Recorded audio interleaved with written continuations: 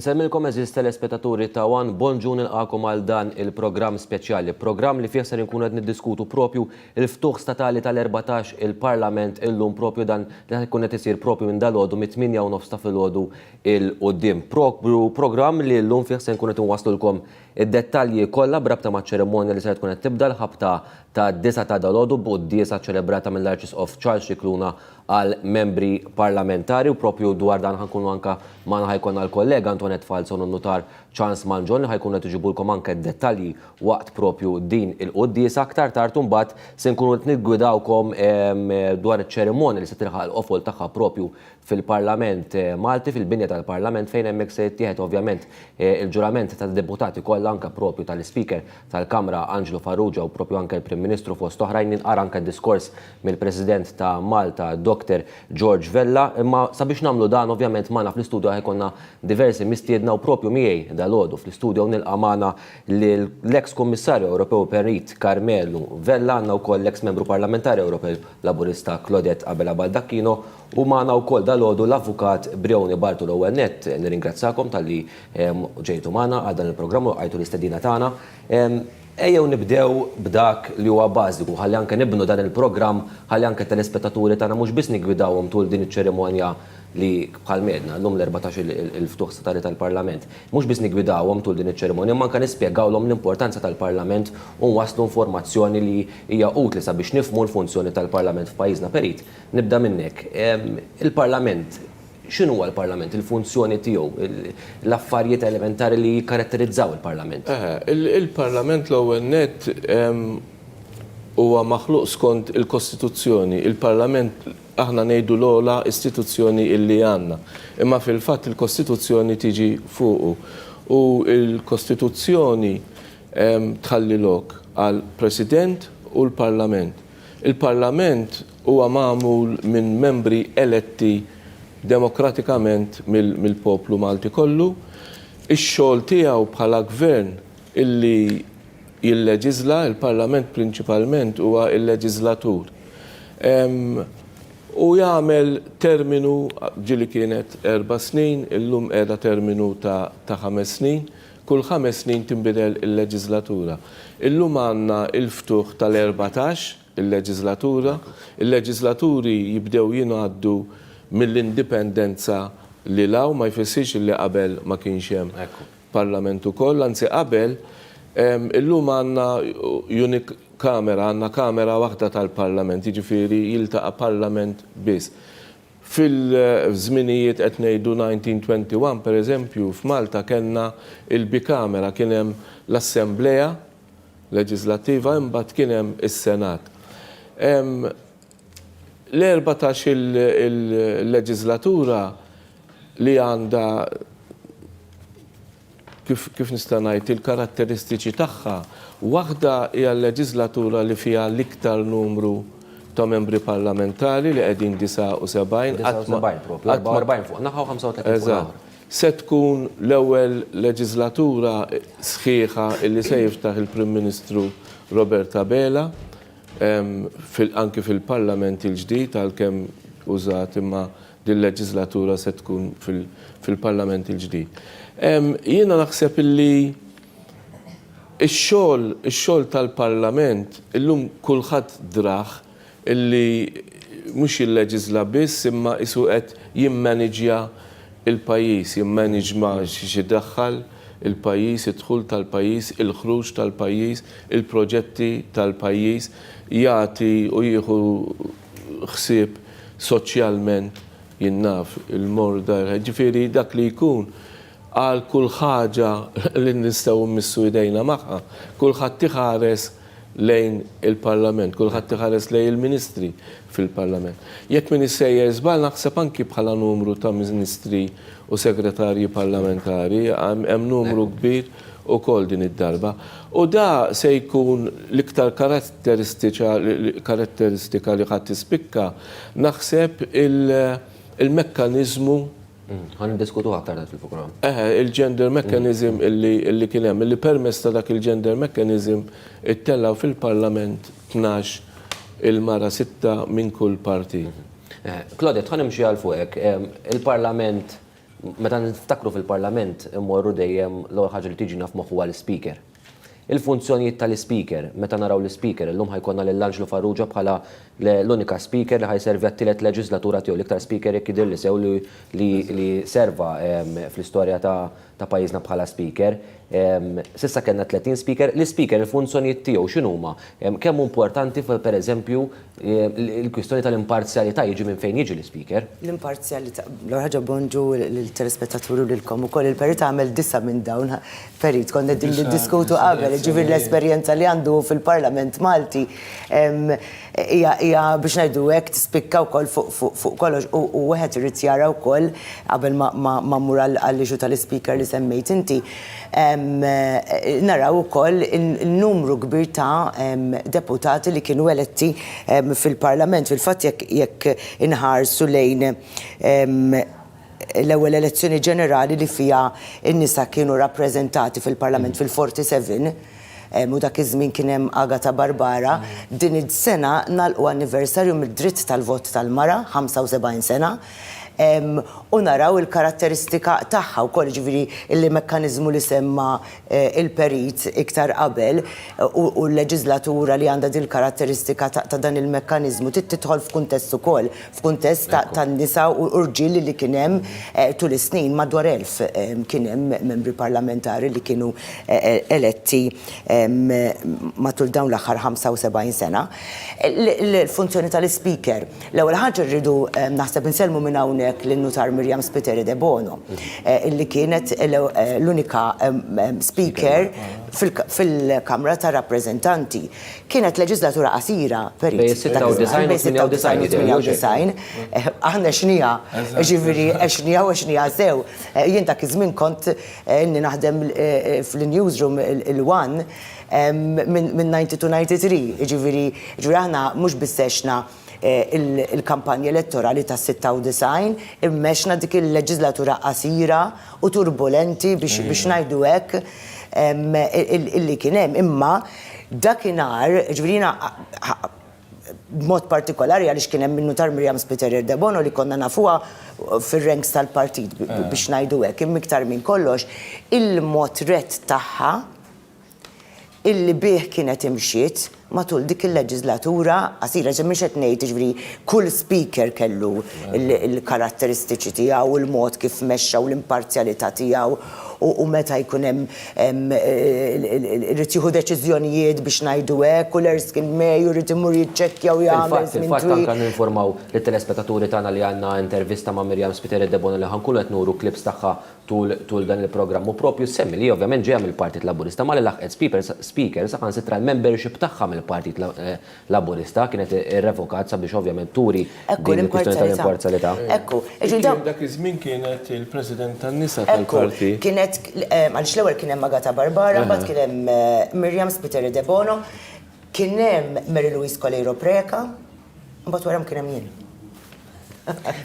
Imma apparti ta' kollu ġifieri tara li kull speaker f'kull leġislatura ikollu il-mod turbolenti ta' kif iqumu d-diskussjonijiet u da kollu.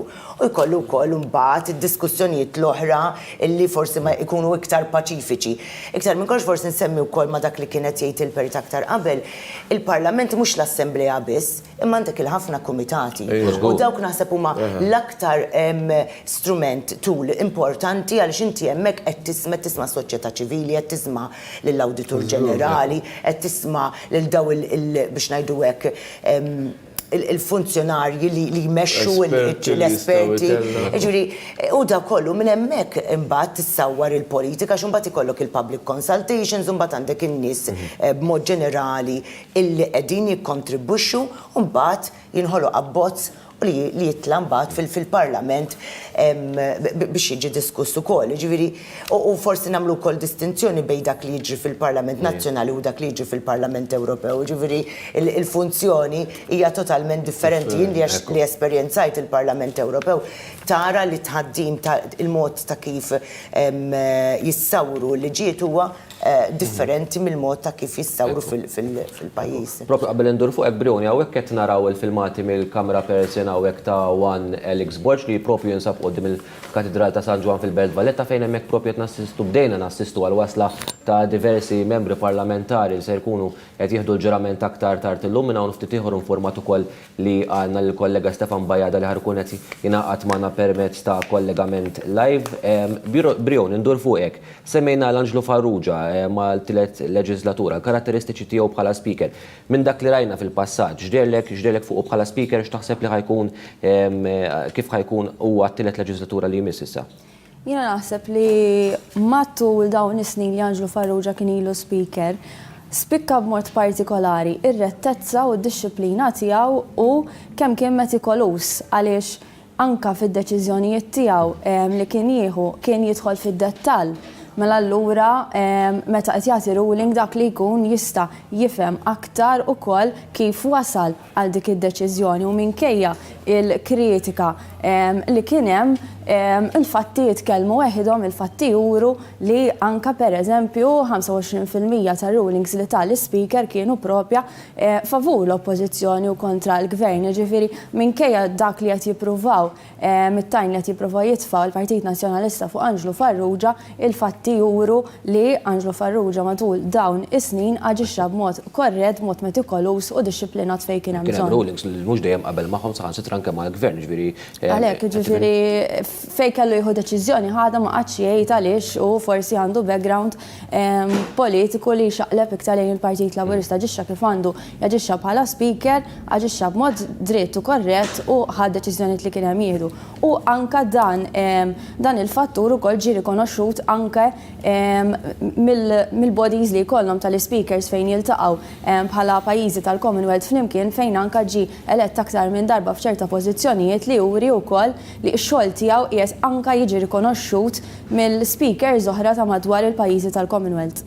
Fuq l-speaker nistgħu ngħidu fuq Anġlu illi hu kien l-ewwel speaker full time tal-Parlament, tal-ewwel darba kellna speaker li kien qed jaħdem 24/7 u għamel daħħal ħafna affarijiet ġodda. Fil-kont diskussjonijiet. Fil-fatt, per eżempju, jinnaf apart il-Parlament taż-żgħażagħ u daw l-esperjenzi li kien hemm matul is-snin. Imma daw żiedhom, per eżempju, niftakar tanna n-nies jiddiskutu fil-Parlament ċertu organizzazzjonijiet mhux governattivi. Mhux ħaġa frekwenti naraw għalik. Kienet frekwenti u ġifieri l-ħin kollu għaddejja u dejjem kien ikun biżi għax, per eżempju, biex tgħidlu, per eżempju, biex ikollok il-fora, irid taħseb qabel għaliex qed inkun okkupat. U għamel ħafna affarijiet, per eżempju, daħħal l-idea li l-Parlament ikollu riċerkaturi biex meta parlamentari kollhom il-business barra. U li rridu nsemmu wkoll fuq l-speaker li l-speaker anke ma jkunx elett minn fost il-membri eletti huwa jiġi wieħed mill kollu l-casting vote, le jiġi wieħed mill-membri tal-Parlament ukoll. Ħalli naqdu propju mal-kollega Stefan Bajada. Jgħidu li għandna Stefan Bajada propju qed jistennina barra l-Katedral ta' San Ġwan fil-Belt Valletta. Stefan ma nafx x'qed tismani forsi tina l-aħħar dettalji bla li qed tara. Stefan insellimlek, bonġu.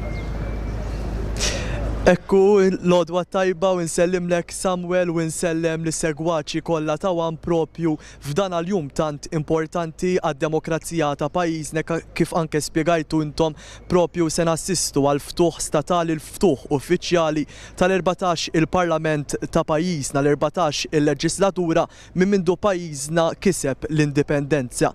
Propju kif qed tajjeb inti jiena ninsab fil-Belt Valletta quddiem il-Konkatedral ta' San Ġwan fejn qed nassistu għal-wasla ta' deputati parlamentari li se jkunu qed jitlu propju fil-Konkatedral ta' San Ġwan għaċ-ċelebrazzjoni l-qudiesa hekk imsejħa tal-Ispirtu Santu li se tiġi iċċelebrata mill-Arċisqof ta' Malta Charles Scicluna. Qudiesa propju qabel il-ftuħ statali tal-Parlament fejn wara propju anke għal-ħabta tal-10 deputati parlamentari se jkunu qegħdin jimxu jaqbdu triqthom lejn il-Parlament sabiex anke hemmhekk jieħdu il-ġurament uffiċjali ugwali bħala membri parlamentari. Samuel, jiena għalissa dak kien kollox minnaħati, ovvjament se nkunu qed intukom aktar filmati propju anke mal-wasliet tal-ola awtoritajiet tal-pajjiż, anke segwejna il-wasla tal-Prim Imħallef, il-wasla tal-kap tal-Oppożizzjoni anke fil-ħin li ġej mistenni anke jaslu il-Prim Ministru ta' Malta, il-President u anke l-ola awtoritajiet tal-pajjiż. Jiena għalissa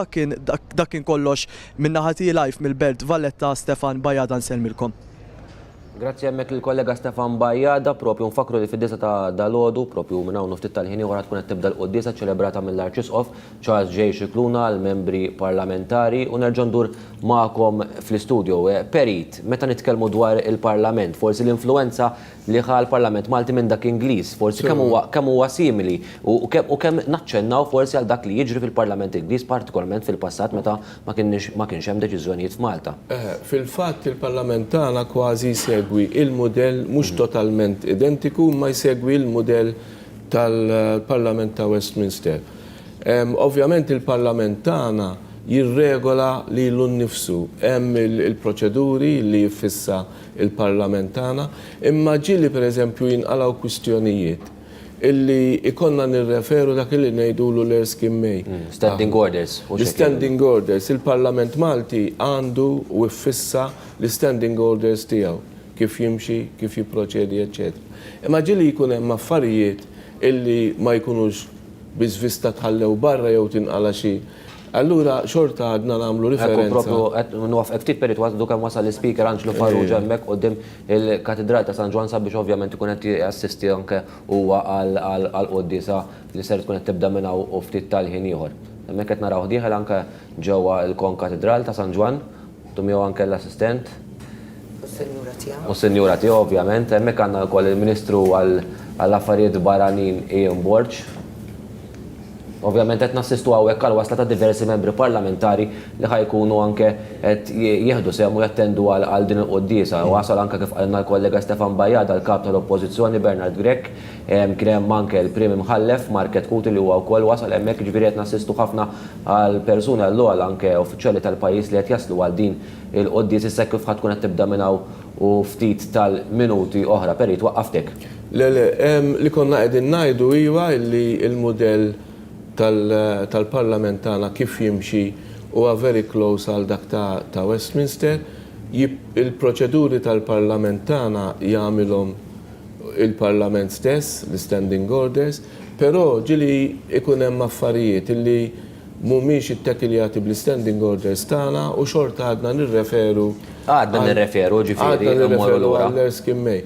Li rridu ngħidu wkoll meta qed nitkellmu fuq il-mudell tal-Parlament Ingliż, illi mhux kif jimxi l-Parlament, imma anke l-elezzjonijiet tagħna għadhom jimxu fuq is-sistema il-first past the post hija s-sistema Ingliża. Ovvjament aħna ittjunjajnija aħjar mis-sistema Ingliża għaliex konna daħħalna il-mekkaniżmu biex fil-każ li partit jiġib iktar one votes imma inqas siġġijiet jew bil-kontra jiskatta l-mekkaniżmu biex id-deficit li jkun hemm jirranġa. Terġa' iddaħħal mekkaniżmu ieħor fi 2010 jekk min issejjer żball illi anki jirregola n-numru ta' siġġijiet illi partit jista' jikseb skont in-numri tal-number one votes li jġib. Jiġifieri is-sistema tagħna għalkemm ibbażata fuq il-modell Ingliża maħna il-nexxielna u fine-tuned it ħafna iktar minn dik Ingliża. Briona, ħana ġon dur fuq, tkellimnija fil-bidu ta' dan il-programm, tkellimnija qabel, ħanduru fuq il-mekkanizmu korrettiv li għandu xaqsam ma' reprezentanza ugwali fil-Parlament. Din ovvjament l-ewwel darba li ħajtħaddem dan il-mekkanizmu minn mindu dan ġi introdott. Forsi l-ewwel reazzjoni tiegħek minn dak li rajt anke kif tħaddem. Xtejdilna fuq? Fil-fatt dan ħajkun nistgħu ngħidu l-ewwel Parlament fejn ħankunu qed naraw dan il-mekkaniżmu rajnieh kif beda jaħdem anke wara elezzjoni u ħankunu wkoll qegħdin naraw fil-fatt f'dan il-Parlament hemm 33 mara minn 79 membru parlamentari. Però jiena dan naraw ukoll mihux il-punt tal-wasla huwa l-punt ta' tluq.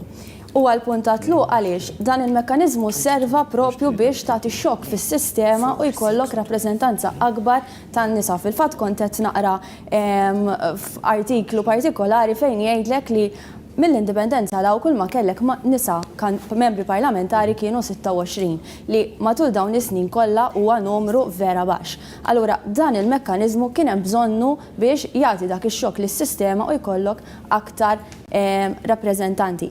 Però imbagħad rajna wkoll li meta wieħed anke jara n-numru ta' kandidati li kellek in-numru ta' kandidati li kellek nisa qegħdin jikkontestaw l-elezzjonijiet kien wieħed baxx. U allura jiena nistaqsi u naħseb ukoll huwa wasal żmien li ż-żewġ partiti flimkien, żewġ partiti l-kbar ipoġġu flimkien u jiddiskutu riformi oħra neċessarji biex aktar nisa jersqu lejn il-politika għaliex hemm numru ta' sfidi li dan il-mekkaniżmu biss għalkemm dan il-mekkaniżmu ta' forsi dik il-push li kien hemm bżonn nemmen jiena li ma hux biżżejjed għaliex hemm raġunijiet oħra, hemm sfidi oħra li mara għalih ma tersaqx lejn il-politika u allura nemmen li dawn iridu jiġu indirizzati.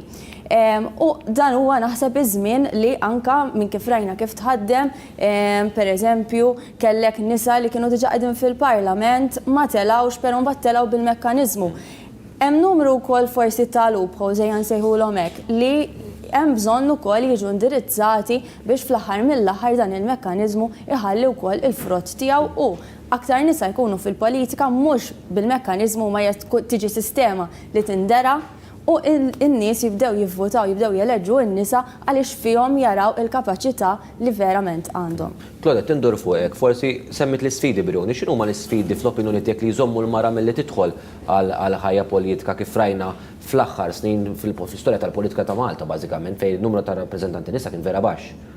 Ejja naħduha f'kuntest u naraw ftit numri qabel ngħidu isma' għaliex in-nisa ma jikkontestawx l-elezzjonijiet ġenerali għax naħseb irridu inħarsu daqsxejn lejn il-passat u mbagħad nitkellmu fuq. Ftit hemmhekk għandna l-wasla tal-Chiefs of Charge ġej xikluna li għaddu kif wasal ukoll għall-qoddies li ħadd tkun qed tibda proprju minn hawn ftit oħra. Nirringrazzjaw hemmhekk lill-kamera person tagħna Alex Borch li qed jagħtina propju live feed minn barra il-Konkatedral ta' San Ġwan ekku ftit tal-minuti oħra kif ħadd tkun qed tibda din il-qoddiesa li propju ħadd tkun qed tibda għall-ħabta tad-disa.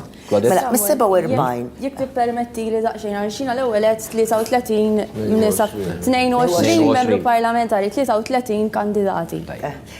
Fil-fatt telgħu erba' mill-ewwel round fl-elezzjoni, mbagħad sitta fl-elezzjoni każwali li wkoll kienet uriet illi in-nisa kienu qegħdin hemm għaliex il-fatt li telgħu iktar bl-elezzjoni każwali mis-soltu diġà indikazzjoni mbagħad kien hemm 12 illi telgħu bil-mekkaniżmu. Imma jekk imorru ftit lura mis-47 sa din l-elezzjoni b'kollox kien hemm 163 kandidati nisa li kontestaw l-elezzjoni ġenerali minn dak mis-47 sal-lum. 163, ġifieri dan meta tqis il-popolazzjoni ta' Malta hija magħmula minn iktar nisa mill-irġiel, bil-fors li kien hemm xi ħaġa li mhix qed taħdem sew. Issa, jiena nibda ngħid illi f'dawn l-aħħar snin sar ħafna progress bil-fatt li ddaħlu pereżempju miżuri bħal huwa Child Care Centers, il-Club 316, iktar nisa komplew javvanzaw fil-karriera tagħhom u għand iktar nisa li jmorru l-università milli hemm irġiel. Imma xorta qed hemm xi ħaġa li qisha qed iżżomm lin-nisa milli jagħmlu dak il-pass. U forsi dik ix-xi ħaġa hija wieħed jibda jistaqsi il-ħinijiet tal-Parlament li forsi mhumiex tajbin biżżejjed u hawnhekk allura fl-isfond ta' din ir-riforma tal-mekkaniżmu wieħed irid jibda jistaqsi imma għandna bżonn nirranġaw il-ħinijiet tal-Parlament. Dik hija waħda. Il-mentalità u l-kultura tagħna ta' Mediterrani fejn ir-rwol tal-mara isu li l-mara għandha l-ġobb uffiċjali tagħha li trid tieħu ħsieb il-familja u aħna bħala nisa forsi insawtu lil nfusna x'ma nagħmlux l-affarijiet li huma b'mod naturali fissat li huma għan-nisa. Allura qed inġibuha aħna din bidejna li ma nersqux il-qudiem għaliex qed inżommu lilna nfusna biex nagħmlu xogħol ieħor sa jiena nemmen li kull xogħol huwa importanti mix-xogħol tad-dar sa kull xogħol ieħor li jista' jeżisti.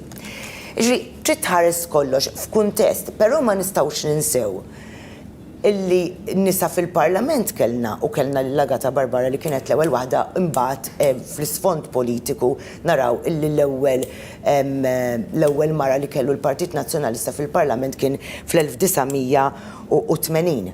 Ġifieri mill-47 san-1980 ma kien hemm l-ebda mara oħra fil-parlament, fis-sens li il-Partit Nazzjonalista u din kienet Enna Ġus Ferrante u kienet telet f'elezzjoni każwali.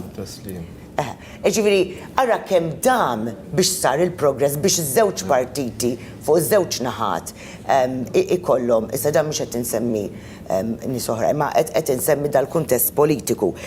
Imbagħad tqis li kellek il-Agata Barbara President, li kellek il-Mary Louise Coleiro Preka President ta' Repubblika, ġifieri kellna messaġġi ta' nisa li rnexxilhom imma b'xi mod jew ieħor ma kenniex daqshekk viżwal ta' nisa f'dawn il-postijiet illum il-ġurnata jekk tħares lejn il-ministri u d-deputati parlamentari min-naħa taż-żewġ partiti żdiedu, ġifieri ministri nisa għandna iktar u wieħed jista' jħares lejhom bħala role models. Għadet bħalma f'hekk ftit għadu kif wasal hemmhekk propju l-Prim Ministru Robert Abela għal quddiesa li ħadd tibda minn hawn u ftit tal-minuti oħra hemmhekk qed naraw il-Prim Ministru li għadu kif ħireġ mill-karozza tiegħu quddiem il-Konkatedral ta' San Ġwan ftit qabel ukoll rajna filmati minn ġewwa l-Konkatedral fejn pjuttost rajna anke l-membri parlamentari kollha din hemmhekk lesti jistennew sabiex tibda l-quddies hemmhekk qed naraw ukoll Mart il-Prim Ministru Dr. Lidja Bela propju qed narawhom tlajn it-tarax tal-Konkatedral ta' San Ġwan biex huma wkoll jassistu għal din il-quddiesa li timmarka l-ftuħ statali tal-14 il-Parlament f'Malta.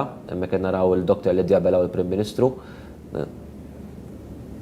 Karmenu, ma nafx ir-reazzjoni tiegħek anke f'dak li qed naraw bħalissa minn quddiem il-Konkatedral, kemm hi sinifikattiva din li naraw membri parlamentari jattendu għal quddies qabel il-Parlament? Le, sinifikattiva ħafna il-fatt li qabel ma tiftaħ il-leġislatura, qabel ma jiftaħ sezzjoni tal-Parlament, dejjem nirrikorru għat-talba, f'dal każ nirrikorru anki għand il-quddiesa hija mhux biss tradizzjoni imma naħseb xi ħaġa illi turi s-sinifikat illi il-parlamentari għandhom bżonn l-għajnuna spiritwali wkoll. Naf li tirreaġixxi għal dak li bdiet tgħidlek Claudette. Fuq il-mekkaniżmu ovvjament hemm minnu favur, hemm minnu kontra, illi għandna bżonn iktar parteċipazzjoni tan-nisa mhux biss fil-Parlament, f'ħafna istituzzjonijiet oħrajn. Dak huwa fatt. Ma nistennewx illi din l-ewwel darba li saret u se tkun perfetta mal-ewwel, jiġifieri wieħed jistenna illi din nibqgħu nillimawha. Anke biex inkunu ċerti li ma jerġax ikun hemm min jabbuża minnha. Kenna stanza tajjeb. Kenna stanza tajjeb li mhux tajjeb u issa li kont ħanajt ukoll jien kieku kont mara iktar insib Soljev fil-Partit Laburista u ħanejt għalfejn jekk irridu l-parteċipazzjoni tan-nisa irridu nimbuttaw bħala pajjiż mhux jimbotta il-Partit Laburista biss, mela il-Partit Laburista kien il-partit li ta' il-vot lin-nisa, kien il-partit li ressaq l-ewwel Ministru mara, kien il-partit li ressaq l-ewwel Speaker mara, kien il-partit jew il-Gvern illi bat l-ewwel Kummissarju mara fl-Ewropa, l-ewwel President.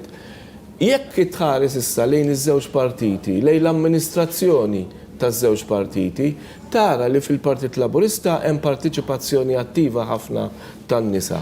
Meta tħares lejn il-partit l-ieħor, fl-amministrazzjoni tal-partit l-ieħor, hemm assenza kbira tan-nisa qed ngħid hekk jiġifieri kulħadd bil-paroli jgħid li jrida, imma jiena naħseb illi naħa waħda biss qed timbotta. Ħanalqu ftit din l-ewwel parti ta' dan il-programma li x'propju qed jgħidu li ħadd tkun qed tibda l-quddies anke nkun qed nurukom filmati minn ġewwa il-Konkatedral ta' San Ġwan. Jiena sa frattanza kemm ikun hawn daw il-filmati anke li ħajkun qed jakkumpanjawkom tul dan il-programm ħanħalli fidejn anke l-kollega Antoinette Falzon flimkien ma' notar Charles Manġo li ħajkun qed itukom anke kummentarju ta' dak kollu li jkun għaddej waqt din il-quddies. Aħna nitkellmu wkoll nerġgħu niltaqgħu magħkom wara din il-quddiesa.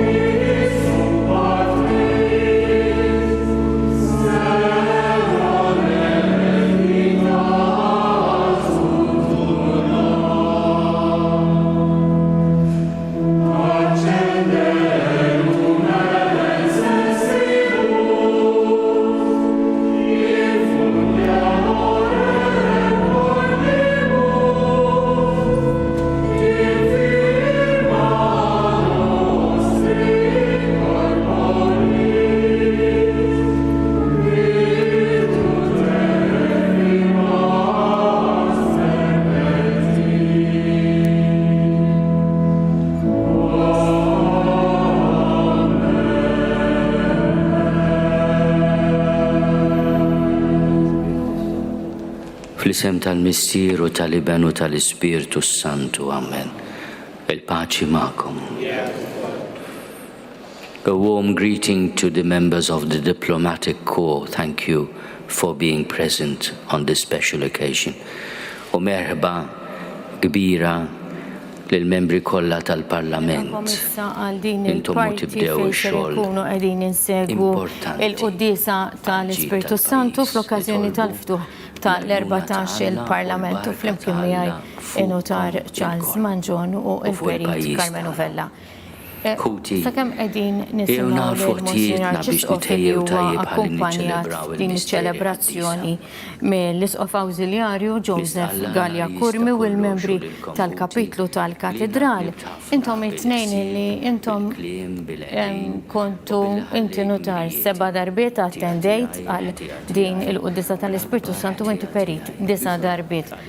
Nixtieq li fi kliemkom tfissruli għaliex il-Qudiesa tal-Ispirtu Santu, għaliex huwa importanti illi l-erf tal-Ispirtu Santu wieħed minn daw is-7 doni li forsi meta nitkellmu dwarhom laqas biss nagħtuh dan il-valur mistħoq l-erf tal-Ispirtu Santu.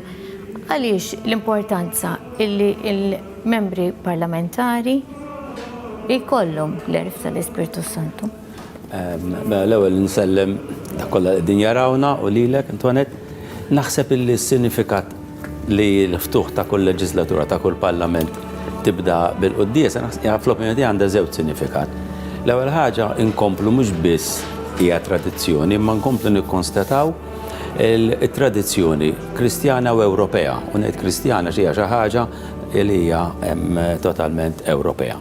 Imma hija wkoll rifless tal-poplu Malti. Ġifieri aħna f'ħafna okkażjonijiet, mhux biss il-ftuħ tal-Parlament imma okkażjonijiet oħra fuq kwalinkwa livell, u kun hemm jew il-barka tal-Qassiż jew inkella quddiesa.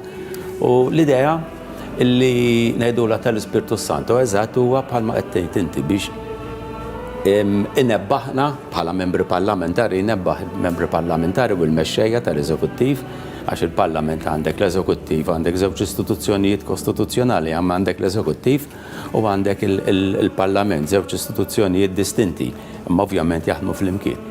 Biex meta qed jieħdu d-deċiżjonijiet li ħajimpattaw fuq il-pajjiż, dawn huma kull deċiżjoni li tittieħed fil-Parlament, ma tistax tittieħed leġġera, ġifieri kemm jien Karmenu iktar minni kien hemm deċiżjonijiet li kienu importanti matul medda ta' 40 jew 50 sena illi jibidlu l-pajjiż, letteralment bidlu l-pajjiż minn 50 sena u l-pajjiż inbidel. U ma daw kien ikollha deċiżjonijiet li ttieħdu fil-Parlament mill-Eżekuttiv flimkien mal-Parlament. U allura is-sinifikat li dawk id-deċiżjoni tkunu deċiżjonijiet għaqlin, għaliex? Għax mekk tieħu deċiżjoni li tkun żbaljata misjudgment, dak il-misjudgment ħajjiswa ħafna, ħajjiswa fuq il-pajjiż, ħajjiswa fuq l-individwu, ħajjiswa fuq l-elettorat. U allura naħseb hemm dak is-sinifikatu illi il-messaġġ lejn kull membru parlamentari u llum l-istruttura tal-Parlament inbidlet radikalment u naħseb wieħed ma jistax jinjora il-messaġġ lill poplu bat fl-aħħar elezzjoni.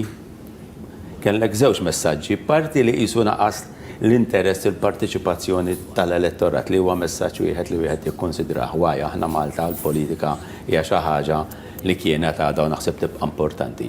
Hemm iktar minn hekk l-għażliet illi saru fil-Parlament tibdil u dak. Ġifieri da kollu huwa dak il-messaġġ li naħseb il-kull membru parlamentari tifhem li għandu responsabilità kbira f'data fidejh lejn il-pajjiż u lejn il-poplu. Ser inkunu qegħdin insegwu issa l-ewwel qari tal-Qudiesa illi ser ikun minn Dr. Andy Ellul illi huwa il-wib min-naħa tal-Gvern. Tal-Proverbi. Ibni, insiex it-talim tiegħi, iżda żomm f'qalbek il-kmandamenti tiegħi. Għax għomor twil u ħafna snin u rizq tajjeb iġibulek. It-tjieba u l-fedeltà tħallihom xi ħalluk, ma onqok orbothom, iktibhom f'qalbek. Hekk issib xorti u sem tajjeb quddiem Alla u l-bnedmin. It-tama fil-mulej qalbek kollha u tafdax fl-aqal tiegħek. Fi ħaħseb f'kull ma tagħmel u jwittilek triqatek. Toqgħodx taħseb kemm inti jaref imma ibża mill-mulej u warrab mill-ħażen. Ħajkun dan is-saħħa ta' ġismek u d-duwa għal għadmek, weġġaħ lill-mulej bġidek u bl-ewwel dħul tal-qleħ tiegħek u jimtlew bil-qamħ l-imħażen tiegħek u li masar bl-imbit ifuru. Ibni, tistmerx it-talim tal-mulej u tiddejjaqx bit-twittib tiegħu għax il-mulej widdeb lil min iħobb u jakkes l-ibnu l-maħbub. Ħieni min isib l-erf u l-bniedem li jikseb id-den għax l-ħlerf jiswa aktar mill-fidda u l-ġid li jġiblu u aħjar mid-deb. L-erf u eżes mill-ħaġar prezzjuż, kull ma tixtieq qalbek ma jiswix daqsu. O mor twil fidu l-lemenija, għana u ġieħ fix-xellugija. Fihom għaxqa triqatu kollha slim modijietu u s-siġra tal-ħajja għal min ħadnu ħinju min iżomm sieħ miegħu. Il-kelma tal-mulej.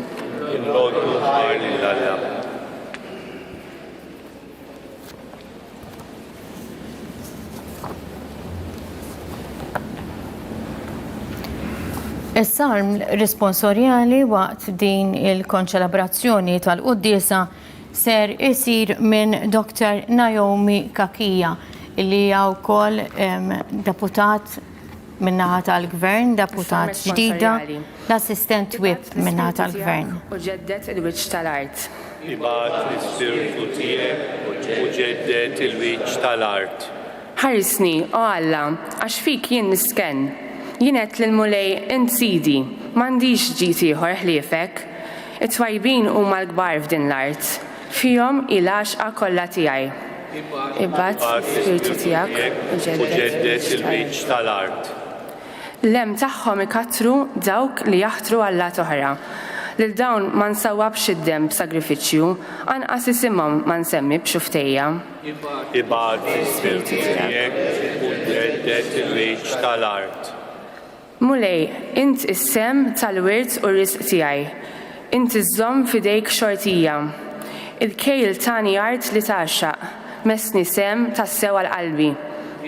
Ibad l-ispirtu tiegħek mulej u ġeddet il-wiċċ tal-art. Imbirek lil-mulej li tani l-fema imqar bil-lejl qalbi tal-limni. Inżomm minn mulej dejjem qudiemi għax bih fleminti qatt ma nitħarrek. Ibad l-ispirtu tiegħek mulej u ġeddet il-wiċċ tal-art. Ek tifraħ qalbi u titenna ruħi u ġismi wkoll jistrieħ fil-kwiet. Għax int ma titlaqnix fl-imwiet, ma tħallix il-maħbub tiegħek jara l-qabar. Ibad l-ispirtu tiegħek mulej u ġeddet il-wiċċ tal-art. Int tallimni triq tal-ħajja, hemm il-milja tal-ferħ quddiemek, hemm l-għaxqa għal dejjem fl-emintek. Ibad l-ispirtu tiegħek mulej u ġeddet il-wiċċ tal-art. It-tieni qari issa li huwa mill-Littra ta' San Pawl Apostlu lir-Rumani jinqara minn deputat nazzjonalista is-Sur Robert Kutajjar li huwa il-wib min-naħa ta' l-Oppożizzjoni.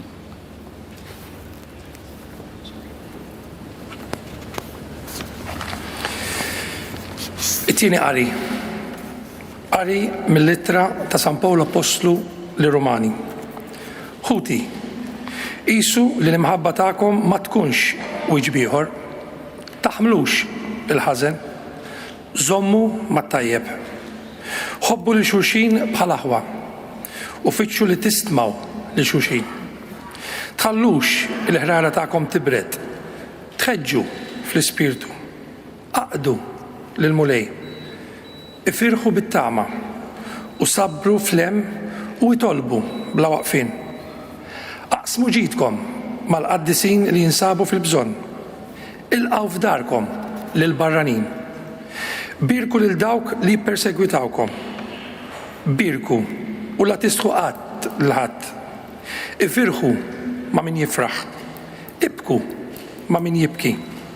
Aħsbu f'xulxin l-istess. Taħsbux fi ħwejjeġ kbar, imma ffittxu l-umiltà. Tagħmluhiex ta' orrif, troddu lil ħadd deni b'deni. Ħajkun ħsiebkom fil-li tagħmlu it-tajjeb quddiem il-bnedmin kollha. Jekk jista' jkun sakemm ikun ġej minnkom għejxu fil-paċi ma' kulħadd. Tivvendikawx ruħkom bidejkom. Eżistjej. Imma ħallu il-korla talla tagħmel għax hekk hemm miktub. Għalija il-vendetta jien inħallas jgħid il-mulej. Jekk l-għadu tiegħek bil-ġuħ itimgħu. Jekk bil-għaġġ isqih. Jekk tagħmel hekk tkun qed tiġma' ġamar jaqbad fuq rasu. Tħallix il-ħażen jirbħek, iżda irbaħ il-ħażen bit-tajjeb. Kull bniedem għandu jobdi lill-awtorità ta' fuqu. Ma hemmx awtorità jekk mhix ġejja minn Alla. Għalhekk dawk li jeħduha kontra l-awtorità ikunu qegħdin jeħduha kontra l-ordni imwaqqaf minn Alla. U dawk li jeħduha kontra Alla ikunu qegħdin jiġbdu kundanna fuqhom innifishom. Jibżaw mill-awtoritajiet mhux dawk li jagħmlu t-tajjeb, iżda dawk li jagħmlu l-ħażin. Trid ma tibżax min għandu s-seta, għamel it-tajjeb u jkollok ukoll it-tifħir minn għandu. Għax għaddejt Alla u għal-ġid tiegħek, jekk int tagħmel il-ħażen ibża minnhom. Mhux għalbxejn il-kap iġib ix-xabla u l-Ministru Alla biex jikkastiga u jitħallas minn min jagħmel ħażen. Għalhekk jeħtieġ li toqogħdu għall-awtoritajiet mhux biss minħabba l-korla, imma wkoll minħabba l-kuxjenza. Għalhekk ukoll ħallsu t-taxxi għax l-awtoritajiet huma uffiċjali ta' Alla għal dan ix-xogħol. Meta jagħmlu dan ikunu qegħdin jaqdu dmirhom. Għatu lil kulħadd dak li ħaqqu. Taxxi lil min imissu. Dazzju lil min imissu d-dazzju. Rispett lil min imissu ir-rispett. Ġieħ lil min imissu ġieħ. Tkunu obbligati lejn ħadd, ħlief li tħobbu lil xulxin. Kull min iħobb ikun ħares il-bqija tal-liġi. Għax il-kmandamenti la tagħmilx adulterju, la toqtolx, la tisraqx, la tkun xrejb. U kull preċett ieħor, u li ma hu, kollha jinġabru f'kelma waħda. Ħobb il-proxmu tiegħek bħalek innifsek. L-imħabba ma tagħmilx deni lill-proxmu, mela l-imħabba hi l-milja tal-liġi. Il-kelma tal-mulej.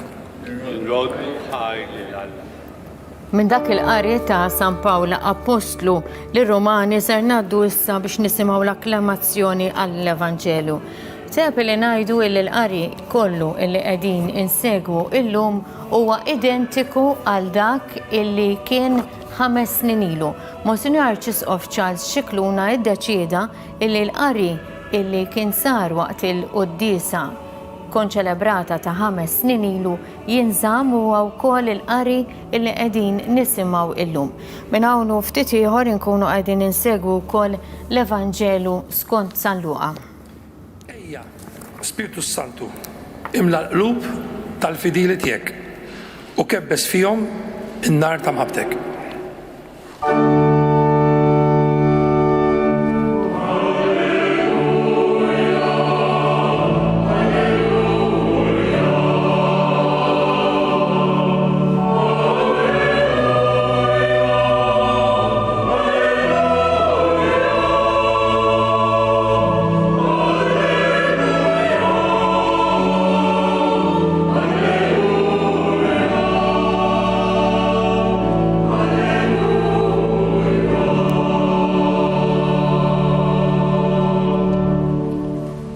Il-mulej ma'kom.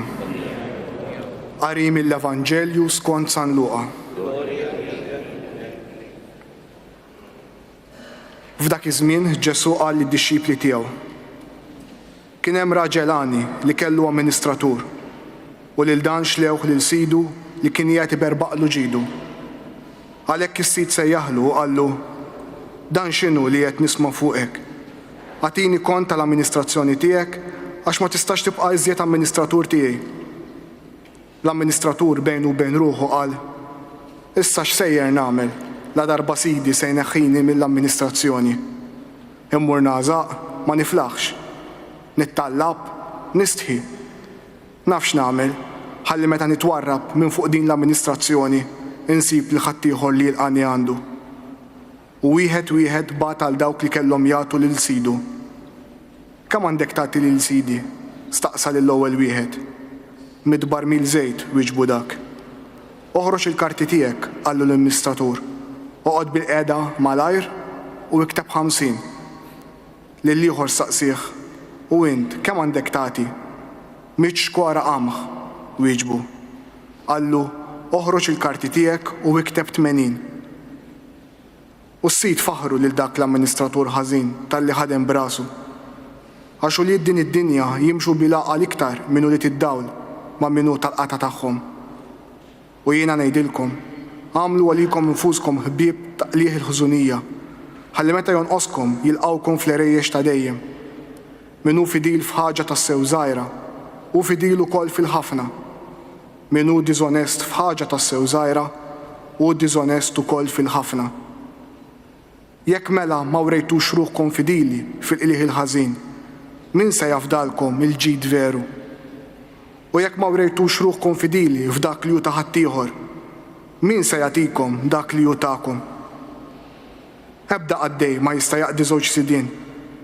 Għax jew ikun jobgħod lil wieħed minnhom u jħobb lil ieħor, jew jintrabat ma' wieħed u jistmell lil ieħor. Ma tistgħux taqdu lill-Alla u lill-flus. Il-Fariżej li kellhom ir-reba għall-flus, meta semgħu jgħid dan, qabdu jiddieħku bih. Iżda hu qalilhom. Intom dawk li tagħmluha ta' nissewwa f'għajnejn il-bnedmin, imma Alla qalbkom jafa. Għax dak li f'għajnejn il-bnedmin hu kbir, quddiem Alla hu mistkerraħ. Sa żmien Ġwanni kien hawn il-liġi u l-profeti. Minn żmien Ġwanni lil hawn qiegħda tixxandar is-saltna ta' Alla u kulħadd qiegħed jitħabad bi sħiħ għaliha. Il-kelma tal-mulej.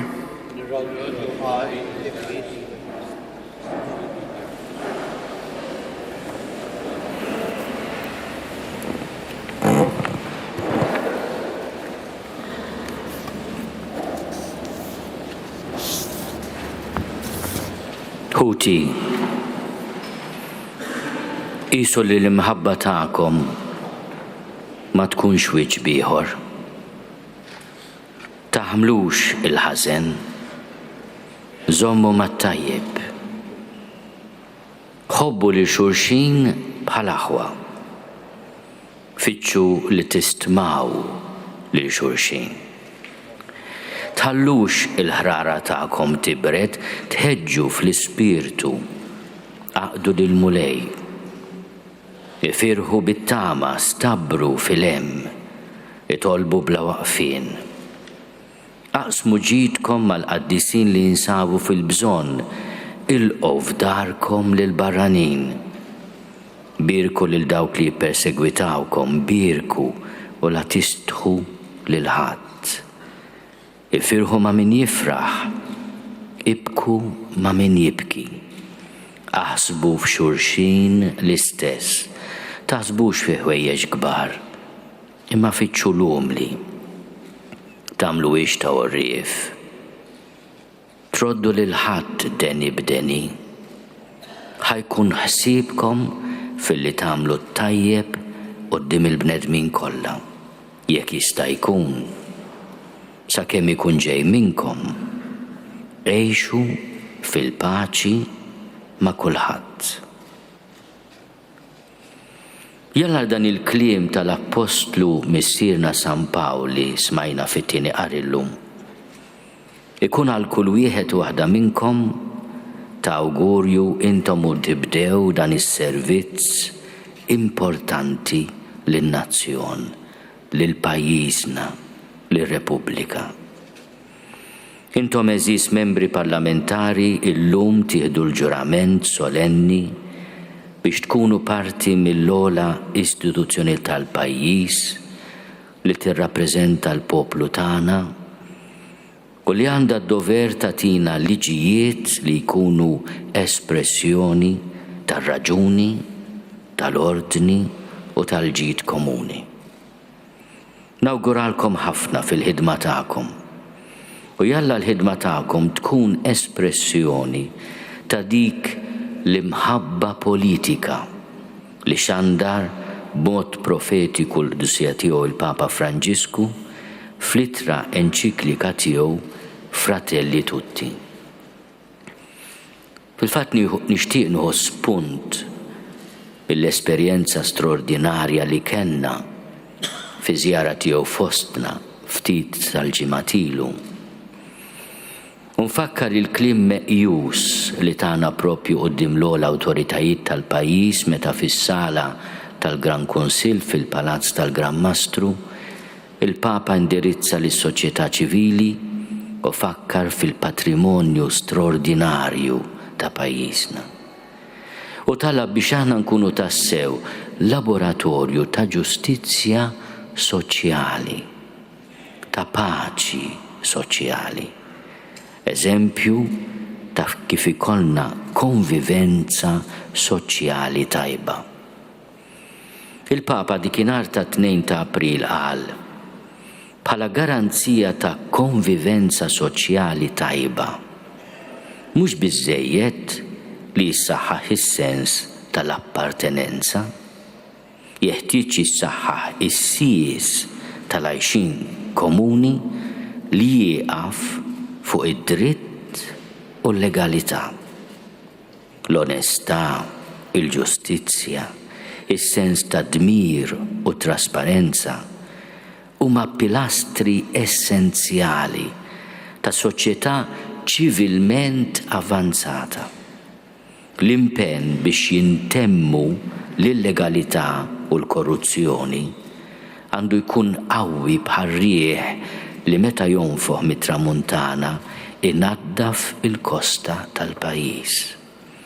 U jalla dejjem jibqgħu jkunu koltivati l-legalità u trasparenza li jippermettu li jitqaċċtu mill-eruq il-ħajja ħażina u l-kriminalità li huma marbutin fl-imkien minħabba li l-aġir tagħhom ma jsirx fid-dawl tax-xemx. Il-Papa tagħna kliem straordinarju fuq il-missjoni tal-politikant u hawnhekk nixtieq nislet l-erf tal-dusija tiegħu il-Papa Franġisku mill-enċiklika Fratelli Tutti. U llum noffrih għal konsiderazzjoni u riflessjoni tagħkom. Il-Papa jgħid hekk li narfu li f'kull bniedem hemm ħuna jew oħtna u nfittxu ħbiberija soċjali li tinkludi lil kulħadd. Mhumiex sempliċement utopiji, affarijiet flajru, ħolm, xi ħaġa impossibbli li tagħmilha. Jeżiġu minna id-deċiżjoni u l-ħila li nsibu t-toroq effikaċi li jiżguraw il-possibilità vera tagħhom. Kull impenn f'din id-direzzjoni jsir taħriġ għoli tal-karità.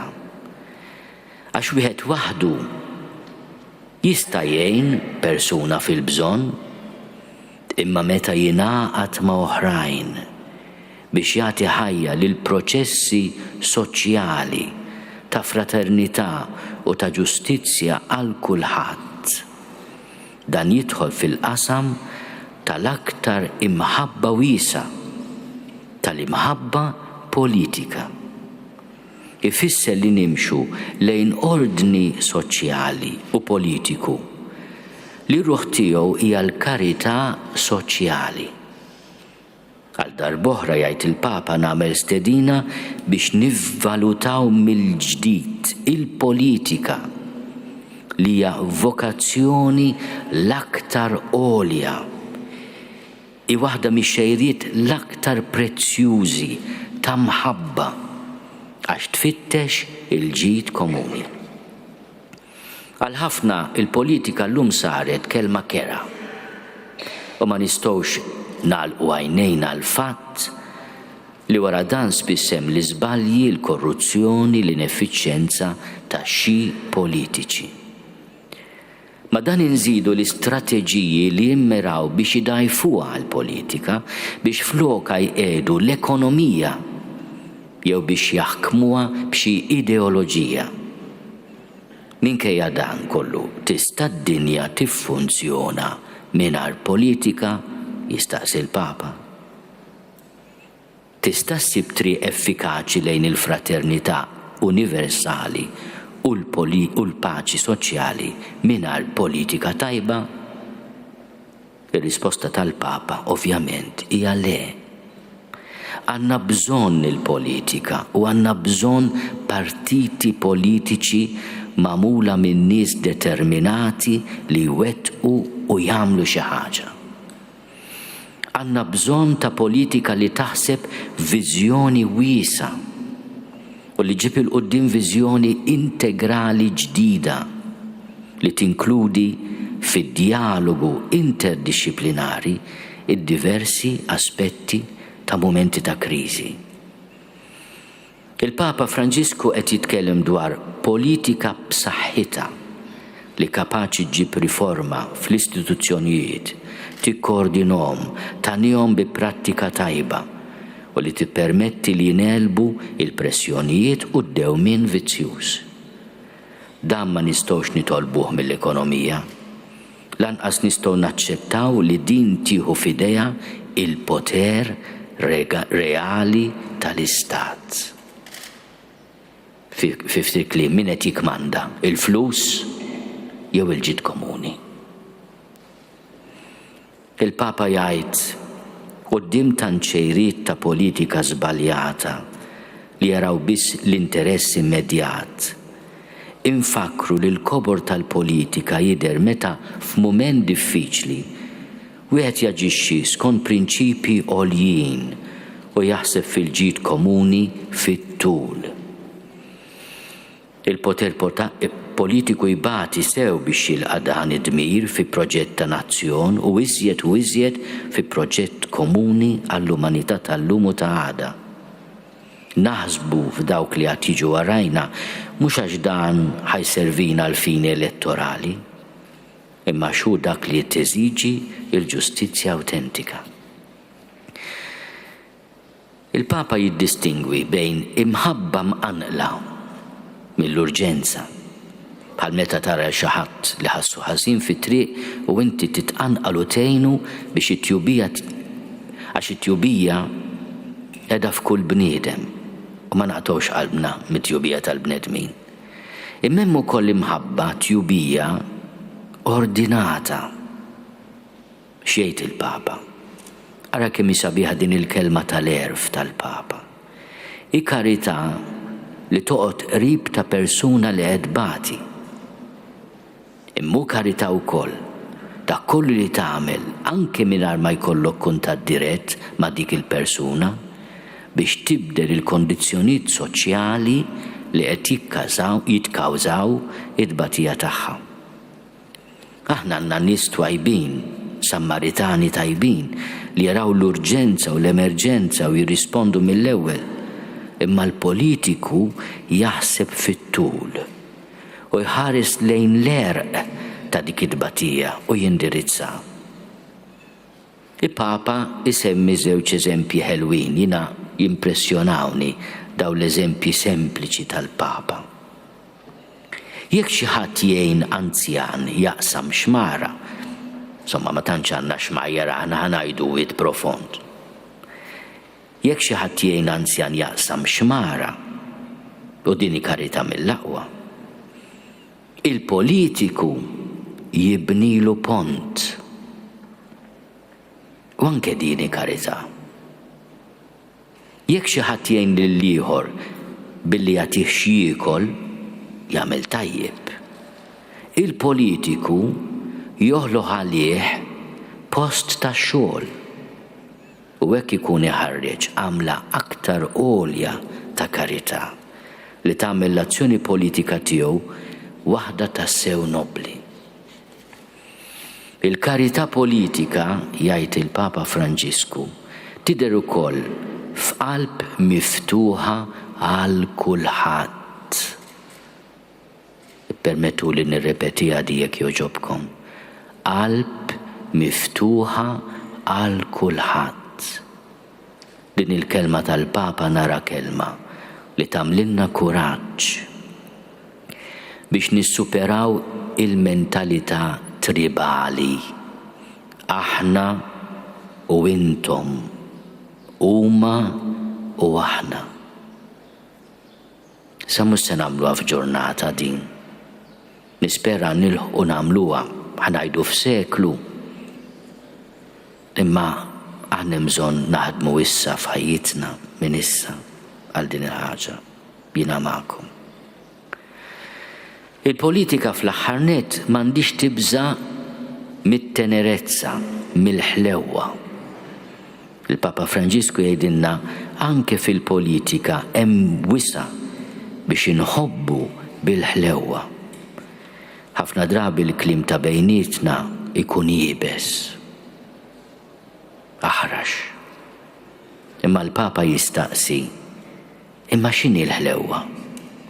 Il-imħabba li toqrob u tista' tmissa bidejk. Hija liqa li titlaq mill-qalb u tasal fl-għajnejn, fil-widnejn, fid-dirgħajn. Il-ħlewwa it-triq li mxew il-bnedmin li żjed qalbiena u qawwija.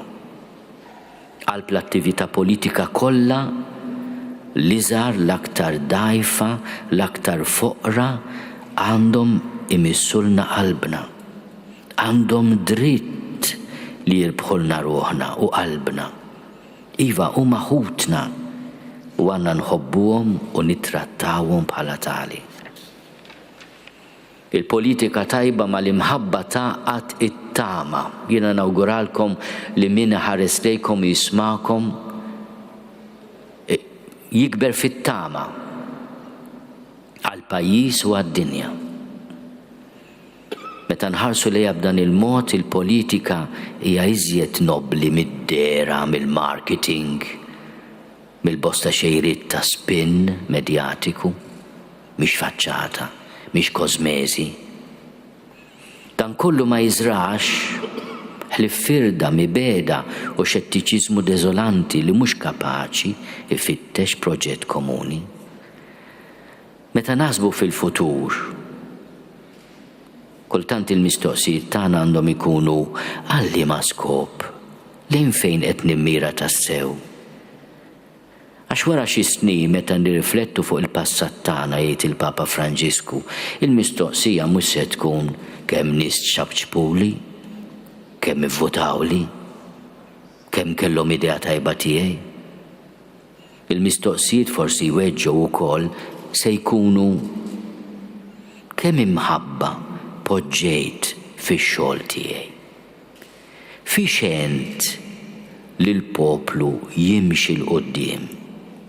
X'marka ħallejt fuq il-ħajja tas-soċjetà? Liema rabtiet veri bnejt? X'qawwa pożittiva ħallejt toħroġ? Kemm żrajt paċi soċjali? Xi prodiċejt fil-post li fih li bih ġejt fdat? Nagħlaq bit-tislima speċjali li l-Papa Franġisku tal-il-pajjiż għażiet tagħna meta rrifletta fuq l-esperjenza tiegħu fostna fl-udjenza tal-4-6 ta' April 2022. Il-Papa għalhekk Malta tirrappreżenta l-jett u s-saħħa ta' ċkejknin. Tan-nazzjonijiet żgħar imma għanja fl-istorja u ċ-ċiviltà li għandhom imexxu l-qudiem loġika oħra, dik tar-rispett u tal-libertà. Il-loġika tar-rispett u anke l-loġika tal-libertà. Nippruvaw niftakruhom daw iż-żewġ kelmiet eżies li qed jissuġġerinna l-Papa. Naħdmu l-kol flimkien bil-loġika tar-rispett u tal-libertà. Tad-differenzi li jgħixu ma' xulxin kontra il-kolonizzazzjoni tal-iżjed qawwija. Għandna naraw biżżejjed it-traġedja ta' min jaħseb li hu qawwi biżżejjed biex jikkolonizza jaħtaf lil ħaddieħor.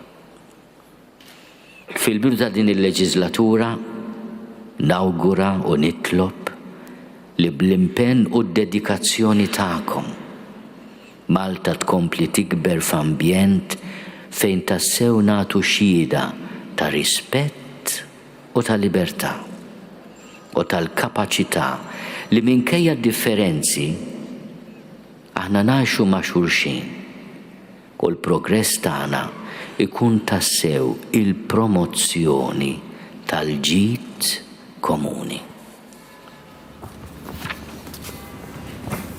L-omelija ta' Monsignor Charles Scicluna llum iffukat ħafna fuq, anzi iffukat totalment fuq l-enċiklika tal-Papa Fratelli Tutti il-kol aħwa. U minn din l-enċiklika il-punt illi l-iktar illi issolleva hija il-bżonn ta' karità soċjali, il-konvivenza soċjali, il-kundizzjonijiet soċjali. Ejja mbagħad nitkellmu aktar tard dwar il-karità politika. Huwa propju dan illi il-messaġġ illi fakkarni f'ħidmet gvernijiet laburisti issa u tal-passat illi kienu propju huma il-katalisti biex f'pajjiżna saret dik li fil-bidu letteralment u intom tistgħu tgħiduli iktar dwar din għaliex għextu propju f'dawk iż-żminijiet qegħdin naraw issa lil deputat nazzjonalista David Agius li kun qed jaqra it-talbiet tal-ġemgħa. Mela, il-karità soċjali, il-ħidma ta' gvernijiet laburisti li fil-bidunet iva kienet karità soċjali għax il-poplu Malti kellu bżonn letteralment il-karità soċjali biex seta' jintrefa il-fuq perit. Iva, l-ewwel net kif qed tajt inti id-diskors tal-Arċisqof huwa kollu mibni fuq il-Fratelli Tutti, jitkellem fuq l-altruiżmu, fuq il-paċi, fuq il-valuri illi tgħin il-lajrek, ħobbu lil xulxin, kunu umli, saqajkom mal-art, fitxu l-paċi ma' kulħadd. Klim San Pawl u klim il-Papa. Il-karità u l-konvivenza soċjali tispikka fuq da kollu. Fil-qosor kważi jien nista' ngħid inti semmejt gvernijiet laburisti, mhux se ngħid ma qadniex nistennew il-Papa biex ngħinu lil-fqir, biex ngħinu liż-żgħir. Għalhekk dak li qed jingħad huwa kollu kompletament in line ma' dak illi kien qiegħed isir gvern wara l-ieħor gvernijiet laburisti. Ovvjament irridu nisemgħu minn dak illi qal l-Arċisqof meta qed jgħid isma' meta intom tħarsu lej bniedem, qed tħarsu lej ħuk, qed tħares lej oħtok, tismax il dak il-bniedem bħala xi ħaġa totalment differenti, separati minna, imma it-tratta bħala ħuk. U dik hija il-binja tal-proċess soċjali, tal-proċess ta' fraternità. Aħna kollha aħwa u rridu ngħinu wieħed il-ieħor. Il-Papa jsemmi wkoll meta tabbina il-politika ma l-imħabba, meta tabbina il-politika mal-rispett. Għedin naraw fuq l-screens tagħna issa l-moment illi jittellaw l-offerti u dawn qegħdin jittellaw mill-iżgħar żewġ deputati minn kull naħa tal-Kamra, Cressida Gallia għan-naħa tal-Gvernu, Yves Borg Bonello għan-naħa tal-Oppożizzjoni. Il-Papa anki qed isemmi, anki qed jitkellem fuq il-bżonn tal-politika, veru kif qal l-Arċisqof sfortunatament kultant il-politika imħabba xi ftit każijiet għandha konnotazzjoni xi daqsxejn negattiv. Imma il-politika mhux dik il-konnotazzjoni negattiva imħabba każ jew tnejn. Il-politika hija dik il-politika pożittiva, dik il-politika altruista ibbażata fuq l-affarijiet tajbin kollha illi jisiru. Ma jfissirx illi m'hemmx affarijiet jitranġaw, dejjem hemm affarijiet li għandhom jitranġaw, imma kif qed jgħid il-Papa stess, id-dinja ma tistax tgħaddi mingħajr il-politika. Notar, il-kommenti tiegħek fuq dak li smajt, fuq dak li l-Arċisqof Scicluna għamel referenza għalli hemm l-enċiklika u anke wkoll item l-omelija tiegħu billi fakkar dak li qal il-Papa Franġisku dwar Malta. Meta kien Malta u anke wara li telaq minn Malta qal li Malta Malta kollha hija laboratorju ta' paċi u ħass ukoll waqt iż-żjara tiegħu dik l-imħabba, dik il-fraternità, dik il-ħbiberija. Naħseb li l-omelija li kienet ibbażata fuq l-enċiklika famuża u tajba ħafna l-tajb li jaqra. Naħseb li issawwar il-politika li għandha tkun fil-futur. Fis-sens li jkollok il-politika bbażata number one fuq dak li huwa l-ġid komuni u dak huwa importanti ħafna. Imma l-ġid komuni ifisser li inti l-istrutturi kollha tas-soċjetà, speċjalment l-iktar li huma dgħajfin, ukoll ikunu mejjuna ħalli jkunu mhix jimxu l-qudiem, they will be empowered. Dak li jgħidu empowered ħalli mbagħad jibqa' miexi l-qudiem. U naħseb li biex noqgħod ngħid il-perfezzjoni qatt ma ngħid li l-gvernijiet laburisti huma l-gvernijiet perfetti, imma jekk inħarsu fis-sebgħinijiet il-qafas soċjali li pajjiżna għandna llum li perfezzjona ruħu, imma il-bidu tal-qafas soċjali mill-54 meta kien hemm l-ewwel gvern laburista li għamel l-ewwel pensjoni, ħarsin tal-ħaddiem, eċċetera, kienu passi żgħar għal dak imma kienu radikali għax bdew idaħħlu dik il-mentalità fejn qabel kienet teżisti biss minnu b'saħħtu, minnu sinjur, jirrenjaw li joħor huwa s-seftur tiegħu. Ma rżax il-kelma seftur b'mod negattiv imma hemm dik il-konnotazzjoni. Dan tkabbar fis-sebgħinijiet. U maħseb ma' l-ebda Malti li ma jassoċjax il-xibka soċjali ta' pajjiżna ma' gvernijiet laburisti f'dak li huwa saħħa, f'dak li huwa kondizzjoni tal-ħaddiema, minimum wage, iż-żidiet, il-bonuses, dawn kollha kienu passi strutturati biex iħarsu il-ġid komuni. Kollox sar perfett, naturalment, sa noqgħod ngħidu li sar perfett la jkun hemm il-bniedem ma jsirx perfett. Imma naħseb huwa importanti li da twettaq u ma rridx ninsa dak li għamel pajjiżna u poġġina fuq quddiem matul il-pandemija. Pajjiżi oħra, anke Ewropej, setturi kbar tal-poplu u familji batew il-ġuħ, batew il-faqar. Hawnhekk l-impjiegi kienu mħarsin, hawnhekk il-kundizzjonijiet tax-xogħol anke għal min kien qed jinvesti, is-soċjetà kollha kienu mħarsin u mejjunin u mbagħad illum qed naraw ir-riżultat ta' dal-benessere illi qed jinħass. Kumment li għamel l-Arċisqof u jolqotna ħafna hija qal rridu nneħħu il-mentalità tribali. Dak kien il-messaġġ li bat il-poplu u qal li forsi f'100 sena mhux malajr, le mhux 100 sena. F'leġislatura jrid jinbidel, il-poplu għamel deċiżjoni bħal dak ma jridix il-mentalità tribali. Ma lux nitkellmu li aħna qegħdin nipproteġu l-istituzzjoni tal-ħarsien tal-public interest kontra l-korruzzjoni meta inti għandek aġenda politika pura għal xi qiegħda.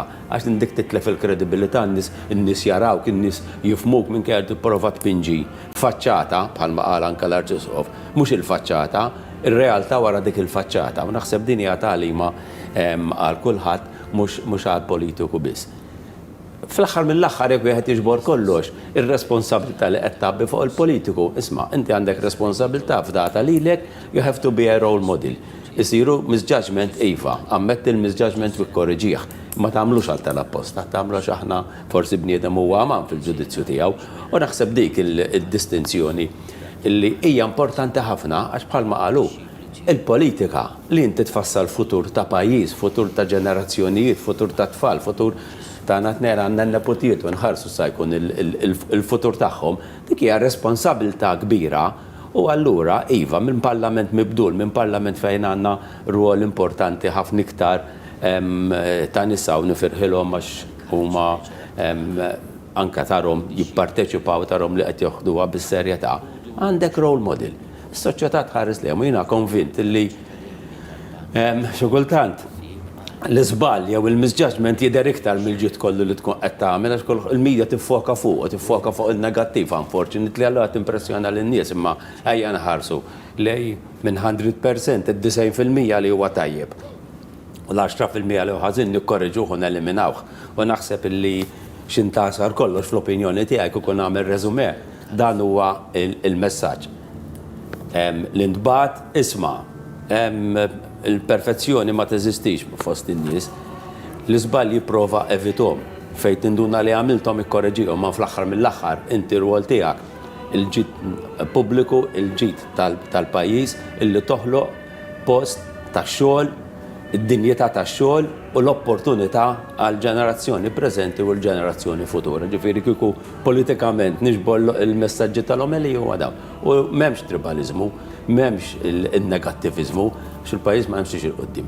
Dak li hu tajjeb, nistenna li jkun hemm min oppożizzjoni ngħidha ċar oppożizzjoni kostruttiva, ma oppożizzjoni li tagħmel sens, mhux oppożizzjoni monija biss bl-interess partiġjan, magħluq, ristret u blinded, le oppożizzjoni kostruttiva. U naħseb il-5 snin li ġejjin ħajkunu interessanti fuq dan. In-nies ħajkunu attenti ħafna. Ħafna drabi we are underestimate l-elettorat, ma meta tiġi l-elezzjoni l-elettorat jagħti l-elezzjonijiet tiegħu. Fil-fatt l-elettorat għal aktar minn darba sa wera xi jrid wera li ma jridx il-politika ta' tribalizmu, ta' konfrontazzjoni għaliex għal darba tnejn u issa fuq medda ta' diversi snin il-politika wieħed qed jipprova jibdilha tal-imod li ma jkunx hemm iktar konfrontazzjoni. U l-politika ta' paċi rrid tinsemmi għax hija enfatika ħafna. U naħseb il-rwol ta' Malta neutrali f'ċirkustanzi li għandna preżenti u fid-dinja ġeopolitika kif qed tinbidel, naħseb is-sinifikat tagħha llum naħseb m'hemm ħadd li għandu dubju li Malta m'għandix tibqa' neutrali. Il-Maltin kollha m'għandix dubju. Għaliex mhux self-interest għax qed nifhmu r-rwol tagħna ta' Malta iktar tista' tkun ta' ġid tibgħat kontinwament messaġġ ta' paċi, għajnuna fejn ikun hemm bżonn għala lew il-neighbors, il-ħbieb, il-poplu kollu huma x'inhu għandu fejn nistgħu nagħtu l-għajnuna tagħna u prattikajni anke aħna fil-pandemija, imma anke jiena the underlying message ta' paċi u għadejjem marbut għax in-newtralità fl-opinjoni tiegħi tikkontribwixxi għal paċi u naħseb hemmhekk huwa statement underlying statement ħanajdu hekk li huwa importanti ħafna. Kif għalinna Papa Franġisku wara kollox li Malta hija laboratorju ta' paċi. Ġie hawnhekk raw ħasbide u dak kienu l-ħsibijiet tiegħu meta telaq minn pajjiżna.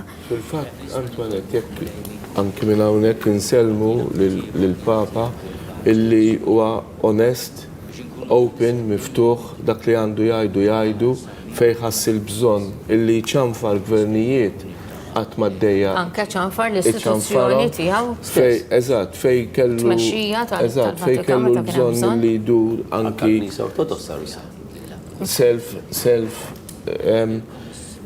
għaw Malta ma ġiex biex iċanfarna, bil-kontra, għaw Malta ġi u faħħarna, jiġifieri dak li qed jgħidu aħna diġà qegħdin inwettquh, hemm bżonn li nwettquh iktar.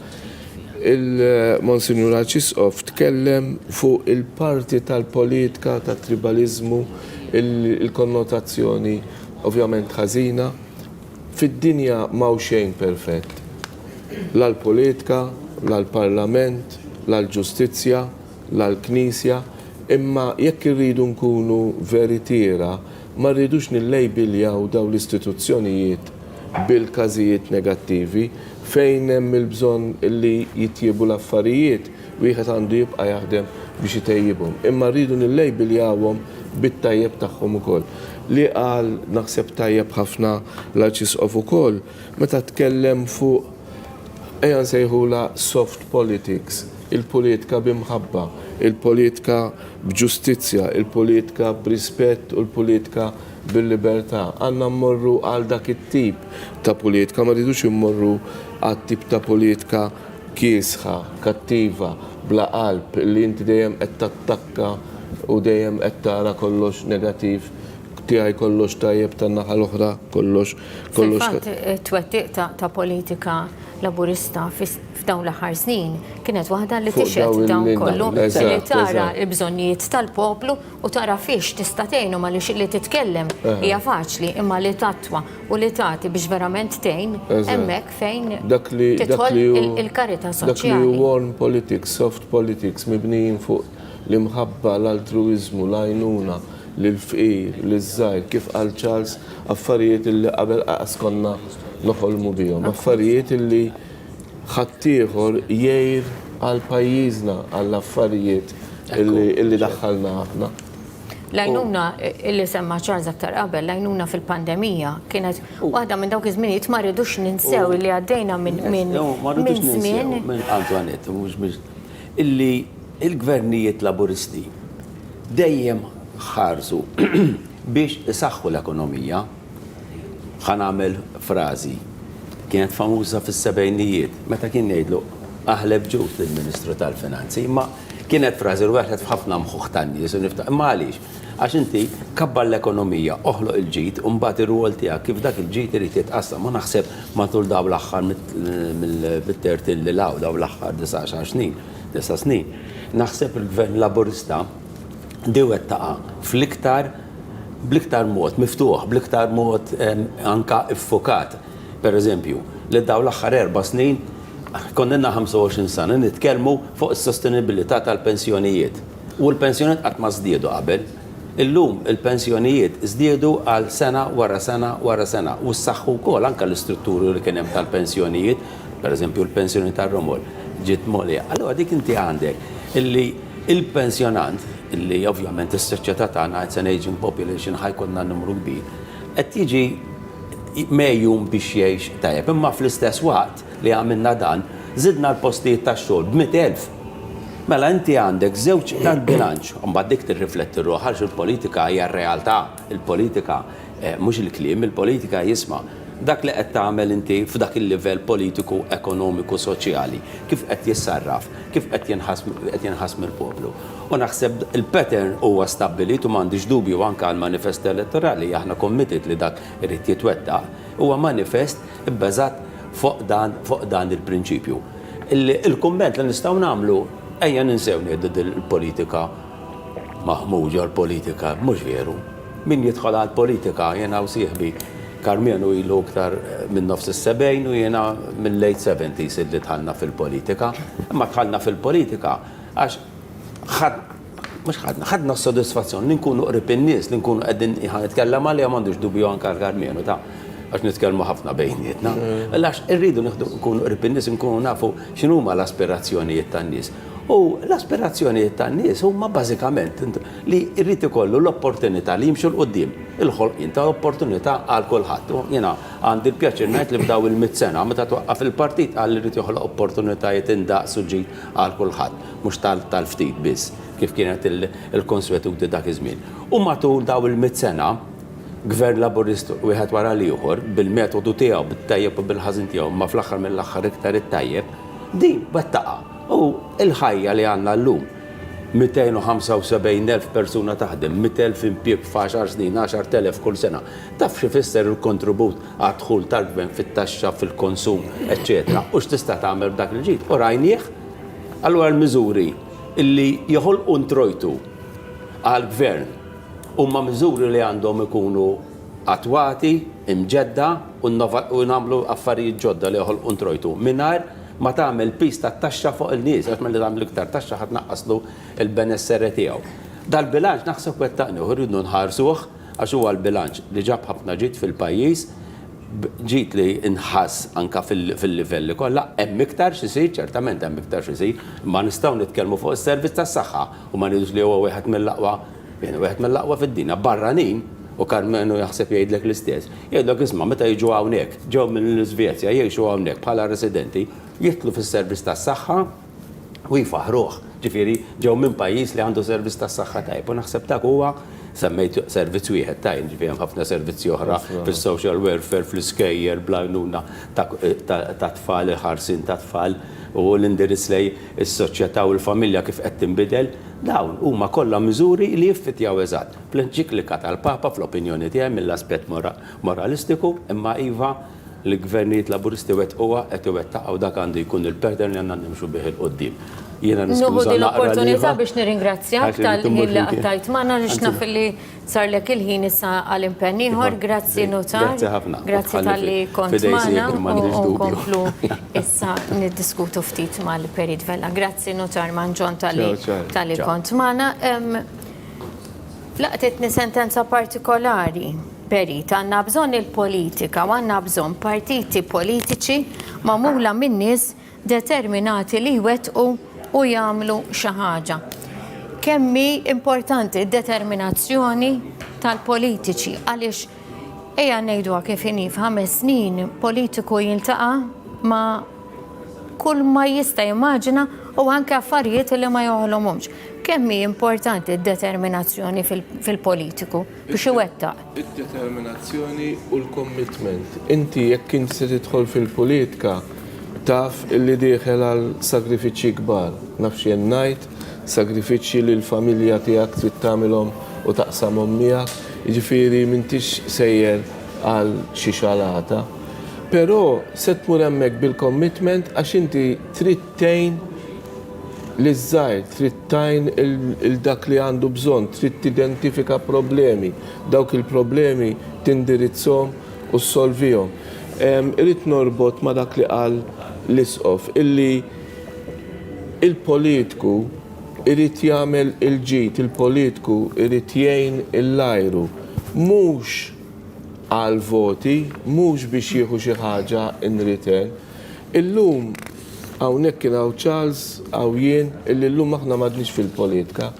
Ma jfissirx illi għax m'għadniex fil-politika għax mhux se mmorru nħabbtu għal voti m'għadniex saqajna mal-art, m'għadniex man-nies u bħalna naf ħafna politikanti li m'għandhomx bżonn il-vot imma għax il-vokazzjoni tagħhom hija li tajn in-nies u hawnhekk irrid ngħid aħna ngħidu jien naf min jaħdem fis-saħħa nemmina jien tabib, ners, hija vokazzjoni. Jien m'ammux għax naf minn fejn ħanibda. Assis, soru, dawk vokazzjonijiet, imma daqshekk ieħor vokazzjoni għal politiku ġenwin, għal politiku li jrid jgħin. Barra l-commitment irid ikollok il-perseveranza, għaliex sfortunatament mhux il-politika ma jfissirx illi kull ma titlob se taqla, da bħal mhux se ngħid bħal talb, jiena nista' nitlob 10 affarijiet u naqla 5. Jiena meta kont fil-politika kont inċempel in-nies li jien għax nipprova ngħinhom u ngħidulhom isma' xtaqt li ġibtlek 10 imma irnexxieli nġiblek 5, 6 biss. Irrid norbot ukoll ma' dak illi għal nisimgħu 1922 f'dan il-katedral. O Ġesu Redentur Divin, aħna l-membri tal-Parlament ta' Malta f'dan il-jum ta' ferħ kbir li fakkarna fin-nawfraġġju providenzjali f'din il-gżira tal-Apostolu kbir tiegħek Pawlu li bih ħriġna mid-dlam tal-iżball għad-daw tal-Evanġelu. Umiljati quddiem il-preżenza divina tiegħek inġeddu l-isqarrija tal-fidi li approvajna bliġi u li wedulek solennament li nħalluha tmexxi l-imġiba tagħna. Ġesu, inġejt fid-dinja u ddikjarajt li inti triq, inti l-verità u l-ħajja. It-triq li twassal l-verità. Il-verità li tagħti l-ħajja u l-ħajja li tajjex lin-nazzjonijiet kollha u l-ġnus u tmexxihom fil-modija ta' ċiviltà vera u tal-progress veru. Ħadd ħliefek, mela, ma jista' jgħinna nwettqu id-dmirijiet li l-poplu tefa' fuq spallejna. Kun int, o Ġesu, għall-Parlament tagħna, it-triq li tmexxih għall-osservazzjoni ta' dmirijiet ifrex fuq id-dawl li jeħtieġ biex jaraf tiegħu x'għandu jagħmel għal ġid ta' dan il-poplu. Bierek il-ħidmiet biex imberkin minnek ikollhom il-frott mixtieq. Għalhekk, mela, ħankun tassew mill-quħ minnek it-talb li llum qed nagħmlulek għall-parlamentana, għal dan il-poplu Malti, għal Malta kollha. Dil-gżira minnek tant imbirga. Aħna nqedu l-parlamentana fil-qalb imqazza tiegħek u lila nikkonsagraw solenament. Żguri li ġo fik l-arka tas-salvazzjoni, l-għadu tal-infern ma jista' xejn għalih. Verġni bla teba, omna kollok tjubija, anġli kustodji ta' djoċesijiet kollha ta' Malta u ta' Għawdex, Sampaw Missiena, għaddesin protetturi tagħna, itolbu l-Ġesu għalina biex dan il-Parlament jisħoq li jkun mill-qoħ fil-qalb imqazza tiegħu, ibirku u jilqa din il-konsegrazzjoni tiegħu li qed nagħmlulek. Grazzi. Amen. Li kont se ngħid, Antoinette, l-Arċisqof, Monsignor Arċisqof, ikkwota eżempju li ta' il-Papa, id-differenza li jista' jagħmel individwu u dak li jista' jagħmel politiku. U semma jekk individwu jara bniedem illi m'għandux xiekol, itih xiekol. Jekk il-politiku jara individwu li m'għandux biex jgħix, li m'għandux biex jiekol, itih impjeg. Jiġifieri da isu bħal qawl Ċiniż, jiena nistantik ħuta darba, nkella antik il-qasba biex inti tkompli taqbad il-ħut. Għalhekk tħossok gburi meta tara r-riżultat tal-impjiegi kif tela pereżempju f'Malta, anki fi żmien ta' pandemija. Il-gvern ma ngħidx nefaq ħafna flus biex jgħin fi-żmien tal-pandemija, ma ngħid investa b'ħafna flus, għax dak investiment kien. Investiment biex ma jintilfux il-jobs, biex kif qal l-Arċisqof stess ma jkunx hemm iktar ċittadini Maltin illi mhux se jsibu xieklu. Hawnhekk turi anki il-ruħ soċjali, il-prioritajiet ta' fejn huma il-prioritajiet ta' gvern laburista, b'dawk il-flus il-investa biex iżomm il-ġobbijiet, biex iżomm il-familji għaddejjin. Ovvjament seta' jagħmel ħafna affarijiet oħrajn, seta' jagħmel ħafna iktar proġetti li jibqgħu hemmhekk fit-tul, imma le, il-priorità dejjem hija priorità soċjali għal gvernijiet laburista. Sa qegħdin nisimgħu propju l-innu Malti fl-isfond għaliex il-ċelebrazzjoni intemmet propju issa u minn hawn ftit tal-momenti oħra il-membri parlamentari kollha ikunu mistiedna illi flimkien ma' sieħeb jew sieħba tagħhom imorru lejn is-sagristija tal-konkatedral ta' San Ġwan fejn hemmhekk jiltaqgħu b'mod informali mal-Arċisqof Charles Scicluna u anke mal-kapitlu li jkun kapitlu tal-katedral li ħasem f'din il-konċelebrazzjoni. Sakemm huma jkunu qegħdin ġewwa is-sagristija mbagħad il-mistiedna l-oħra li qegħdin jattendu għal din il-konċelebrazzjoni jimxu lejn il-bini tal-Parlament fi Pjazza Helsin biex huma jieħdu posthom ħalli jkunu jistgħu jibdew mbagħad aktar tard isegwu is-seduta parlamentari. Kif appena nistgħu ngħidu li kif appena il-mistiednin ikunu waslu fil-bini tal-Parlament u mbagħad jasal il-ħin tispiċċa dik il-laqa mal-Arċisqof jasal il-ħin biex il-membri parlamentari kollha flimkien ma' sieħba tagħhom jimxu triq ir-Repubblika lejn il-bini tal-Parlament biex huma wkoll dak il-ħin imbagħad il-membri parlamentari jieħdu posthom fis-sala u s-sieħba tagħhom imorru fl-Strangers Gallery biex minn hemm imbagħad aktar tard tibda din is-seduta. L-14 il-leġislatura. Normalment il-mixja li qed issemmi inti tkun ikkaratterizzata wkoll. Għamilta disa darbiet inti din peri għandek naqra esperjenza tagħha. U dejjem ma tistax tgħid hija dik mhux bħal tas-sena l-oħra u hija dik mhux bħal ta' qabel. Kull sena you look forward to it. Avolja xi ħaġa li qed tirrepetija.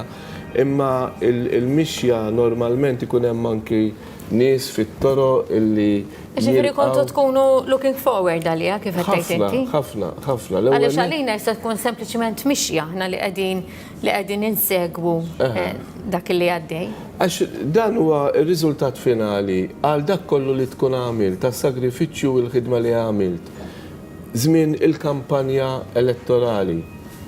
Inti għamilt il-kampanja, ħadd ir-riżultat, issa il-qofol ta' dak ir-riżultat li inti tidħol fil-Parlament, tieħu l-ġurament, tisma' l-President jagħti il-programm tal-Gvern għal-leġislatura illi inti se tkun parteċipi fija u dak li temmen fih u dak li il-commitment illi ġelek toħroġ u tidħol fil-politika tista' tibda tatwaħ.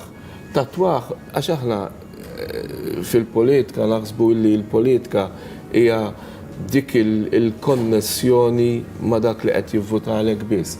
Imma l-politika hija ħafna aktar minn hekk. Il-politika tħares fil-bot illi inti tirriforma l-affarijiet fil-pajjiż permezz tal-liġijiet illi jitresqu fil-Parlament li jiġu diskussi, etc. Grazzi Perit tal-li kont miegħi din il-parti u kont dak li kommentajna waqt li kienet għaddejja wkoll il-konċelebrazzjoni fil-Konkatedral ta' San Ġwan, għamuru issa għal feature dwar il-Parlament u ikompli il-kollega Samuel Lucas. Grazzi u nsalmilkom.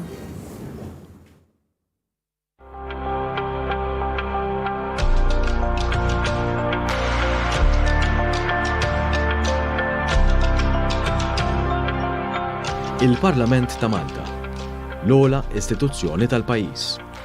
Il-Parlament Malti huwa l-fera leġislattiva fil-Kostituzzjoni ta' Malta. Ilu mwaqqaf għal 100 sena. Fil-fatt, is-sena l-oħra, il-Parlament Malti fakkar il-100 sena mill-ftuħ tiegħu wara l-għoti tal-Kostituzzjoni ta' Mary Milner fl-1921, wara l-irvellijiet ta' 7 Ġunju. Iva, il-Maltin kienu ħallsu b'demmhom biex kellna l-Parlament. Taħt il-ħakma Ingliża l-Maltin kienu jitolbu xi forma ta' kunsill rappreżentattiv elett mill-poplu, iżda kien biss wara l-inkwiet li qam f'Ġunju tal-1919, meta propju tlaqqat l-Assemblea Nazzjonali, immexxija mit-tabib tar-ruħ u patriot Malti Dr. Filippo Ciberras, illi l-Parlament beda jaħdem f'pajjiżna. Madankollu, nistgħu ngħidu wkoll li fil-Medjuevu pajjiżna kellu xi forma ta' kunsill rappreżentattiv u kien magħruf bħala l-Konsiljo Popolari. Il-Kunsill Popolari kien jiġi elett minn kapijiet ta' familji rispettati fil-Gżejjer Maltin. Dan il-Kunsill Popolari li kien jitlaqqa fl-imdina, il-Maltin qatt ma nsewħ u dejjem talbuh lill-Gvernatur Ingliż, iżda l-Ingliżi li ġew f'Malta bħala ħbieb tal-Maltin biex iqalftu l-barra l-Franċiżi, malajr għamlu lilhom infushom sidien ta' dawn il-Gżejjer u t-talbiet tal-Maltin ftit li xejn ingħataw widen fl-ewwel snin tal-ħakma.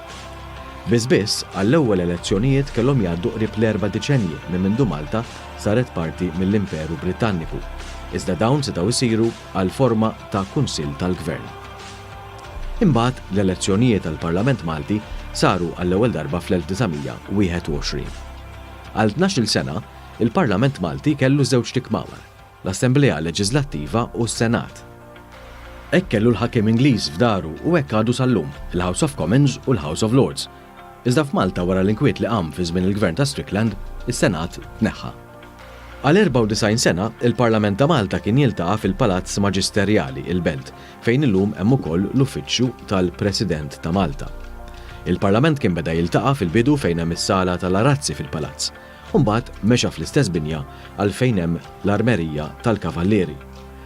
Fl-2015 imbagħad il-Parlament mexa għal binja fuq disin ta' Renzo Piano fid-daħla tal-Belt. Il-President ta' Malta u l-Speaker huma parti mit-tmexxija tal-Parlament. L-Speaker jippresjedi s-seduti parlamentari. Sissa kellna 30 Speaker li servew lill-Parlament ta' Malta. L-ewwel wieħed kien Edgar Arrigo, illi kien Speaker għal sentejn l-istess bħal m'għamel l-ewwel Prim Ministru ta' Malta, Joseph Howard, illi wara sentejn kellu jirriżenja minħabba diskors kontroversjali li kien għamel f'Ruma fi żmien il-kwistjoni lingwistika. Angelo Farrugia huwa Speaker għat-tielet leġislatura u sa issa se jkun l-aktar Speaker li dam iservi fil-Parlament Malti. In-numru ta' deputati eletti fl-ogħla istituzzjoni tal-pajjiż qabeż l-1100 u n-numru ta' deputati dejjem ikun bil-fard. L-14 il-leġislatura li se tibda issa se jkun fiha 79 membru, 44 deputat għal Partit Laburista li ġie elett fil-Gvern u 35 membru parlamentari għal Partit Nazzjonalista li se jerġa' jkun fuq il-bankijiet tal-Oppożizzjoni wara l-elezzjoni ġenerali ta' 26 ta' Marzu li għadda. Mill-Parlament jgħaddu l-liġijiet u mbagħad jiġu firmati mill-President ta' Malta. L-ewwel liġi li għaddiet mill-Parlament ta' Malta kienet dik li ddikjarat ir-reliġjon Kattolika bħala dik rikonoxxuta f'pajjiżna. Dan fi żmien ta' influenza qawwija mill-Knisja f'Malta anki sa mit-twelid tad-demokrazija parlamentari f'pajjiżna. Fil-fatt, l-ewwel partit li rebaħ l-elezzjoni u kiseb l-akbar numru ta' siġġijiet fil-Parlament Malti kien immexxi minn Monsinjur Ignazio Panzavecchia.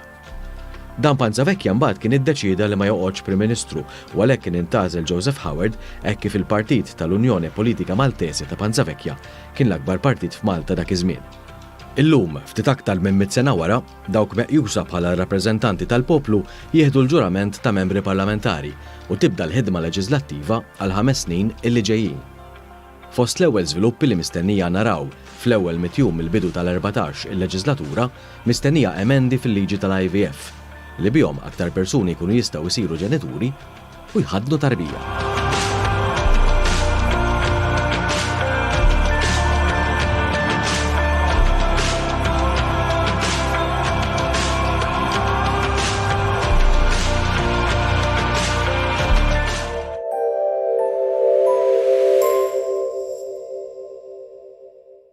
OSS, modell ta' saqqu ġdid, Latex Q-Gel.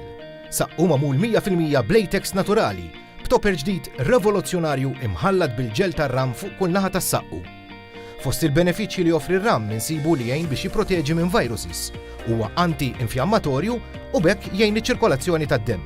Ejjew żuruna fix-showroom tagħna il-Marsa. OSS 211 Isward Street il-Marsa. ċempel fuq 21-347-122 jew 3. See you at OSS! Bye! Are you sleepy, need a bed? Perfect comfort straight ahead. Seagrek Marbles ta' triq l-imdina ħattart. Importaturi ta' madum gress, ċeramika, parquet tiling u rectified. Kmamar tal-banju moderni u rustiċi u aċċessorji varji.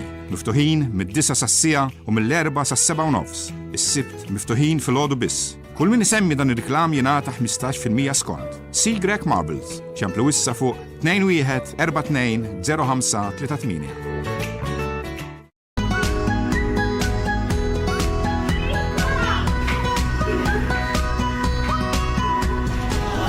Sylvia Bazaar, mattresses and more. Using Deco's online platform, I can make customized wall art in just a few clicks. Much better.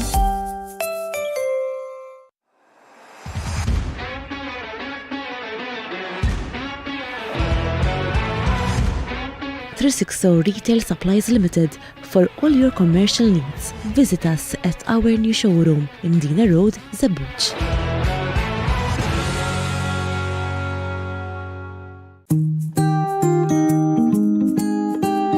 When you buy a Royalty mattress, you're buying not just a bed, but your unique sleeping experience. Manufactured locally using the best materials and finished to your individual specifications. Royalty mattresses offer the highest level of comfort at the best prices. Because Royalty bedding is an experience in rest and relaxation designed especially for you. And will be delivered free to your doorstep.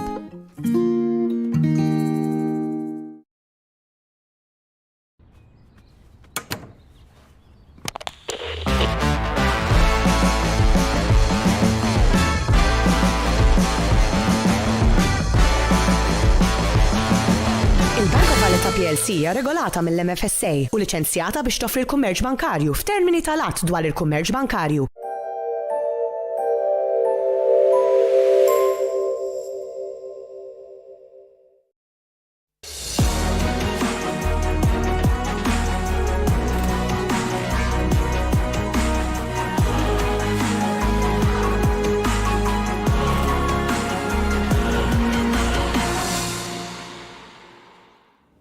Nilqakom lura magħna għal dan il-programm li qed immarka l-ftuħ tal-Parlament tal-14 leġislatura. Nirringrazzja lill kollega Antoinette Falzon, lin-notar Charles Mangion u anke lill-perit Carmenu Vella li gwidawna tul dik il-quddiesa li ċelebra l-Arċisqof Charles Scicluna għal membri parlamentari. Iżda mal-ewwel issa qabel niġi lura għal mistiedna se naqdu mal-kollega Stefan Bajjada mill-ġdid li jinsab quddiem il-Konkatedral ta' San Ġwan. Stefan, insellimlek forsi taġġornana bl-aħħar dettalji li għandek inti hemmhekk.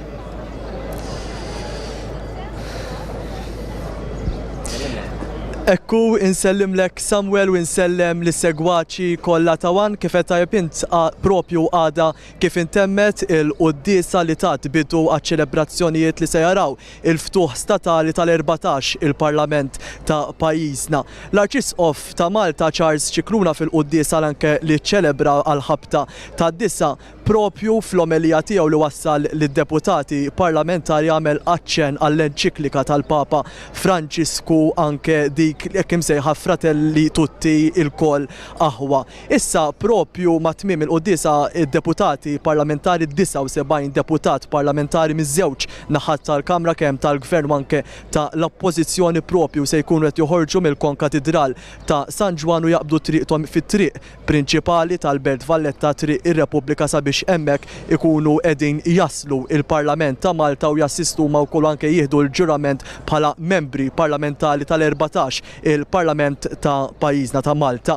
Propju wkoll ftit tal-minuti ilu anke forsi kif stajtu taraw ħarġu wkoll bosta dinjitari ambaxxaturi minn kull pajjiż li wkoll kienu preżenti għal dina il-quddiesa fjum importanti għad-demokrazija ta' pajjiżna anke rajna anke ex-presidenti ta' Malta u anke ex-prim ministri kif ukoll kif għattilkom l-ambaxxaturi ta' pajjiżi oħra għal Malta. Jiena lissa dak kien kollox minn naħati se nkunu qed innaqdu live kollegamenti uħor propju minn triq ir-Repubblika fejn hemmhekk ukoll se nkunu qed insegwu il-wasla ta' deputati parlamentari, il-membri parlamentari li minn hawn u ftit ieħor se jkunu qed jieħdu il-ġurament bħala membri parlamentari tal-14 il-Parlament ta' pajjiżna. Lissa jiena Stefan Bajjada live mill-Belt Valletta insellmilkom. Grazzi lilek Stefan u nawguralek il-kumplament tal-ħidma tajba, żgur ħanna naqdu miegħek nerġgħu kif qed inti tajjeb minn triq ir-Repubblika f'mal-ħin iktar ma jgħaddi l-ħin. Nilqa' magħna nerġa' magħna fl-istudju il-Klodetta Bella Baldacchino, il-perit Carmenu Vella u mill-ġdid issa l-avukat Chris Cilja. Peress li tajnihom ħafna xi jgħidu lill-Klodett u l-Carmenu. Chris, nibda minnu fih miegħek. Issa mhux tieħu l-ħin kollu. Le, nipprova nżommu mal-ħin. Bilanċ. Ġvien suppost għandi iktar ħin. Eżatt, biex niġu ekwi. Chris, biex anka tintroduċi id-diskussjoni inti, forsi is-sinifikat ta' din il-ġurnata f'dak li għandu x'jaqsam il-Parlament, l-importanza tal-leġiżlazzjoni li tgħaddim il-Parlament u anke il-pjan ta' ħidma li jkollu l-Gvern flimkien mal-Oppożizzjoni tul din il-leġiżlatura. Le, hija leġiżlatura ta' importanza kbira. L-ewwel nett fuq livell lokali se tkun anka l-ewwel leġiżlatura sħiħa li se jkun qed imexxi Robert Abela bħala Prim Ministru ta' pajjiżna. Hija leġislatura wkoll fejn rajna illi kien hemm mekkaniżmi biex titkabbar il-partiċipazzjoni tal-mara fil-Parlament. Hija leġislatura wkoll li aħna bħala pajjiż illum ngħixu f'dinja globalizzata, ġifieri dak li jiġri anke barra minn Malta u internazzjonalment naturalment jaffettwana illi se tkun qed tibda meta nistgħu ngħidu qed jintfew l-aħħar ġmamar ta' pandemija, però qed iħeġġu nirien ta' gwerra. Ġifieri hija sitwazzjoni realtà internazzjonali naturalment il-Parlament tagħna wkoll se jkun qed iħares lejha biex jindirizza u naraw kif l-aħjar il-Gvern diġà ħa diversi miżuri biex nilqgħu għall-sfidi kbar li din ir-realtà internazzjonali qed ikollha fuq pajjiżna. Jiġifieri inħarsu l-qudiem lejn iktar ħidma, lejn iżjed sforzi biex nkomplu ntejbu il-kwalità tal-ħajja taċ-ċittadini Maltin, kif diġà rajna matul dawn l-aħħar snin, u nemmen illi hemm l-ingredjenti kollha biex inkunu nistgħu nkomplu nagħmlu is-suċċessi li diġà ksibna. Peri, qed jissemma ħafna l-ewwel mandat tal-Prim Ministru Robert Abela għal din il-leġislatura, ovvjament leġislatura b'mandat. Mhux taħseb li ħad tkun id-direzzjoni li ħajati f'dak li għandu x'jaqsam politika anke fil-ħidma parlamentari fost oħra? Fil-fatt issa iktar tard inkunu qed nisemgħu id-diskors tal-President ta' Malta illi jkun qed jelenka il-way forward għal dawn il-5 snin li ġejjin. Jiena kif qed jgħid Chris, wieħed se jistenna iktar affarijiet mill-Prim Ministru, irridu niftakru li l-Prim Ministru Robert Abela ftit iktar minn sentej għamel ħafna ġid, aħseb wara x'jista' jagħmel f'5 snin. Dak illi kien diġà qed iseħħ kif qal Chris, kien hemm il-kriżi tal-pandemija, għatem u naħseb seddum xi ftit il-kriżi tal-gwerra tal-Ukrajina. Il-għajnuna se tkompli tingħata, qabel kienet qed tingħata b'mod mediku għax ħriġna with flying colors from a medical perspective. Imma anki b'mod ekonomiku bl-għajnuniet illi ta' il-Prim Ministru Robert Abela biex l-ekonomija tibqa' sejra biex l-impjiegi jibqgħu għaddejjin. Dak se jitkompla, imma issa ma dak hemm għajnuniet li diġà ħabbar l-istess Prim Ministru fejn qed nistennew oli tal-enerġija, oli tat-trasport, spejjeż żejda lil min qed jimpjega, lil manifattura, eċċetera. Mela mill-lat ekonomiku dik l-għajnuna nafu li se tibqa' tingħata. Mill-lat soċjali qed naraw anke kif rajna f'dal aħħar sentej żiediet fuq pensjonijiet, żiediet fuq għajnuniet, żiediet iktar fuq sptarijiet, żiediet iktar fuq l-edukazzjoni, ġifieri soċjalment hemm ħafna żiediet illi qaskonna qed noħolmuhom biex ngħidu l-verità. Imbagħad ambjentalment hemm commitment qawwi wkoll, hemm commitment illi jekk insemmi skema waħda biss l-investiment ma ngħidlux in-nefqa ta' 700 miljun, ngħidilha investiment ta' 700 miljun f'dawk li huma open spaces biex l-ambjent tagħna iktar inkomplu inkattruh biex nagħtu ħajja aħjar lit-tfal lill-ġenerazzjonijiet li ġejjin. Jiġifieri jiena qed nara 9 biljun biex nibdlu l-iskart f'riżorsa jidher li jiġifieri mill-att ambjentali. Waste to energy, daw kollha insemmejt skema waħda, hemm ħafna skemi oħra. Imma qed nipprova nagħti mill-lat ekonomiku, soċjali u anki ambjentali. Jiġifieri il-programm ta' dan il-gvern taħt it-tmexxija ta' Robert Abela qed tkopri l-ispektrum kollu. L-importanti fil-politika illi ikun hemm il-bilanċ u daw meta qed nitkellmu ħafna fuq is-sostenibilità, is-Sustainable Development Goals, l-ambjent, eċċetera. L-idea hi illi mit-tliet pilastri l-ekonomija, is-soċjal u l-ambjent m'għandek l-ebda waħda minnhom li qiegħda tikber biss at the cost ta' tnejn l-oħra, jew qed jikbru tnejn at the cost ta' waħda minnhom. U dak il-bilanċ jiena naħseb hija il-bażi prinċipali li se naraw li qed jitwettaq f'dawn il-5 snin illi ġejjin. Jiena qed nistenna wkoll illum l-affarijiet qed naraw li għandna parlament, l-ikbar parlament li qatt kien hemm bħala membri parlamentari. Għandna naħseb l-ikbar parlament in terms ta' ministeri. Jiġifieri il-ħidma se tikber, l-isfidi kif għal Krist mhux se jaslu, se jkomplu, però jiena perswas li hemm materjal biżżejjed, hemm serjetà, hemm il-commitment illi daw mhux biss l-isfidi jintelbu, imma jiena perswas li se naraw anki affarijiet iktar ġodda fil-5 snin li ġejjin. Waqt insemmu ħidma intensiva, l-Prim Ministru anke fil-kampanja elettorali aċċenna għal mhux biss ħidma intensiva, iżda ħidma immedjata x'għamel miri li jiġu implementati ċertu affarijiet sal-ewwel mitjum mindu tibda l-leġislatura propju Claudette ħandur fuq suġġett qalbek ħafna l-IVF. Konsen ma dak li qed jgħid il-peritu anke ma dak li qed jgħid Chris, jiena dejjem ngħid li ma jistax ikun hemm żvilupp ekonomiku jekk ma jkunx hemm żvilupp soċjali fl-istess ħin. Waħda mill-affarijiet illi fuq programm ta' 5 snin ser tkun qiegħda tmexxa l-qudiem hija l-garanzija għat-tfal.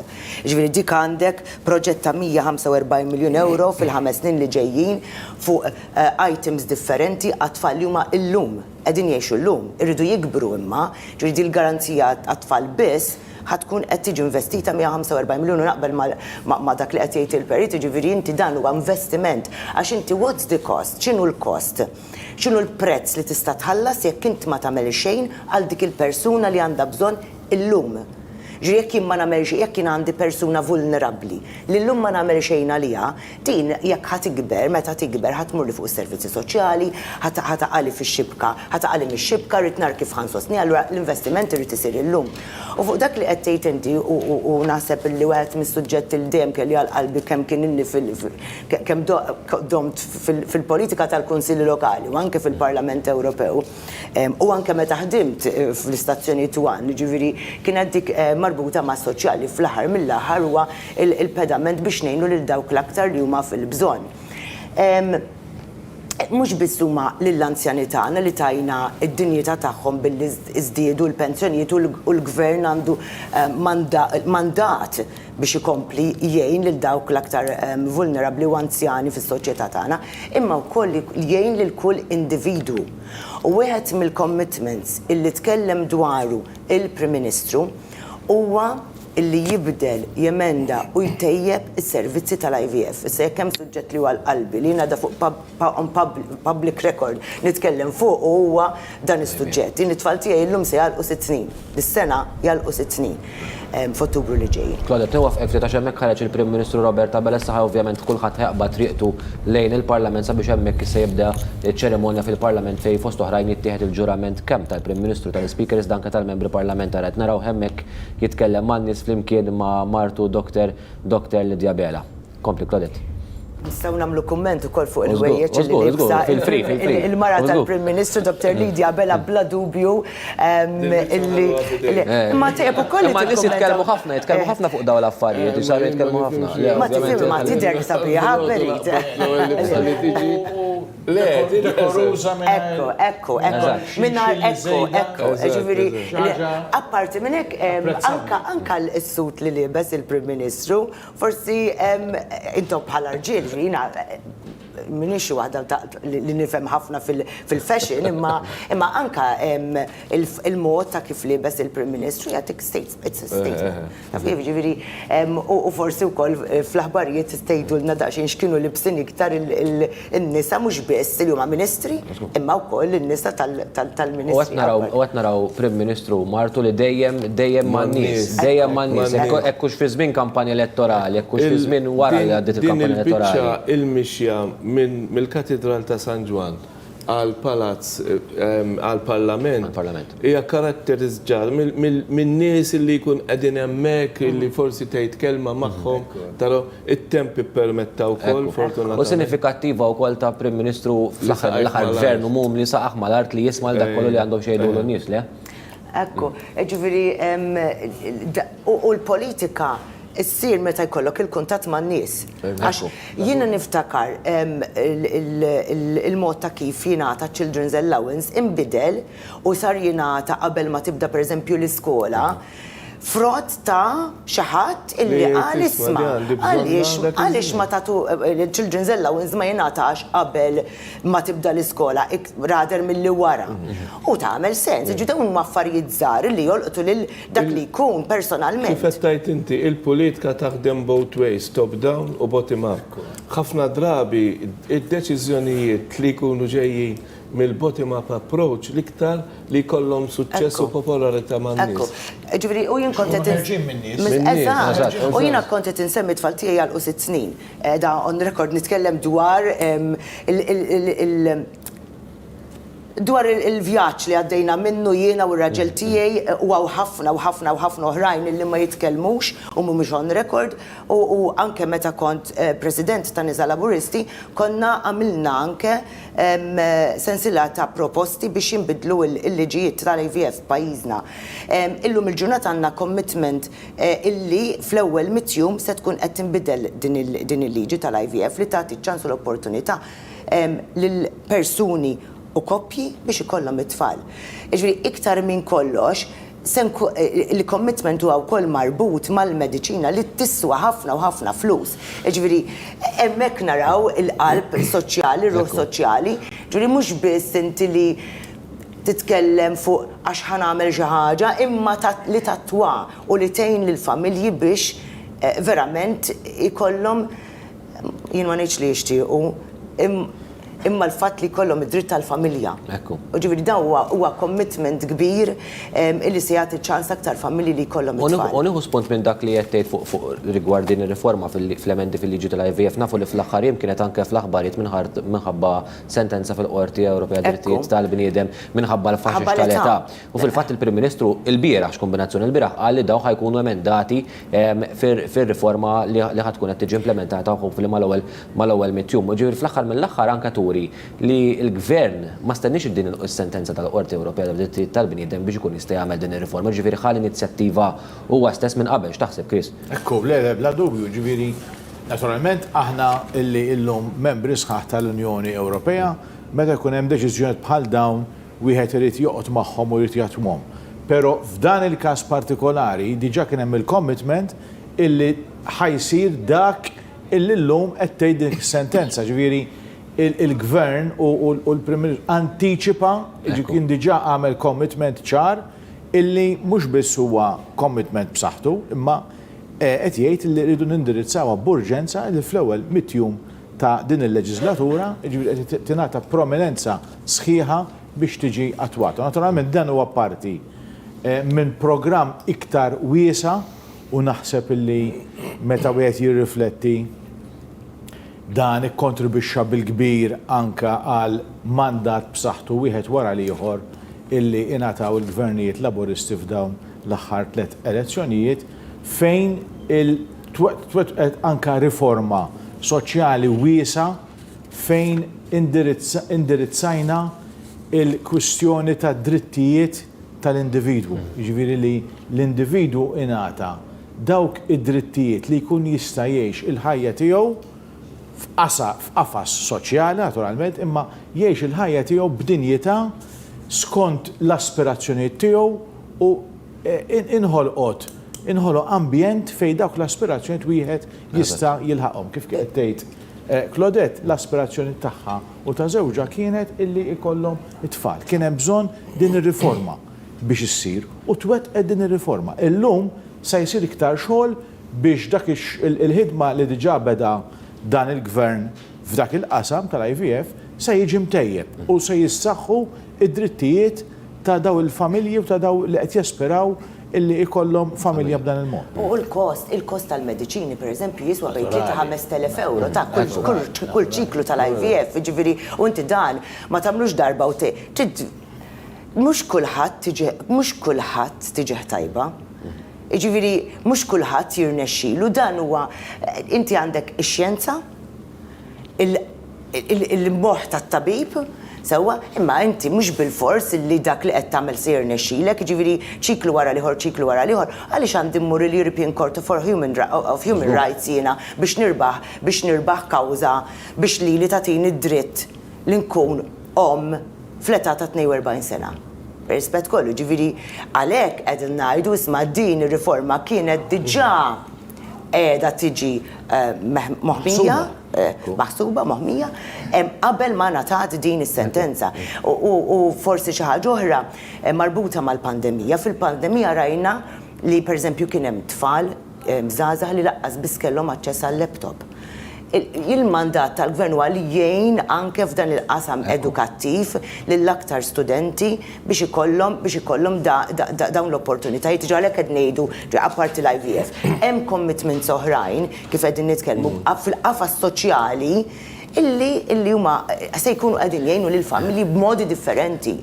Chris semma il-mandat b'saħħtu li nata gvern laburista fil-fatt.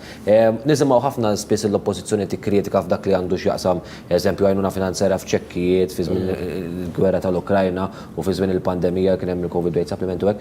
Imma kemm taħsbu li dawn id-drittijiet li ta' gvern laburista tul mill-2013 li lawġ, kemm taħseb li jenu biex jinkiseb dak il-mandat b'saħħtu li nien mill-kritika li l-poplu forsi l-oppożizzjoni tgħid qed jinxtara miċ-ċekkijiet u hekk Karmen? Fil-fatt illi xi ħaġa li għadna ma semmejniex illum imma semmija Chris. Id-differenza li tagħmel meta inti dieħel għal ħidma ta' leġiżlazzjoni, ta' ħidma ta' leġislatura, backing qawwi tal-ċittadin. Inti hemm differenza kbira, aħna ġilli kellna gvernijiet illi jidħlu għal xogħol tal-leġislatura ta' 5 snin maġġoranza marġinali b'1200 vot, per eżempju. Allura inti dieħel għal dak ix-xogħol, qalbek ittaqtaq illi kull pass li ħad tagħmel se jiġi kwexxinjat minn maġġoranza kbira taċ-ċittadini. Meta tibda tara il-maġġoranza kbira li qed jieħu gvern laburista wieħed wara l-ieħor, speċjalment din id-darba.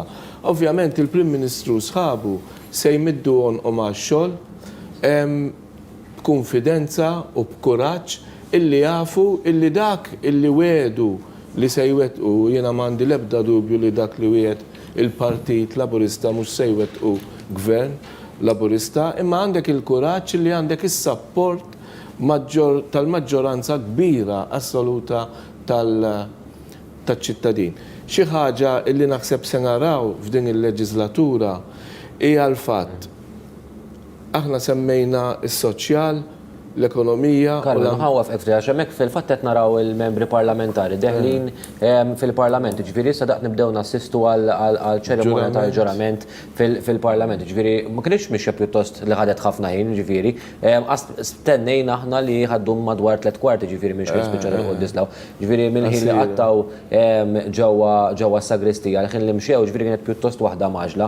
U hemmhekk qed naraw anke diversi. Xorta naħseb diġà qegħdin daqsxejn tard ta' skont il-programm tard, għaliex il-qoddisa bdiet ftit tard nasumi u damet ftit iktar. Ġifieri hemmhekk qed naraw anke li Randolph Debattista li ħajkun qed jiġi co-opted fil-Parlament. Qed naraw diversi membri parlamentari u backbenchers ħajkunu fuq il-grupp parlamentari tal-Partit Laburista. Tajjeb ngħidu li l-Strangers Gallery ħadkun qed 940 ruħ din id-darba. Bil-passat qabel fil-Parlament l-Antik kienet tesa' ferm iktar, ġifieri hemmhekk ħadkun ukoll nassumu mimlija sewwa qaftek Karmen u ma nafx trid tkompli.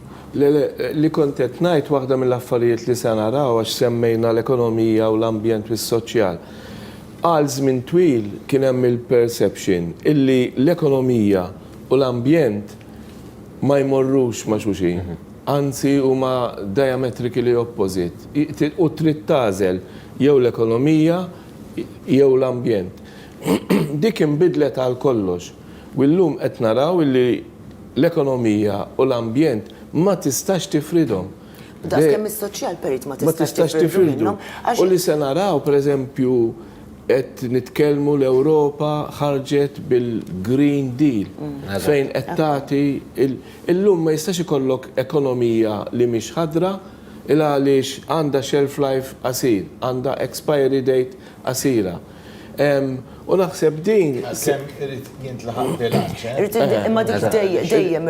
Imma llum qed naħseb għalhekk importanti l-għażla li dawn jitpoġġew forsi taħt Ministeru wieħed forsi jitlaqa aħjar dak il-bilanċ. Imma ma il-bilanċ mhux biss f'dak li tagħmel, imma naħseb anke fit-tempistika ta' kif tagħmlu.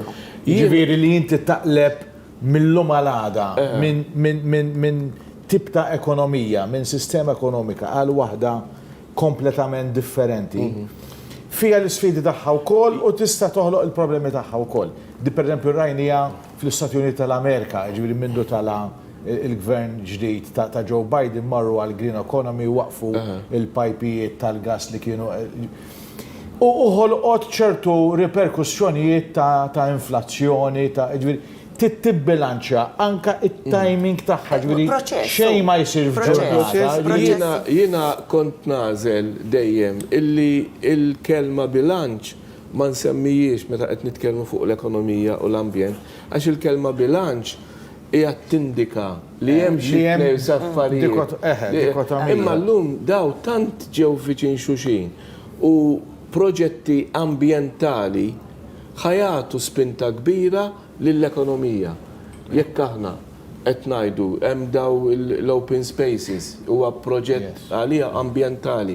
Imma rax se ċaqlaq di ekonomikament ċaqli se. Imbagħad dak li qed tgħid li s-soċjal jidħol li inti kull mu qed tagħmel għal benefiċċju taċ-ċittadin. U fil-verità diġà bdejna naraw dit taqliba tal-gvern li jibda jaqleb eżempju l-vetturi għal dawk ħodor.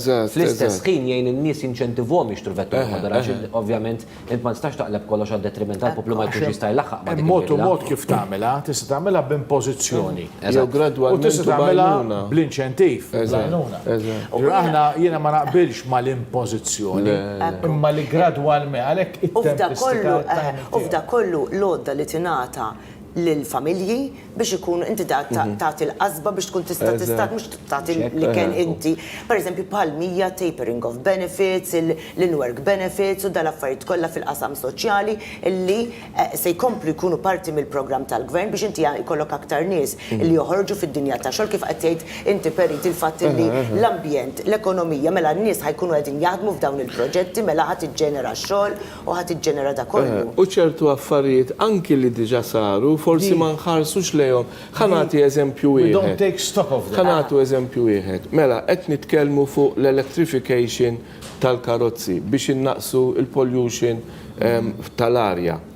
Issa, jekk inti biex tagħti il-power l-elettriku il-daw il-karozzi, dak il-power se ġibu minn power station li qed inġess iktar mid-diesel jew mill-petrol, mela qas kien jaqbillek taqleb il-karozzi għall-elettriku għax se ġib l-elettriku minn sors li hija tiħammeġ iktar.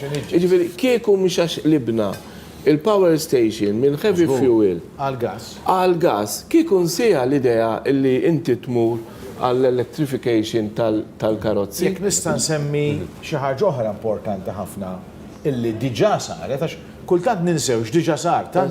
Tant aħna ggerjat inħarsu il-futur u għaddejjin b'ritmu. Tieħed kollox for granted. U ma tistax tagħmel hekk. Ma napprezzawx dak li diġà sar. Naħseb illi waħda mill-affarijiet li kienet inizjattiva kbira, importanti ħafna, għaliex f'dak li huwa anke pollution, waħda mill-isfidi li kellna u hemmhekk għal darb'oħra il-bilanċ bejn daw it-tlet pilastri hija l-attività anke li jkollna ta' cruise liners fil-portijiet tagħna, inti ovvjament espert tas-suġġett. Ix-xibtu xogħol illi inti qabel meta kien jasal cruise liner ġo pajjiżna, dana irid jekk ħajamel jumej hemmhekk jew ġurnata u lejl, irid iħalli l-magni imqabdin waqt li jusorġut biex ovvjament l-attività fuq dak il-vapur il-restaurants, il-bars, eccetera, jibqgħu għaddejjin. Għaddej għal Freeport dak it-tip ta' proġett ukoll. Dik l-attività naturalment kienet iġġib magħha ċertu niġġis illi jiena jidhirli li kważi kien ħawaqaf kofti tal-li xandi mal kollegament ma' Stefan Bajada li jinsab barra l-Parlament. Stefan ma nafx xekk tismani. Stefan insellimlek. Stefan Bajada mek barra l-Parlament. Sellem il-dawk li tisegwu il-programm speċjali kif għadkom kif segwejtu propju moment ferm interessanti, moment importanti jekk kif id-79 membru parlamentari miż-żewġ naħat tal-Kamra propju imxew triq ir-Repubblika u issa daħlu fil-Parlament ta' Malta fejn se tibda uffiċjali iċ-ċerimonja tal-ftuħ statali, il-ftuħ uffiċjali tal-14 il-Parlament ta' pajjiżna. Issa ovvjament se jiskatta il-proċess li fih se naraw il-ftuħ uffiċjali fosthom se naraw l-elezzjoni tal-Speaker tal-Kamra tar-Rappreżentanti fejn il-Gvern ovvjament innomina lil Anġlu Farrugia bħala Speaker tal-Kamra, ħaġa wkoll li anke forsi kif spjegajtu intom l-Oppożizzjoni tivvota kontra din in-nomina. Issa ovvjament anke kif segwu filmati oħra se jibda il-proċess li bih se jiftaħ il-Parlament ta' Malta l-14 il-Parlament ta' Malta fosthom se nsegwu wkoll id-diskors tant mistenni tal-President ta' Malta George Vella li mistenni wkoll jasal minn hawn u ftit minuti oħra wkoll il-banda tal-Forzi Armati ta' Malta wkoll li lesta sabiex tilqa lill-President ta' Malta George Vella. Jiena lissa dak kien kollox minnaħati ovvjament se nkunu qed nitlu il-kru ta' One News se jkun qed jidħol fil-Parlament ta' Malta u anke jkun jista' jagħtikom aktar aġġornamenti minn hemm. Issa jiena Stefan Bajada għal One News insellmilkom. Grazzi ħafna Stefan u nirringrazzjak tal-ħidma tiegħek tul dan il-programm anke permezz tal-kollegamenti li naqgħat magħna permezz tagħhom. Nilqa' magħna wkoll fl-istudju għadha kemm ingħaqdet propju issa lill-ekonomista Dr. Stephanie Fabri, grazzi tal-li qajt l-istedina biex naqgħat magħna għal dan il-programm. Nibda minnek Dr. Fabri, forsi konna timmissu mat-tema tal-ekonomija ħadra forsi tara din fil-pjan ta' ħidma tal-Gvern li eventwalment tispiċċa anke quddiem il-Parlament anke forsi permezz tal-leġiżlazzjoni jew hekk. Fil-fatt naħseb illum il-ġurnata qas nimmaġinaw nitkellmu fuq żvilupp ekonomiku jekk ma nitkellmux ukoll fuq żvilupp ambjentali, ġifieri ma nimmaġinawx il-futur tal-ekonomija tagħna mingħajr żvilupp propju fl-ambjent. Jekk inħarsu lejn il-Resilience and Recovery Package tal-Unjoni Ewropea, jiġifieri l-programm tal-Kupru, dan il-programm huwa valutat li Malta ħad ibbenefika l fuq minn 300 miljun. 54% minnu propju huwa dedikat għall-ambjent u anka Ursula von der Leyen kienet ikkummentat kemm hemm inċentivi favur l-ambjent propju anka f'dan il-pakkett. Meta nħarsu lejn l-importanza tal-ambjent, semmejna l-importanza tas-soċjali, ġifieri meta qed nitkellmu fuq żvilupp ambjentali, qed nitkellmu wkoll fuq kwalità ta' ħajja aħjar, kwalità ta' arja aħjar li twassal għal saħħa aħjar, li twassal għal ħaddiem, familji, nies iktar ovvjament b'saħħithom. Hemm ukoll l-importanza però tal-argument ekonomiku li ma nistgħux ma nsemmuhx għaliex hemm barra għandek pajjiżi li qegħdin jinvestu fi proġetti ambjentali. Jekk aħna bħala Malta ma ninvestux f'din it-triq, inkunu qegħdin nitilfu mill-kompetittività tagħna, inkunu inqas attraenti, allura huwa tad-dmir tagħna wkoll b'mod ekonomiku illi ninvestu f'din it-triq. Issemmit il-vijabilità tal-proġetti ambjentali. Meta naraw il-vijabilità finanzjarja forsi dawn il-proġetti mhux dejjem ikunu vijabbli daqs meta tikkomparhom ma' proġetti inqas ambjentali. Però jekk inħarsu anke lura lejn il-bidu tad-disajnijiet, tiftakru meta t-teknoloġija bdiet tidħol fil-kumpaniji, fabbriki, eċetera, x'ġar hemmhekk. Hemmhekk kien hemm ħafna qisu hesitance anke mill-kumpaniji għandi nittrasforma ruħi b'mod aktar diġitali, però l-gvernijiet għenu li l-kumpaniji jittrasformaw ruħhom b'mod teknoloġiku. U naħseb issa reġa' wasal il-moment u qiegħed isir anke b'mod globali illi l-gvernijiet jgħinu anke lis-settur privat biex jinvestu anke fil-proġetti aktar green u aktar ħodor għall-ekonomija fl-aħħar mill-aħħar aħjar u aktar sostenibbli bla dubju. Kif qed nitkellmu fuq l-ekonomija, ma nistgħux nitkellmu fuq l-ekonomija u ma nitkellmux anke fuq dak li qed jolqot bħalissa minn naċċenna li anke ma' Dr. Cilja dwar dak li qed jiġri fl-Ukrajna. Kemm taħsbu li l-effetti ta' din il-gwerra ma nafx forsi inti peri tgħidilna kemm taħsbu li jista' jimpattaw anke l-ekonomija u fl-istess ħin jimpattaw il-ħidma tal-gvern fil-politika li għamel tul dawn is-snin li ġej ma nafux kemm ħattul ovvjament is-sitwazzjoni. Ħafna se jkun l-impatt. Jiena naħseb l-impatt se jkun ħafna iktar mill-impatt li kellha il-pandemija. Għalfejn, mhux biss għax għandek skarsezza ta' pereżempju affarijiet tal-ikel, ġwies, wheat u daw l-affarijiet ċereali illi bejniethom l-Ukrajina u Russja kienu qed jipproduċu u jesportaw. Però għandek affarijiet oħrajn apparti l-iskarsezza, illi issa l-iskarsezza se ġġib magħha l-oli tal-prezzijiet. L-oli tal-prezzijiet mhux direttament biss għall konsumatur jekk qed nitkellmu fuq ċereali jew wheat. Da ifisser illi min qed jimporta l-qmugħ se jkollu jħallas iktar, min se jipproduċi l-ħobs se tiġih ola, min se jixxi l-ħobs irid jieħu on board dawk l-ispejjeż, id-differenza fl-ispejjeż illi se jkun hemm. Veru, il-gvern diġà qed iwiegħed pereżempju illi ċertu areas jekk hemm l-inkriż fil-kost tal-enerġija se jidħol imparti għalija il-gvern u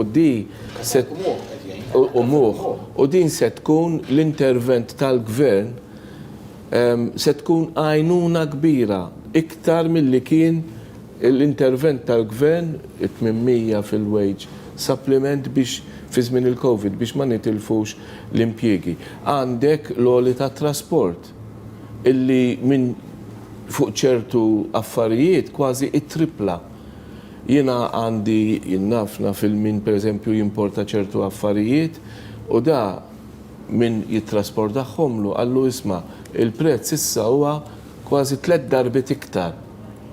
U da jekk trid tesporta il-merchandise li għandek di l-offerta li hija diġà 3 darbit ola hemmhekk għal xahar li ġej biss għax jekk ma tesportax ix-xahar li ġej il-probabilità illi se jkompli ola. Issa l-ola tal-prezzijiet, l-ola fil-manufacturing cost, l-ola fil-servicing cost, l-ola fil-trasport, daw se jġibu problemi ekonomiċi, anki threatening impjiegi. U nidħlu f'ċerku vizzjuż illi jekk ma jkunx eżatt il-konsum jinżel. U din ma naħsibx li qiegħda hemmhekk għal żmien qasir. Il-konflitt qed jaħsbu li se jkompli sejjer beyond the end of this year. Anki kieqa fil-konflitt hemm il-probabilità illi il-price dak li ngħidulu price ticking jekk il-prezz jola imħabba l-gwerra tieqa fil-gwerra u l-prezz ma tniżlux.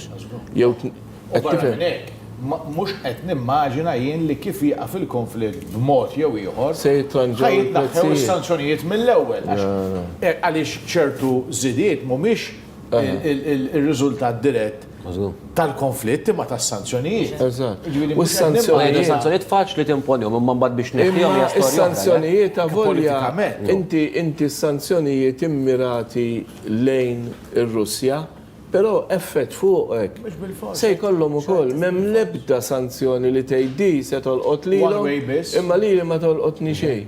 Però jekk nistgħu mhux inqabblu ma naraw li fl-aħħar sentejn ta' pandemija ma kienx hemm kif tgħidhaw tuħ tnaqqis f'dawk li huma servizzi soċjali li ġifieri li hemm minnhom qegħdin jibbenefikaw in-nies.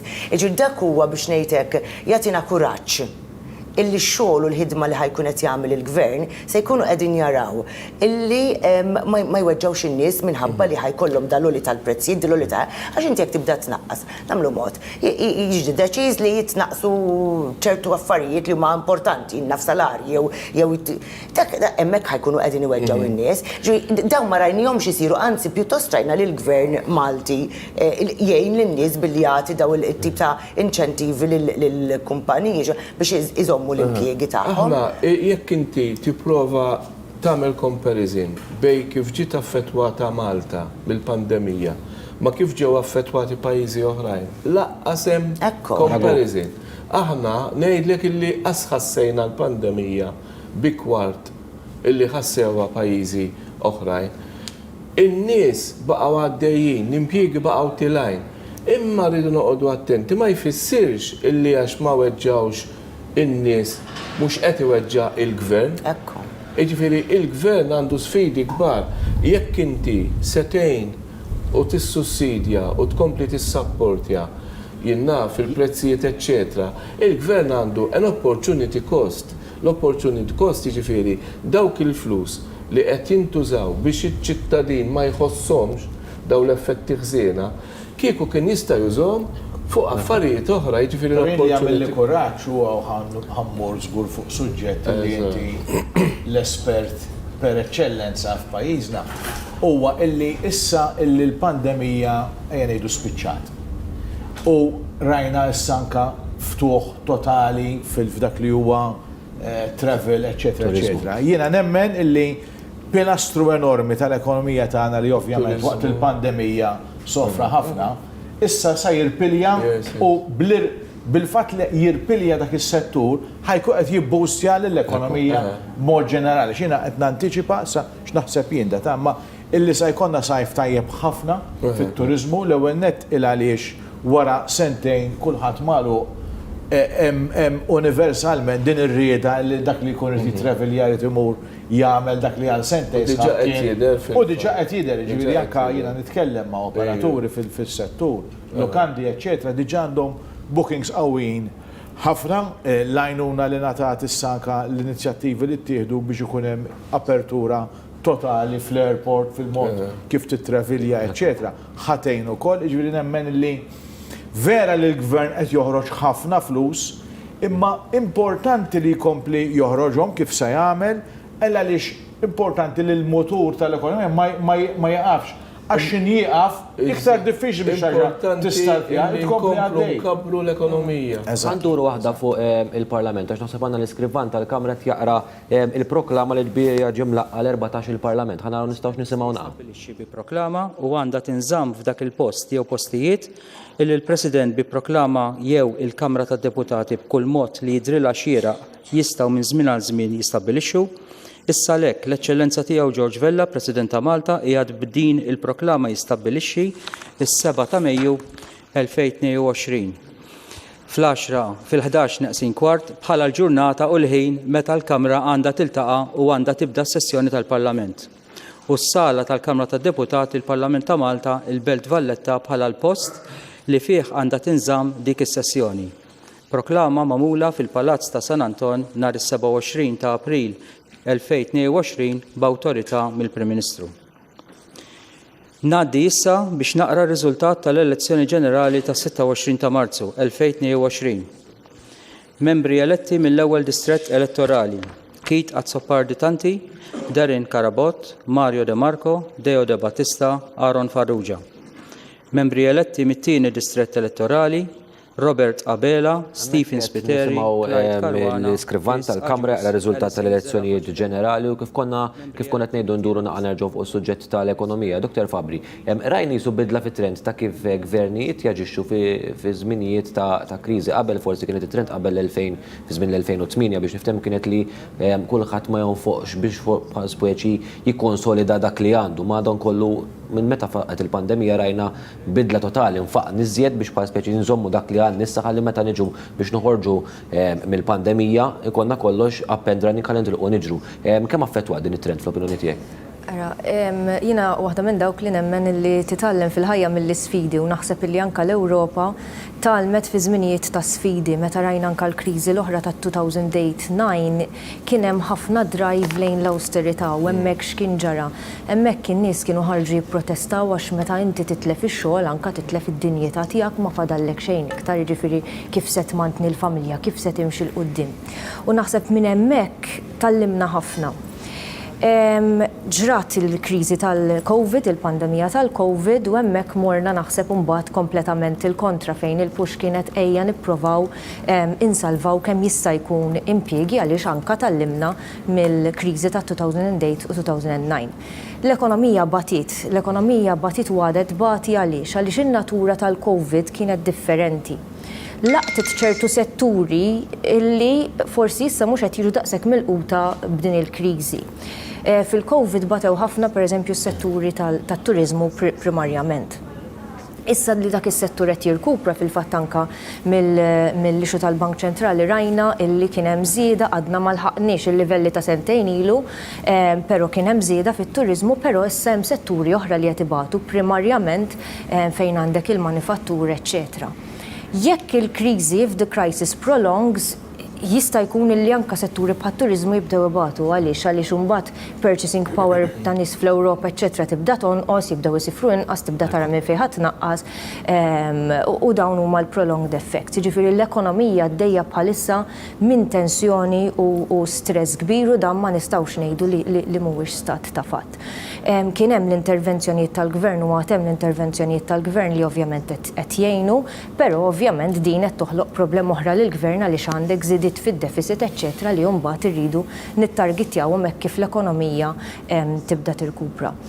Jiena nħares il-palissa going forward għax iridu ħarsu l-qoddim, l-ekonomija għandha żewġ toroq u anke l-gvern fil-5 snin li ġejjin għandu żewġ toroq xieħu.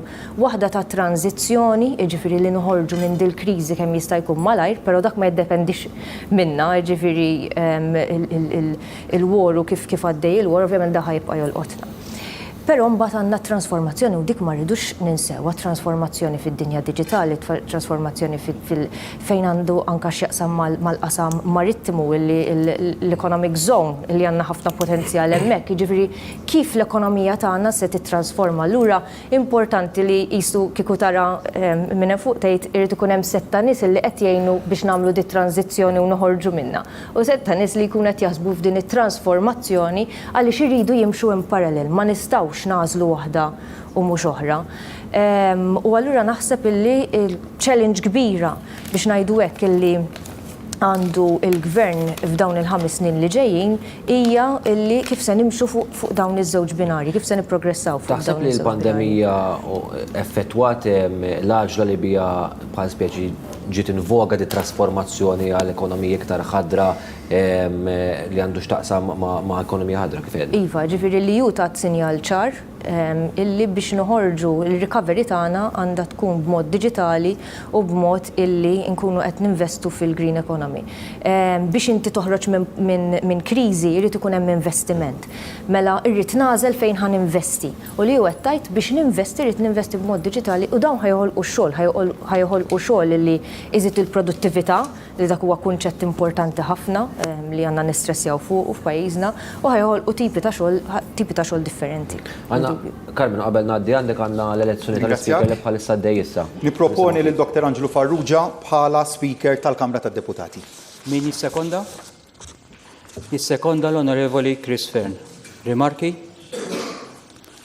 Il-kap tal-Oppożizzjoni. Xtaqt nagħmel din ir-rimarka jogħġbok l-indirizza l-Kamra. Kien ikun aħjar li kieku fl-ewwel lok kien ikun hemm konsultazzjoni dwar din il-ħatra, però n-ogni każ anka per konsistenza din in-naħa tal-Kamra se tkun qed tivvota le minħabba anki nuqqas ta' imparzjalità illi fl-opinjoni tagħna saret fil-leġislatura li għaddiet fil-konfront tagħna min-naħa ta' l-Speaker Angelo Farrugia. Minn dan ukollu jinnawguralu għaliex nifhem li xorta waħda se jkun qed jiġi elett u nawguralu wkoll li f'din il-leġislatura ikun qiegħed iwettaq dmiru skont il-Kostituzzjoni jkun parzjali kif titlob il-Kostituzzjoni. Ringrazzjak, għaw iktar rimarki? Prim Ministru. Grazzi.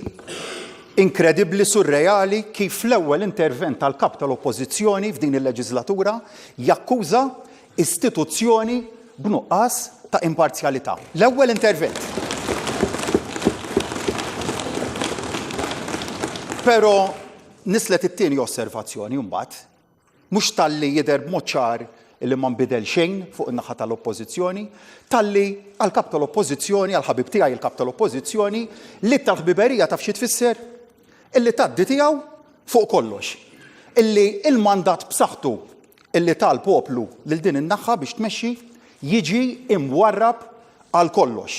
U l-attitudni li jurid l-Oppożizzjoni llum turi kif id-deċiżjoni tal-poplu tas-26 ta' Marzu għaliha ma tfisser xejn. L-istess ifisser il-kompromess għal kap tal-Oppożizzjoni, illi il-kompromess ifisser jew taddi tiegħu jew iħassar. Nittama illi din ma tkunx l-attitudni li se tieħu l-Oppożizzjoni. Iżda l-bidu ikolli ngħid ma jawgurax tajjeb. Għandna ħatra kostituzzjonali importanti illi ilna sena u nofs biex naqblu dwarha propju minħabba din it-tip ta' attitudni. Illi jew taddi tiegħi jew ma nikkooperawx. Jien nerġa' nestendi lit tal-ħbiberija lin-naħa l-oħra għandna l-kariga ta' ombudsman illi ilha skaduta sa minn Marzu tas-sena 2021. Sallum għadna b'dik il-kariga illi teknikament mhijiex vakanti imma illi qiegħda fisseħ biss bis-saħħa tal-liġi. Għandna wkoll it-tieni kariga li għalkemm mhijiex waħda kostituzzjonali dik ta' kariga ta' kummissarju għal ħarsin tal-standards fil-ħajja pubblika, illi għalkemm id-dispożizzjoni mhijiex entrenched u ma toħroġ mill-Kostituzzjoni, xorta waħda nixtieq illi naslu fi qbil. Imma b'differenza għal dak illi titkellem dwaru l-oppożizzjoni, aħna se nuru bil-fatt illum kif nuru li tal-ħbiberija u kif nimplementaw fuq kollox li tal-ħbiberija.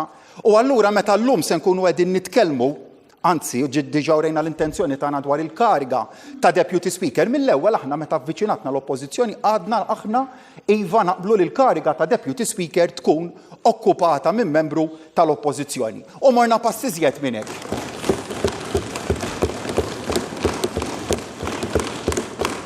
Mhux biss bilna dwar il-prinċipju mal-oppożizzjoni, bilna wkoll dwar in-nominat min-naħa tal-oppożizzjoni u min-naħa tal-kap tal-oppożizzjoni nnifsu meta resqu l-isem tal-Onorevoli David Agius mill-ewwel issenjalajna l-intenzjoni tagħna li niddeċiedu li nivvutaw favur kif se nkunu qegħdin nagħmlu illum. Però Sur President lil mill-kontroversja, anzi għadu mhux maħtur il-President. Ejja naqblu fuq punt wieħed in-naħa l-oħra qalet illi kien hemm nuqqas ta' imparzjalità mill-Speaker ma naqbel xejn ma dik l-asserzjoni għaliex kien hemm episodji fl-aħħar leġislatura fejn l-Speaker iddeċieda favur din in-naħa, kien hemm oħrajn fejn iddeċieda kontra, kien hemm episodji fejn id-Deputy Speaker li kienet ukoll ġejja min-naħa tal-Oppożizzjoni tat rulings illi fil-fema tagħna kienu kontroversjali fil-konfront ta' din in-naħa dejjem baxxejna rasna u rrispettajnihom. U hekk beħsibna nagħmlux din in-naħa meta tgħid illi vera tirrispetta lill-istituzzjonijiet, ma tgħidux bil-kelma imma tgħidu bil-fatti u nemmen ukoll. Nemmen ukoll li Dr. Angelo Farrugia huwa meritevoli li jkompli f'din il-kariga għaliex fl-aħħar leġislatura wera bis-sensiela ta' riformi illi għamel illi kellu dedikazzjoni sħiħa lejn din il-kariga għamel riformi importanti nsemmi dik tal-awtonomija amministrattiva fost diversi riformi illi ippilota u għalhekk se nkunu qegħdin nivvutaw bil-qalb favur il-ħatra tiegħu bħala Speaker ta' din il-Kamra bl-istess mod li se nkunu qegħdin nivvutaw bil-qalb favur il-ħatra ta' David Agius bħala Deputy Speaker ta' din il-Kamra. Grazzi. Nirringrazzjakom, jekk m'hawnx iktar rimarki, se ngħaddi għal-vot. Il-mistoqsija hi li Dr. Angelo Farrugia jkun elett Speaker tal-Kamra tad-Deputati. Dawk favur? Dawk kontra? Il-mozzjoni għaddiet. Il-Kamra hija sospiża. Hemmhekk għadha kif ġiet sospiża l-Kamra, Angelo Farrugia ovvjament ħajkun Speaker għal din l-14 il-leġislatura. Diskors sinifikanti mill-Prim Ministru rajna l-intenzjoni tal-Oppożizzjoni li tivvota kontra l-Speaker Angelo Farrugia, nixtieq ir-reazzjoni tagħkom. Nibda minnek, Chris. Hija verament ħasra u kif fl-ewwel opportunità net jiġifieri għadna nibdew ir-radda tas-salib għadna ħerġin mill-konkatedral ta' San Ġwan kull ma mxew 200-300 metru sal-Parlament u l-ewwel pożizzjoni li tuħu l-oppożizzjoni minn flok ma tgħid isma' iva, mhux biss nawguralu għax li tawguralu sabiħ, imma it-rings ħolow li nawguralu wara ngħidlek li ma rridekx, hija daqsxejn. U għandek 5 leġislatura li tittaħdem. Jiġifieri kienet opportunità biex ngħidu isma' il-poplu ta' dan mandat, mhux mandat ta' il-vot, kif kien hemm il-gvern ta' Lorenz Gonzi. Mandat ta' 40,000 vot. Il-partit fil-gvern qiegħed mill-ewwel jiġi miegħi iva id-Deputy Speaker se jkun nominat minnek, innominaw il-David Agius, aċċettaw mill-ewwel qed jawgurawlu. Għamel dak il-pass jekk tibda miex il-qudiem forsi xi darba tarġa' tirkupra il-fiduċja tal-poplu għax il-poplu wera biċ-ċar f'din l-elezzjoni li ċertu politika ta' tribalizmu ta' huma waħna ma jridix. U allura l-ewwel opportunità li jkollok tarġa' taqa' f'dik it-tip ta' politika illi il-poplu ftit jimilu għadu kif skarta, għandha mill-inkredibbli. Perit. Le, jiena naqbel ma' Chris, jiġifieri dan għadu ġej mill-Qudiesa tal-Ispiritu Santu fejn l-Arċisqof kien qed jikkwota lil Papa u jgħid isma' it-tribalizmu irridu innaqsuh. Probabbli hemmhekk beda jagħmel is-sinjal imbagħad imur hemmhekk illi inkredibbli. Fid-dinja għandek min miskin għax ma jistax jitgħallem. Imma mbagħad għandek oħrajn li ma jridux jitalmu u hemmhekk diġà bdiet toħroġ id-differenza bejn tnejn min-nies. Fejn għandek wieħed ngħid jien sejjer mit-tajjeb għall-aħjar u l-ieħor sejjer minn ġottaġen għall-ġonnar. Jekk se nibqgħu sejrin hekk, more of the same, jiena li jiddispjaċini għax ma ngħidx il-Partit Nazzjonalista għandu x'jitlef, Malta għandha x'titlef jekk ma jkunx hemm oppożizzjoni serja. Jiena jekk inti ma trix tkun serju, affari tiegħek jekk bemilek qed tweġġa' int, imma tkompli sejjer hekk jekk bemilek qed tweġġa' il-poplu kollu, qed tweġġa' lil Malta. Imma anyway, jiġifieri kifet min irid jitgħallem, min ma jistax u min ma jridx. Da forsi wkoll jirrifletti lejn il-5 snin ta' leġislatura illi għandna qudiemna, ġifieri għax jekk inti bdejt b'dan il-mod mill-bidunet. Ma tantx awgura tajjeb. Ekku, ġifieri wieħed jistenna u kif qed jgħid il-Perit ġifieri li xuja marbuta wkoll ma' poplu, li xuja marbuta ma' pajjiż. Ġifieri inti ma tistax tiskarta dak li ġara xaru nofsilu, ġifieri fil-riżultat tal-elezzjoni ġenerali, parti minn hekk, anke fuq skrutinju ta' pajjiż, fuq oppożizzjoni li għandha moħħ hemmhekk li qiegħda tara li dak li hu tajjeb tgħidlu tajjeb u dak li hu ħażin tgħidlu ħażin.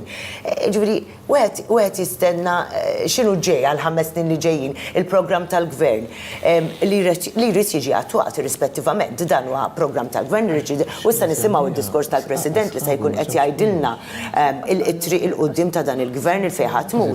Ġifieri wieħed jibda jgħid il-poplu Malti wawċi xejn jkun qed jistenna mill-oppożizzjoni. Lilin minn nomina nnifisha għaliex konna nafu huwa fatt kompjuter janka jekk l-oppożizzjoni tivvota kontra. Xorta se ikkonferma. Jiġri lilin minn nomina nnifisha. L-iktar sinifikattiv fil-fema tiegħi anke mill-lat politiku huwa is-sinjal li qed tibgħat. Jiġri mhux in-nomina il-ħatra nnifisha għax xorta nafu illi Anġlu Farrugia kien se jiġi konfermat bħala. Imma is-sinjal li tibgħat illi l-ewwel deċiżjoni, l-ewwel pożizzjoni tiegħu tkun waħda konfrontazzjonali. Il-mindset. Meta m'hemmx għalfejn. Għax anke bil-konfrontazzjoni taf li xorta mhux ħatgħaddi tiegħek. Allura il-mindset kif qed jgħid Karmelu għandu jkun illi ejja nibdew nersqu naqa' lej iċ-ċentru lej biex naraw illi issir ħidma illi fl-aħħar mill-aħħar tissarraf fġid għall-poplu Malti kollu. U forsi l-poplu jibda japprezza dik. Min-naħa tiegħek għax anke politikament tal-Partit Nazzjonalista hija ta' detriment mhix ta' ġid għalih. Dr. Fabri, kont ħandur fuqek, dil-konfrontazzjoni fil-Parlament forsi taf issarraf anke f'nuqqas ta' speditezza f'leġislazzjoni li tolqot affarijiet importanti lil pajjiżna fosthom l-ekonomija. Kemm taħseb li huwa importanti li f'affarijiet li jikkonċernaw il-pajjiż u l-benesseri ta' dak li għandu x'aqsmam il-qasam tiegħek, il-qasam ekonomiku, li jkun hemm dik l-ispeditezza u ma jkunx hemm ħafna kustinjar, speċjalment f'sitwazzjonijiet fejn il-bwiet tan-nies pereżempju jkunu qed jiġu mittifsa sew. Bla dubju l-istabilità. Ħantel fi għadha għandek parlament għax il-ġurnata tal-Speaker Anġlu Farrugia.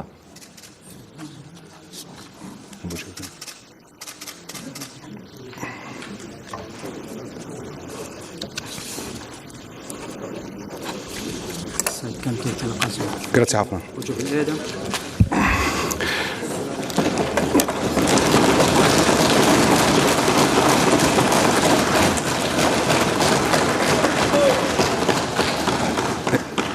Nirringrazzjak, Onorevole Permistru, tal-mozzjoni, nirringrazzja l-membri li ħaddu sehem f'dina l-eżerċizzju parlamentari biskott il-Kostituzzjoni jiena niġi elett, nirringrazzja kull min parteċipa f'dan l-votazzjoni. Inwiegħed li kariga tiegħi li hija kariga kostituzzjonali li titlob li jiena immexxi skont l-standing orders u l-ordnijiet pleni tal-Kamra u d-deċiżjonijiet li dejjem kienu meħuda biex ikonna l-andament propju ta' din il-proċedura tal-Parlament, namlu skont l-abilitajiet tiegħi, skont il-kuxjenza tiegħi, nitlob l-Alla li jgħinni bħalma dejjem għamel.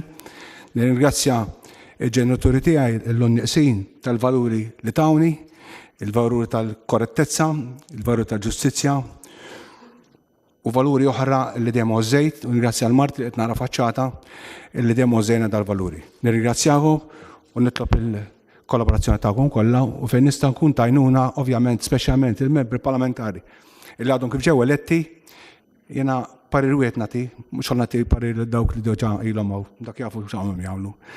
Imma żgur il-membri parlamentari li telgħu għamlu x-xogħol tagħhom bla biża', għamlu l-argument tagħkom, però qatt attakaw il-persuna għaliex ma taslu bija imkien, mhux se tirbħu bija dik.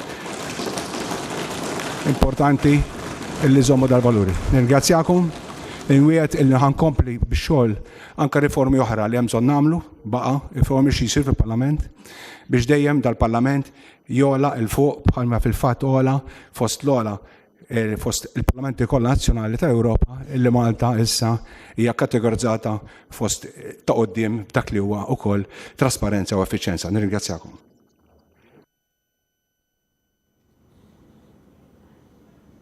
Hemmhekk rajna li l-Speaker Angelo Farrugia jieħu il-ġurament tiegħu bħala l-Speaker ta' Malta għal din it-tielet leġislatura tiegħu l-14 il-leġislatura ta' pajjiżna. Dr. Fabri, qabel kont qed nitkellmu miegħek dwar Proponi l-Su David Taġus bħala Deputy Speaker tal-Kamra tad-Deputati. Grazzi. Grazzi, jissekonda fil-kap ta' oppożizzjoni Bernard Gregg, grazzi. Għamlu Marki. Nomina ovvjament il-Deputy Speaker li ħajkun David Taġus għal Partit Nazzjonalista. Nerġa' ndur fuqek Dr. Fabri tal-liftek għattini darba, skużani, kif konet ngħidu l-importanza tal-ispeditezza fil-leġiżlazzjoni fil-Parlament meta jkun hemm sitwazzjoni ta' materja sensittiva. Kif għat l-ewwel anke bħalissa dejjem minn żminijiet li huma ekonomikament stressanti ħafna, ġifieri żgur li ħajkun hemm bżonn jittieħdu ċertu deċiżjonijiet b'mod aktar maġġel biex nelbu l-isfidi kurrenti tagħna. Bla dubju il-ċertezza u anke l-iżvilupp ekonomiku jiddependi ħafna fuq stabilità politika. Ġifieri nawgura l-Parlament il-żewġ naħat tal-Kamra illi fil-5 snin li ġejjin ikunu qegħdin nisimgħu ħafna idejat fuq anke l-isfidi li għandna quddiem. Għaliex fl-aħħar mill-aħħar il-poplu se jgwadanja jew se jbati. Ġifieri għandna sfidi ta' edukazzjoni, għandna semmina l-ambjent, semmina digitalizzazzjoni, ma xaġa l-qalbi li għandha ħafna hija l-edukazzjoni, ġifieri għandna sfidi kbar x'naffrontaw b'mod f'dan il-qasam u importanti li naħdmu flimkien għaliex fl-aħħar mill-aħħar il-futur tal-ekonomija tagħna tiddependi millum x'qed ninvestu fis-sistema edukattiva tagħna. Meta naraw foreign direct investment pereżempju taffettwa min irid jinvesti meta jara din jara forsi xi ftit konfrontazzjoni fil-Parlament jara hemm forsi leġiżlazzjoni ħanduru waħda x'qed jgħidu li ħajkun hawn ġurament tal-Prim Ministru Robert Abela minnu fih ħanduru fuq il-Kamra tal-Parlament.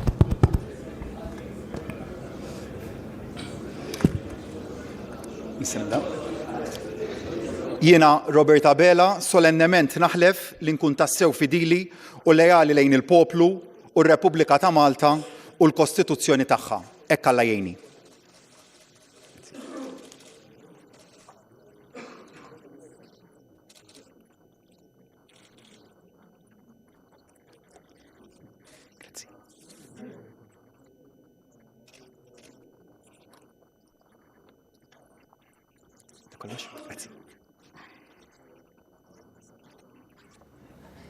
Hemmhekk rajna li l-Prim Ministru Robert Abela jieħu l-ġurament tiegħu fil-Parlament għall-ewwel mandat ovvjament tiegħu għal din il-leġislatura. Daqtu kollu konna lil kap tal-Oppożizzjoni Bernard Gregg li ħajkun qed jieħu il-ġurament tiegħu ma nafx nistgħux insegwuh ukoll. Naħlef li nkun tassew fidili u lejali lejn il-poplu u r-Repubblika ta' Malta u l-Kostituzzjoni tagħha hekk Alla jgħinni.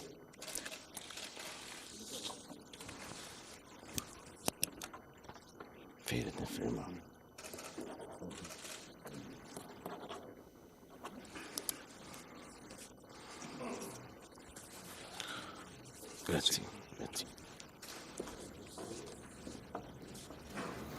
Hemmhekk rajna li l-kap tal-Oppożizzjoni Bernard Gregg jieħu l-ġurament tiegħu, ovvjament isegwu l-ġuramenti tal-79 membru parlamentari ovvjament li hemm f'dik il-Kamra, huma jieħdu l-ġurament kollha wieħed l-ewwel jieħdu l-ġurament dawk li huma fil-Kabinett tal-Prim Ministru mbagħad il-bqija tal-grupp parlamentari taż-żewġ partiti. Dr. Fabri, nerġa' ndur fuqek f'dak li konna qed ngħidu.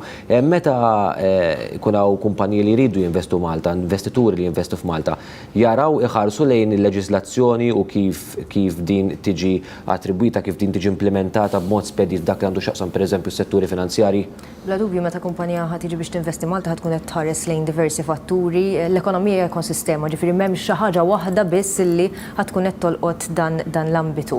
Li hu żguru illi il-governanza flimkien ma' affarijiet oħra, bħalma semmejt l-ewwel anke l-investiment fl-edukazzjoni, ir-riżorsa umana, l-kwalità tar-riżorsa umana tagħna, il-banek kemm ser jgħinu biex anke dal-investiment u kif iseħħ ukoll.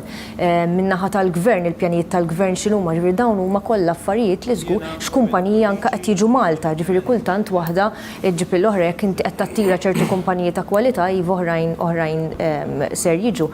Anke x'bażi għandek ta' startups Malta. Dik taffettwa wkoll x'tip ta' kumpaniji jiġu. Naħseb wasal iż-żmien ukoll li niffokaw fuq mhux biss li nattiraw kumpaniji minn barra, però li niżviluppaw linkages ma' daw il-kumpaniji bħal pereżempju dejjem konna nsemmu il-farmaceutika, ma issa kif nistgħu nattiraw iktar setturi ta' riċerka u żvilupp illi jistgħu jgħinu lil dawn il-kumpaniji biex mhux biss nattirawhom, imma issa rridu nibdew naraw ukoll kif se nżommuhom magħhom għat-tul. Naħseb ukoll l-infrastruttura li jkollu l-pajjiż, inti jekk inti qed tinvesti f'xogħol diġitali, issa data remote working pereżempju, il-mod ta' kif persuni rather milli jaħdmu mill-uffiċċju jaħdmu minn kwalunkwe post ieħor, jistgħu jaħdmu ġifieri settur privat narawha xi ħaġa li qed tkompli tespandi u naħseb illi Malta jista' jkollha suċċessi kbar f'dan it-tip ta' xogħol ġdid illi ħajwassallek biex forsi jkollok aktar nies li ġej minn barra li din jaħdmu minn hawnhekk, ġifieri u da kollu milux kont qed nara xi feature fl-aħbarijiet fuq din u jista' tinteressak għaliex tgħid alright mela aħna għandna l-kapaċità, għandna l-infrastruttura tajba biżżejjed biex ikollna kumpaniji li lesti li jibgħatu n-nies hawnhekk jaħdmu bir-remote working iktar milli forsi jkollhom l-uffiċini, issa tgħidli ma l-uffiċini huma importanti li jkollok ukoll. Imma xorta qed tattira foreign direct investment li jista' jkunu wkoll jagħti. Mal-ġenerazzjonijiet il-ġodda. Il-ġenerazzjonijiet il-ġodda llum anke draw jistudjaw b'mod differenti.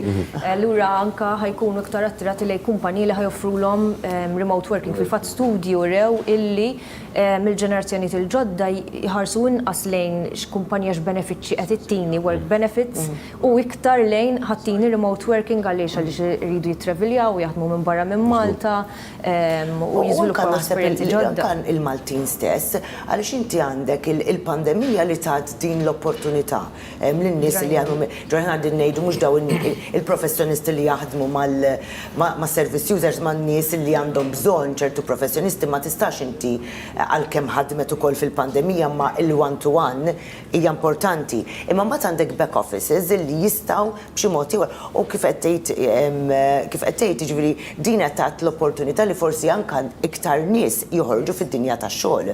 Ġifieri li qegħdin ifittxu dan it-tip ta' remote working illi iwassluhom biex ikollna iktar nies fil-dinja tax-xogħol. Iktar nisa wkoll. Iktar nisa wkoll, ġifieri aħna kibret il-fatt li għandna aktar nisa fid-dinja tax-xogħol għax kif konna ngħidu aktar qabel kellna daw it-tip ta' tools bħal child care bħal Club 316 li wasal biex aktar nisa joħorġu fid-dinja tax-xogħol u ma jkollhomx moħħhom sejna ngħid li dawn l-inċentivi kienu għan-nisa u għall-irġiel.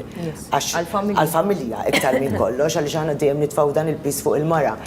Imma inti għandek iktar opportunità li aktar nisa joħorġu fid-dinja tax-xogħol. U f'dak fil-kuntest tal-ftuħ tal-Parlament u kif qed iġġibruha l-Oppożizzjoni, wieħed ta' min isemmi wkoll li naqbel ma' żewġ sħabi x'inhu huma l-fatturi illi jagħmlu lil Malta attrajenti. Fattur minnhom huwa l-istabilità politika. U hawnhekk irid insemmi li minkejja isu it-tribalizmu li qed jimxi bih partit il-gvernijiet laburista mhux qed jaqgħu għal dik il-mentalità, għal dak il-mudell ta' tribalizmu u għandna stabilità politika attrajenti ħafna. Fuq il-parti ekonomika, jiena naħseb qed nitkellmu fuq ħafna sfidi, veru għandna ħafna sfidi. Missa il-kapaċità tal-poplu Malti trid tkun kif se jaqbad dik l-isfida u jdawwara f'opportunità. U di ġrat, u tista' terġa' tiġri. Biex nagħti eżempju żgħir, naqbel ma' Stefani illi waħda mill-affarijiet li bagħtet l-Ewropa lura illi fil-Barroso Commission l-Ewropa kienet qed tfassal modelli ekonomiċi mibnija fuq austerità. Kulħadd dak iż-żmien kien hemm 28 member states għax kien hemm l-Ingilterra u kollha kienu qed jimxu mal-politika li kienet qed tadotta l-Unjoni Ewropea ta' austerità. Aħna qlibna mill-austerità għal iktar open, incentivized, supported economy fit-2013, meta kien għatem dik l-istess, ġifiri aħna konna naħseb probabbli l-uniku u l-ewwel stat membru illi abbanduna dik il-politika anki meta l-Unjoni Ewropea kienet għada qed tħaddana.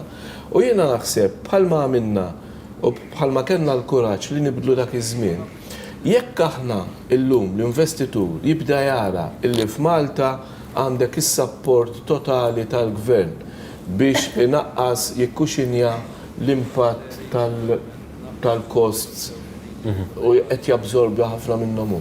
Dak li jkun jista' jgħidlek isma' jiena irrid inħares lejn din l-opportunità jekk aħna kapaċi illi għax qed ngħinu biex innaqsu l-ispejjeż is-settur tat-turiżmu se jkun iktar kompetittiv minn kompetituri tagħna, mela dik ukoll għandek opportunità bej it-turist se jażelaw għax il-prezzijiet is-sapportjati mill-gvern għadhom qegħdin aħjar minn destinazzjonijiet oħrajn. Ġifieri issa wieħed irid jaħseb ftit kif din l-isfida nistgħu indawruha opportunità.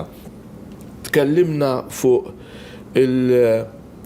il-Green Deal u kif l-investiment fl-environment jista' jgħin l-ekonomija. U tkellimna fuq pollution, konna qed nitkellmu fuq il-pollution. Fl-Ewropa, air pollution hija l-kawża ta' 400,000 premature deaths kull sena. Jiġifieri 400,000 ċittadin Ewropew qed imutu qabel iż-żmien imħabba l-air pollution. Issa mhux qed insemmi il-chronic, il-cost li l-gvern irid iżomm għal chronic diseases, bħal respiratory diseases, etc. Għan noqqas fuq il-post tax-xogħol imħabba dan it-tip ta' mart.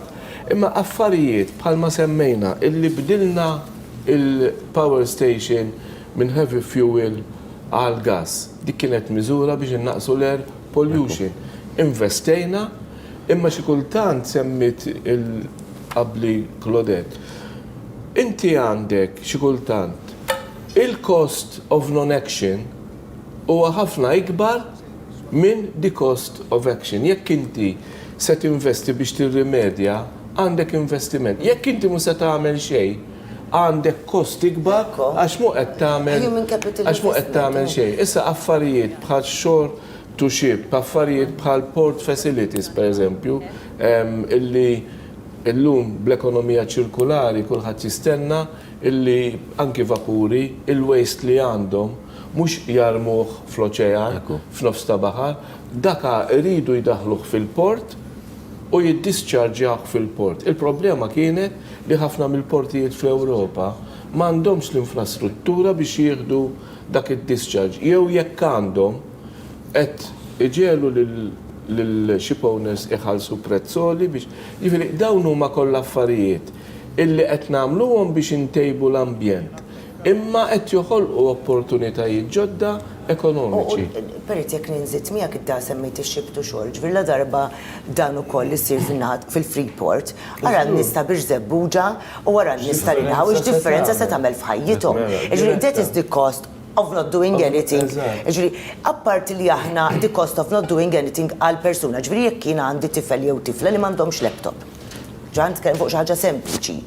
Ara jien kemm l-investiment li ħanamel tal-li nagħti lil dik it-tifel jew dak it-tifla li hija parti mill-programm tal-gvern, laptop, ħanejnhom fl-edukazzjoni tagħhom li kienet qed tissemmi Stephanie. Imma kemm hu ikbar il-cost of not doing anything, pereżempju bħal mhux xibtu xogħol fil-Freeport li ħadd ibbenefika komunità sħiħa minnu da. Ġuri apparti li n-nies ħajkunu qegħdin ikollhom arja nadifa u dal-affarijiet kollha.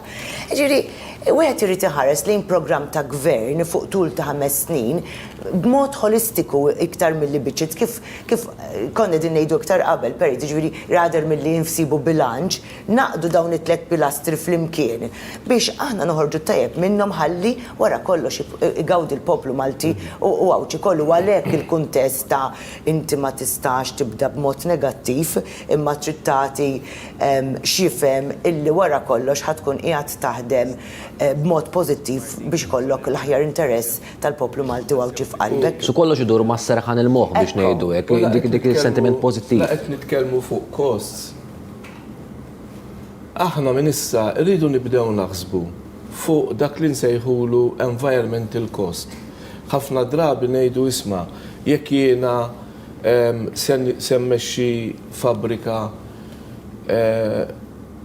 bil-gas biex naqliba b'solar, hemm min jgħidlek isma' imma l-alternative energy se tiswa iktar mit-traditional energy. There is an economic cost.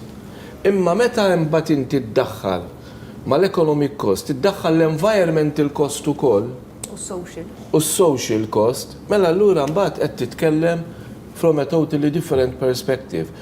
Jiġifieri ma rridux nibqgħu naħsbu biss fuq dak meta nitkellmu fuq cost, fuq l-economic cost, fl-equation irridu nibdew indaħlu anki dak li hu nsejħulu l-environmental cost. Anki jekk qed ngħidu illi għal bilanċ ma tistax tħalli settur javvanza at the cost tas-settur ieħor. Aħna rridu nibdew ngħidu isma' aħna veru imxejna l qudiem ekonomikament, imma b'dak li mxejna qed nitilfu f'areas oħrajn qed nitilfu fuq jinnaf il-biodiversità tagħna qed nitilfu fuq. Dawn huma kollha affarijiet illi the sooner we talk, the sooner we discuss them, u the sooner illi nibdew ndaħluhom, the better. U hemmhekk in-nies li huma l-aktar vulnerabbli fis-soċjetà li x'aħna ma nistgħux ninnegaw li għandna nies illi jirnexxilhom javvanzaw fil-ħajja u naħdu pjaċiri li wieħed jara li n-nies javvanzaw fil-ħajja u jimxu l-qudiem, imma ma tistax tinsa lil dawk l-aktar vulnerabbli fis-soċjetà tagħna illi forsi bil-mezzi finanzjarji li għandhom ma jistgħux they make ends meet their end meets ġifieri. U rridu biex inkompli fuq dak li qed tgħid Claudette, rridu nżommu quddiem moħħna illi jekk jidħol any type of cost, economic cost, environmental cost, social cost, b'dak il-cost l-ewwel li se jbatu u l-iktar li se jbatu huma dejjem iż-żgħar.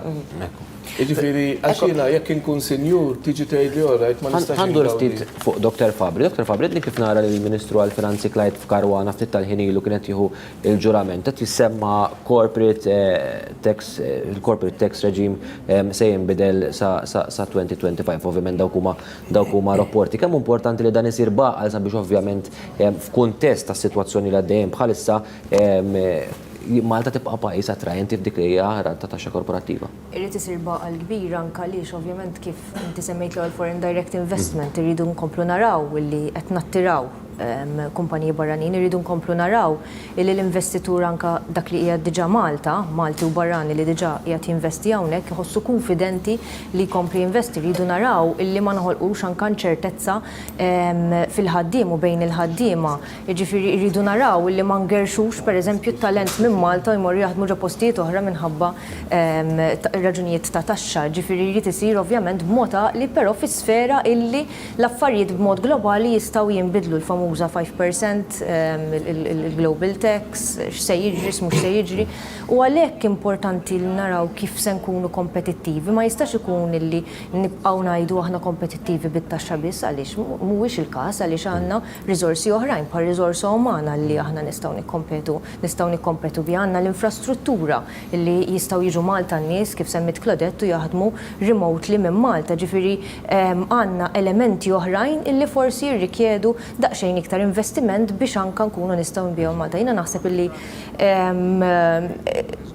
biex ngħidlek opportunità illi għandna qudiemna hi li nikkonvertu anke Malta f'Beta Island fejn ilna ngħiduha li tkun test base għal teknoloġiji ġodda, għandna dik l-opportunità, ċ-ċokon tagħna anke jippermetti għal dan u naħseb illi jista' jkun ta' riklam tajjeb u jżid l-attraction ta' Malta hemm barra. Waħna ovvjament gżira mdawra bil-baħar, tissemma ħafna l-ekonomija l-ħadra.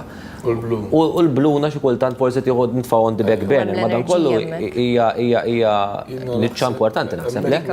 Missejt opportunitajiet kbar biex intik idea żgħira, id-dinja tagħna, il-pjaneta tagħna għandek 70% baħar u 30% art. Pero l-ekonomija globali, 95 kważi l-ekonomija kollha globali, 95 ġejja minn dawk 30% tal-art. Mill-baħar kollu l-ekonomija li qed niġbdu minna hija inqas minn 5%. Qed ngħidlek biex naraw il-potenzjal kbir illi hemm fil-blue economy. Li wieħed irid iżomm quddiem għajnejh aħna fuq l-art għamilna ħafna żbalji. Illum għandna we have an overstretched economy, id-domanda għal riżorsi fuq l-art qiegħda dejjem tikber għax qed tikber il-popolazzjoni, tikber għax l-standards tal-popolazzjoni qegħdin jolew u diġà għandna u qed nagħmlu ħafna żbalji. Fuq l-art l-ewwel qed nagħmlu l-iżbalji. Imbagħad immorru for remedial solutions. Jekk se mmorru lejn l-oċean, irridu nkunu ċari mill-ewwel illi we have to go with preventive measures, mhux nagħmlu l-istess balji li għamilna fuq l-implemental policies, tiżid fuq kull waħda minnhom. U l-opportunitajiet l-Ewropa diġà identifikat areas, setturi illi barra is-setturi tradizzjonali, ma ninsewx illi Malta mdawra bil-baħar, il-blue economy diġà qiegħda hemmhekk, għandna ħafna setturi tradizzjonali jinnaf bħas-sajd, bħat-trasport, bħad-diving, coastal tourism u l-turizmu tagħna huwa kollu kostali, dak huwa kollu parti mill-blue economy. Imma mbagħad għandek emerging sectors bħal huma l-ocean energy, biotechnology, l-akwakultura iktar kbira u iktar sostenibli. Dawn huma kollu ma ninsewx li pereżempju aħna niddependu fuq il-baħar anki għall-ilma kollu li nixorbu. Immaġina kieku aħna ma konniex imdawrin bil-baħar u kieku l-oċean ta' madwan. Ġifieri dak is-settur nemmen illi rridu inħarsu leħ bis-serjetà. Li qed jgħid il-Perit ukoll, isemmejt punt kruċjali, jekk titkellem ma' tfal tgħidilhom li x'inhu l-iktar ħaġa li ntejqek jgħidulek il-binjoli, il-ħafna bini li għandna, m'għandniex spazji. Jiena forsi aħna li ġejjin minn naħa t'isfel u imdorjin bil-baħar Perit, lejwet iżżurri u x'nafien tieħu r-ruħ meta tmur naqra ħdej il-baħar u jkollok dik l-arja u x'nafiena. Ġifieri apparti dan li qed insemmu li għandek hemmhekk il-mod ta' kif inti tista' tkabbar l-ekonomija tiegħek billi tinvesti f'dawn l-affarijiet, imma għandek ukoll l-ixu ta' dak li jitkellmu fuq għan-nies. Ġifieri il-fatt li inti fl-ambjent tiegħek waqt li qed tinvesti f'dawn l-affarijiet kollha qed tieħu ħsieb ukoll l-art illi kemm ħaddum tibni l fuq u tespandi ġifieri n-nies iridu daqsxejn ta' soljef fl-arja li jieħdu wkoll. Dr.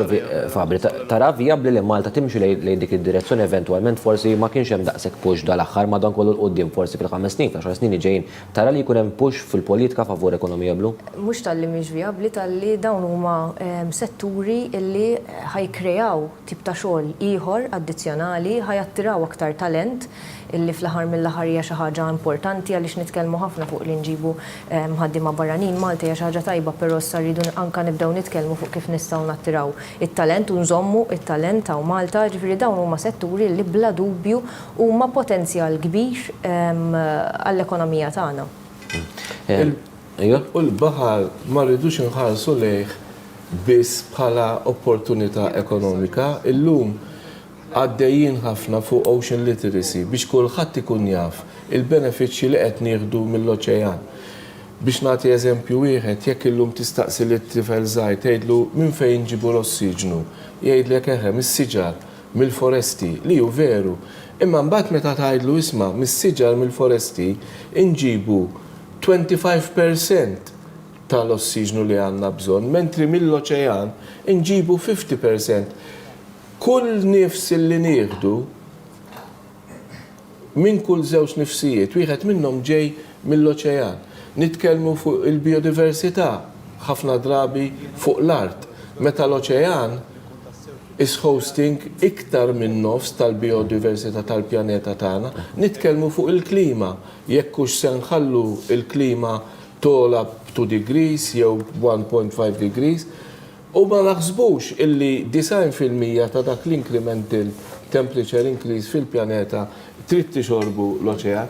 Hemm ħafna affarijiet jiena naħseb illi rridu nibdew b'din l-ocean literacy il-qoddim imbagħad immorru for blue skills u blue careers biex min ikun lest li jiġi investi għaw Malta fis-setturi il-blu ikollu diġà infrastruttura isa lesta. U da kollu jgħin lil kull wieħed u waħda minna li ngħixu f'dil gżira, ġifieri jiena ma nistgħux ninsew pereżempju s-settur tal-persuni b'diżabilità, s-settur tal-anzjani, s-settur kull meta ħankunu qegħdin nagħmlu dal-affarijiet kollha, in-nies min qed jarana bħalissa qed jgħid ġifieri il-programm tal-gvern għal dawn is-setturi li qegħdin nispjegaw hawnhekk. X'inhu eżattament? Il-fejn ħajwassalna? Kif ħanibbenefikaw aħna bħala familji minn dawn l-affarijiet kollha li qegħdin insemmu? U allura hemmhekk l-ixprun tal-politika ta' gvern fuq 5 snin, jiġifieri wieħed irid jaħseb ukoll f'dawn is-setturi l-oħrajn fil-waqt li qegħdin nikbru fuq dan il-punt, nikbru wkoll f'setturi oħra biex ngħinu lill-familji tagħna, ġifieri u għalhekk l-investiment li kont qed ngħid x'inhu l-kost li ma tagħmel xejn? Ekku. U l-fatt punt żgħir tagħmel illi għandna wieħed mill-ikbar numri ta' ministri u segretarji parlamentari, jiġifieri min jaħdem hemm iktar. U dak jiena ngħid jirrifletti x-xogħol illi għati li tisir. Kieku x-xogħol fil-5 snin li ġejjin ħajkun iżgħar minn snin ta' qabel, il-Prim Ministru kien jażel kabinet żgħir. Il-fatt li l-kabinet huwa kbir u kulħadd tassenjat il-biċċa tiegħu, nistgħu naħsbu x-xogħol kemm se jikber, ir-riżultat kemm se jikber. Qabel nagħlqu din it-tema ekonomika biex ngħidlek fl-ambitu ta' programm li qed nagħmlu li jiddiskuti dan il-jum importanti għall-Parlamentu din l-14 leġislatura. Dr. Fabli, forsi kumment konklusiv minn naħa tiegħek. X'tistenna li tara fil-5 snin li ġejjin hemm xi punti ekonomiċi li tara li l-Gvern għandu jindirizza sabiex ovvjament l-ekonomija tibqa' waħda b'saħħitha f'pajjiżna? Naħseb kif bdejna fid-diskussjoni fil-bidu li ġejt jiena hemm numru ta' affarijiet bbażati fuq it-tranzizzjoni li ngħaddu mill-kriżi li hemm issa u t-transformazzjoni. Jiġifieri bħalissa qed naffaċċjaw problemi ta' inflazzjoni kbar, supply chain shortages, etc. Jiġifieri dak ovvjament inkunu qed nistennew min-naħa ta' gvern illi jkun hemm flimkien mal-privat għaliex iridu fl-aħħar mill-aħħar naħdmu flimkien. L-importanza tal-konsultazzjoni bejn tnejn.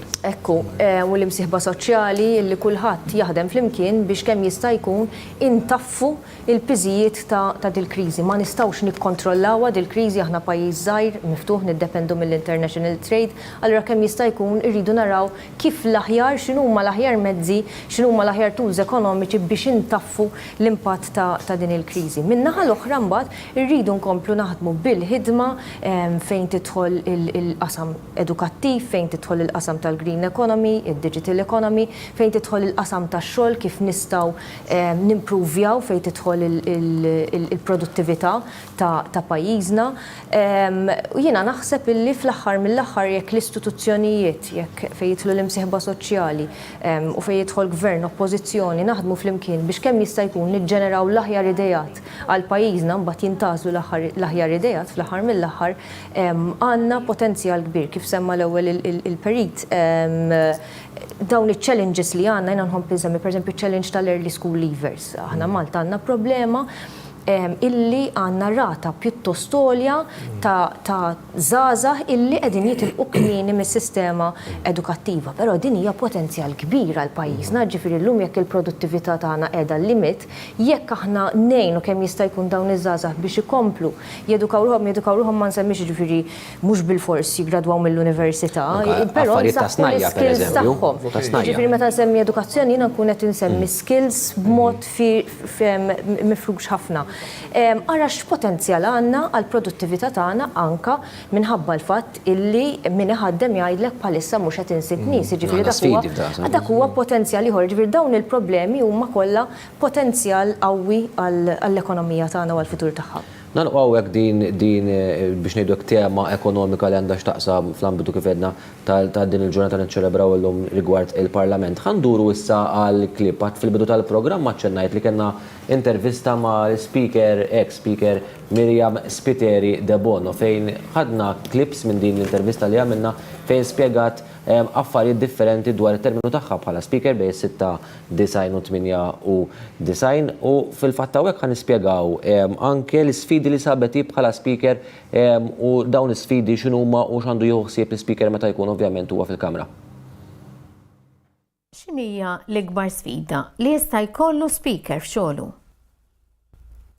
L-ikbar sfida tal-speaker hija l-ewwel waħda huma r-rat tas-salib illi anki jekk kienu huma meta innominawk qablu fuqhom iż-żewġ naħat tal-Kamra u jkunu innominawk b'vot unanimu, il-fiduċja illi inti tirbaħ ġurnata wara l-oħra.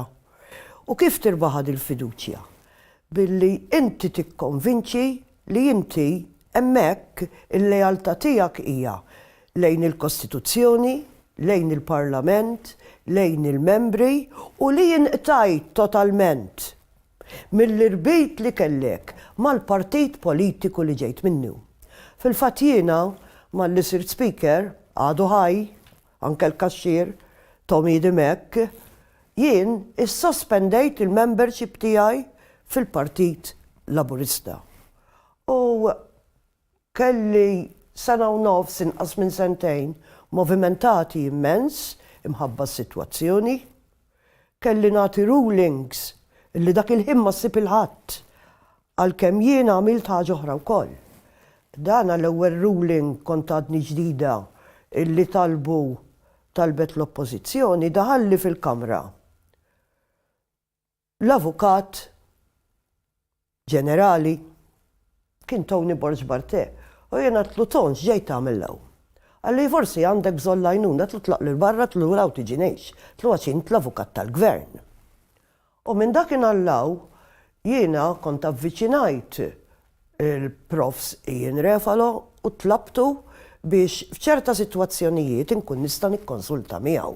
Għaliex mill-ewwel anke derli illi mhux biss id-distak mill-partit għandu jkollok, inti għandu jkollok ukoll distakk li għandu jeżisti bejn il-leġislattiv, il-Parlament u il-Gvern, l-Eżekuttiv. U dik kienet xi ħaġa oħra li jiena mill-bidu net ħadd ħsieb illi nibda mixja b'dak il-metodu.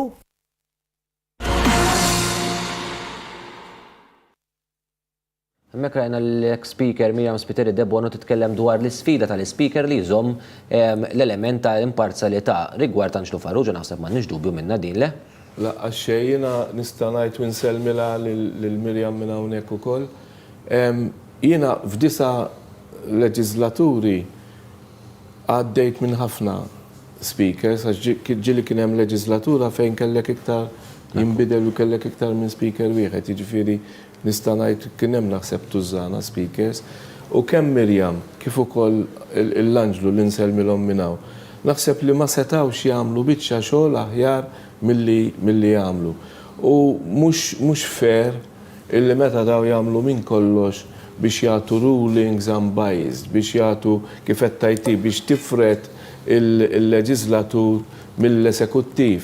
Imbagħad tmur tgħidilhom biased, jien di ma nifhimix. Da isek qed tajt isma' hemmhekk għandek il-poplu Malti issapportja partit kważi b'40,000 vot iktar mill-ieħor, allura tgħid il-poplu Malti biased, ċifieri il-poplu Malti biased. Il-poplu Malti kellu dritt illi jivvota u għażel il-vot tiegħu. Allura jien ħammur ngħid il-poplu Malti biased jekk jiena immur għal sentenza u jkolli t-tort u qudiem min imur itini t-tort. Allura jiena se ngħid żgur dak biased għax it-tort li taħ. Flok ngħid isma' ħanara fejn hu t-tort tiegħi, ħalli nirranġa. Le, nibqa' nażaq fuq l-istess direzzjoni, nibqa' għaddej bl-istess.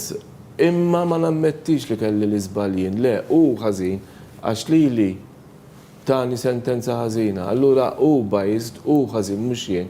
U jiena nibqa' nażaq. U t-nejġabu riformi perit. T-nejġabu ħafna riformi. Mirjam fil-periodu qasir, għax titqis il-96-98 kien periodu qasir. Kien żmien turbulenti wkoll. Ekku, żmien turbulenti li għaxnieħ, imma. U qed nitkellmu fuq in-nisa nsellmu għax kienet l-ewwel speaker mara wkoll. U qatt ma kien hemm fl-istorja tal-pajjiż. L-ewwel waħda u l-unika waħda. L-unika ħammorru. Għax imbagħad kien hemm deputy speaker ukoll. Ma speaker kienet ħammorru semmejna snin ta' l-1996 u l-1998. Ħammorru għal klip fejn Mirjam Spiteri de Bona titkellem waħda mill-iktar rulings diffiċli li kellha tagħtija bħala speaker meta kienet speaker tal-Kamra. Nisimgħu. Kieku kelli nistaqsik dwar ruling partikolari illi jibqa' f'moħħok għal dejjem dan ir-ruling partikolari li mikun. Kien hemm ħafna tagħmel lejn l-aħħar ħanidlek meta kellna dik il-sitwazzjoni fejn il-Perit Mintoff kien ivvota mal-oppożizzjoni meta l-Prim Ministru ta' dak iż-żmien qal illi jekk ma jgħaddix ir-riżoluzzjoni jikkonsidra qisha vot ta' sfiduċja li kien assessment politiku. Is-sedja ma tistax timxi bl-assessments politiċi, trid timxi bl-assessment legali. U aħna dak iż-żmien konna 69 members u l-speaker 70. U dakinhar ma setax l-speaker jagħti casting vote. Għaliex ma ġewx ugwali, ġew 35 u 34. U jien għamilt ruling fuq il-section tal-Kostituzzjoni. Niftakar tajjeb il-52. U għatt, anke kieku dan kien vot ta' sfiduċja kif titlob il-Kostituzzjoni, għax il-Kostituzzjoni ktimxi mal-punto virgola tagħha, vot ta' sfiduċja, mhux vot ta' fiduċja li jintilef. Id-deċitura trid tkun vot ta' sfiduċja. Għad-dan ma kienx ikun għadda skont il-Kostituzzjoni, għattax għal vot ta' sfiduċja, is-sedja hija parti mill-Kamra. Allura għandna Kamra b'70 membru u 35 mhuwiex maġġoranza ta' 70. Huwa nofs. Mhuwiex 50% plus 1, huwa 50. U kien hemm minn dak iż-żmien anke min naħa tal-Oppożizzjoni min dina ma tantx niżlitlu. Fil-fatt bdew itiru ċerta aġġettivi u l-Leader of the House, il-Deputat Prim Ministru George Vella, kien qal illi qed jitlob ksur ta' privileġġ fil-konfront tal-Speaker li qed isir hemmhekk. Imma jien niftakar f'dik is-sitwazzjoni kollha li kien hemm flok aċċettajtu għattilhom sort of jibqa' għaddej għax Alla ħares kellna għal kull ħaġa li qed tgħaddi hawn ġew jekk għandna jekk għandna ħuġġieġa din nagħmlu ikbar, tifhimni kien fil-konfront tiegħi u kien lejn l-aħħar, kien lejn l-aħħar qabel ix-xogħliment tal-Parlament.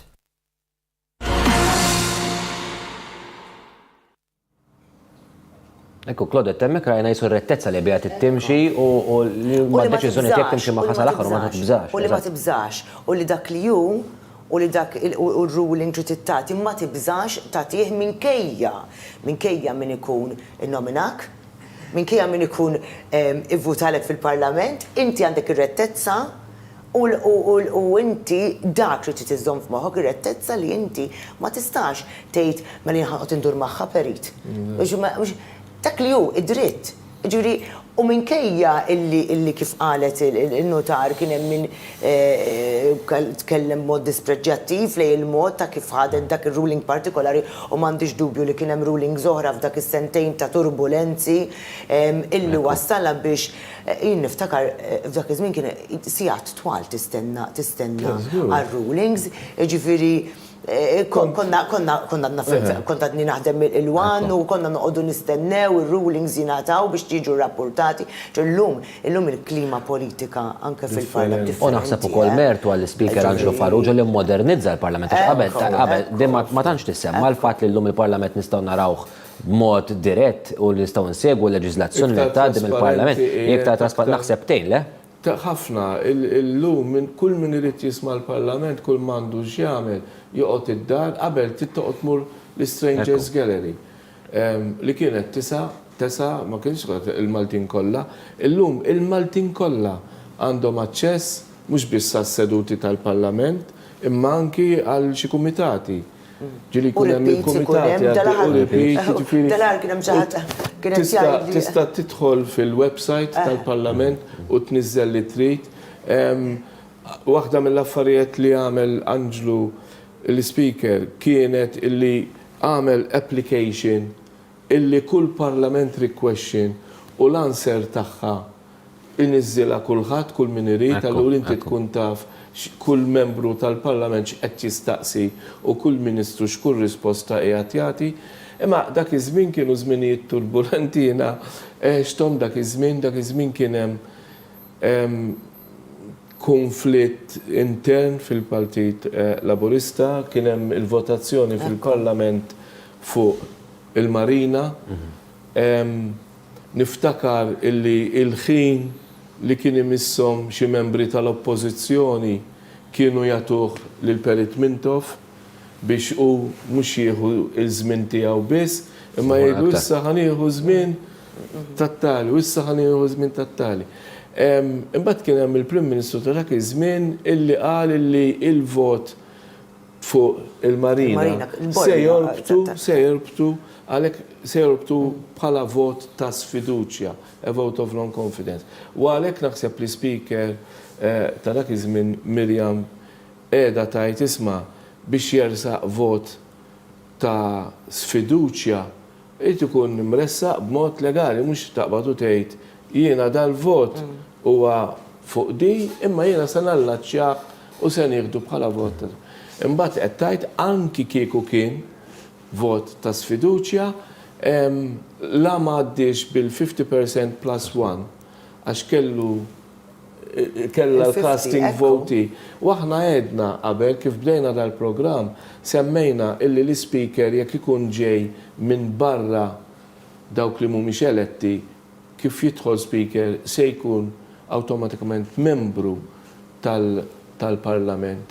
Imma jiena naħseb kienet ħarġet minn dak iż-żmien Miriam with flying colors. U komplejna nitkellmu fil-fatt ma' Miriam u rrakkontatilna anke clips tul l-intervista li għamletilna mal-kollega Antoinette Falzon rrakkontatilna anke esperjenza personali tagħha fejn saħan sitra lanqas pereżempju dak iż-żmien għal-nisa fil-Parlament ma kienx hemm toilets u fil-fatt ħan nisimgħuha jidilli f'dan il-klip li jmiss dwar l-esperjenza personali tagħha. L-esperjenza tiegħek bħala l-ewwel u l-unika mara speaker li qatt kellu pajjiżna. Fimni ħannejdlek. Inti, bħala speaker, mhux għax mara jew għax raġel, il-fatt li kont mara ċirkostanzi tiegħi, bit-tlet tfal, Kelli l-għażla. Kemm effettwak dak iċ-ċirkostanzi f'dan ir-rol? Bi 3 tfal żgħar.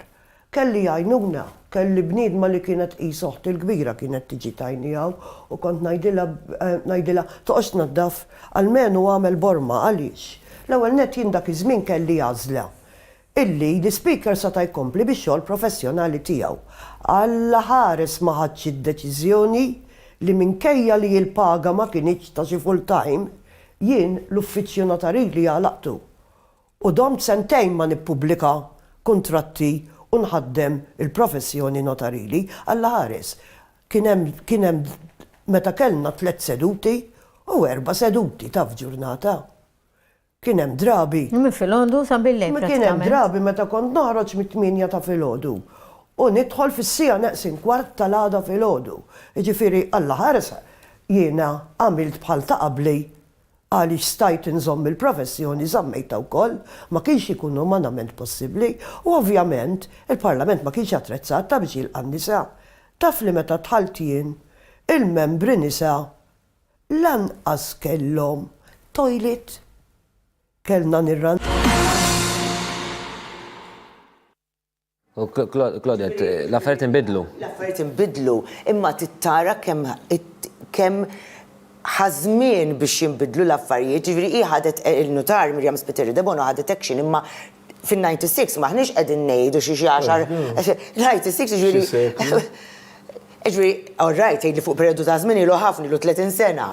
Imma possibbli li fil-Parlament ma jkunx hemm tojlita għan-nisa u dak huwa fuq dak u jiena nħares il-qudiem biex nara lill-membri nisa li jista' ġew eletti fil-Parlament Nazzjonali, irrispettivament jekk mhux bil-voti jew bil-mekkaniżmu, rispettivament jekk hux min-naħa tal-Gvern jew min-naħa tal-Oppożizzjoni li jiġu flimkien biex naraw illi dawn l-issues illi jolqtu direttament biex ikollna verament allura pajjiż immexxi minn nisa u rġiel jien jittieħdu azzjonijiet fuqhom.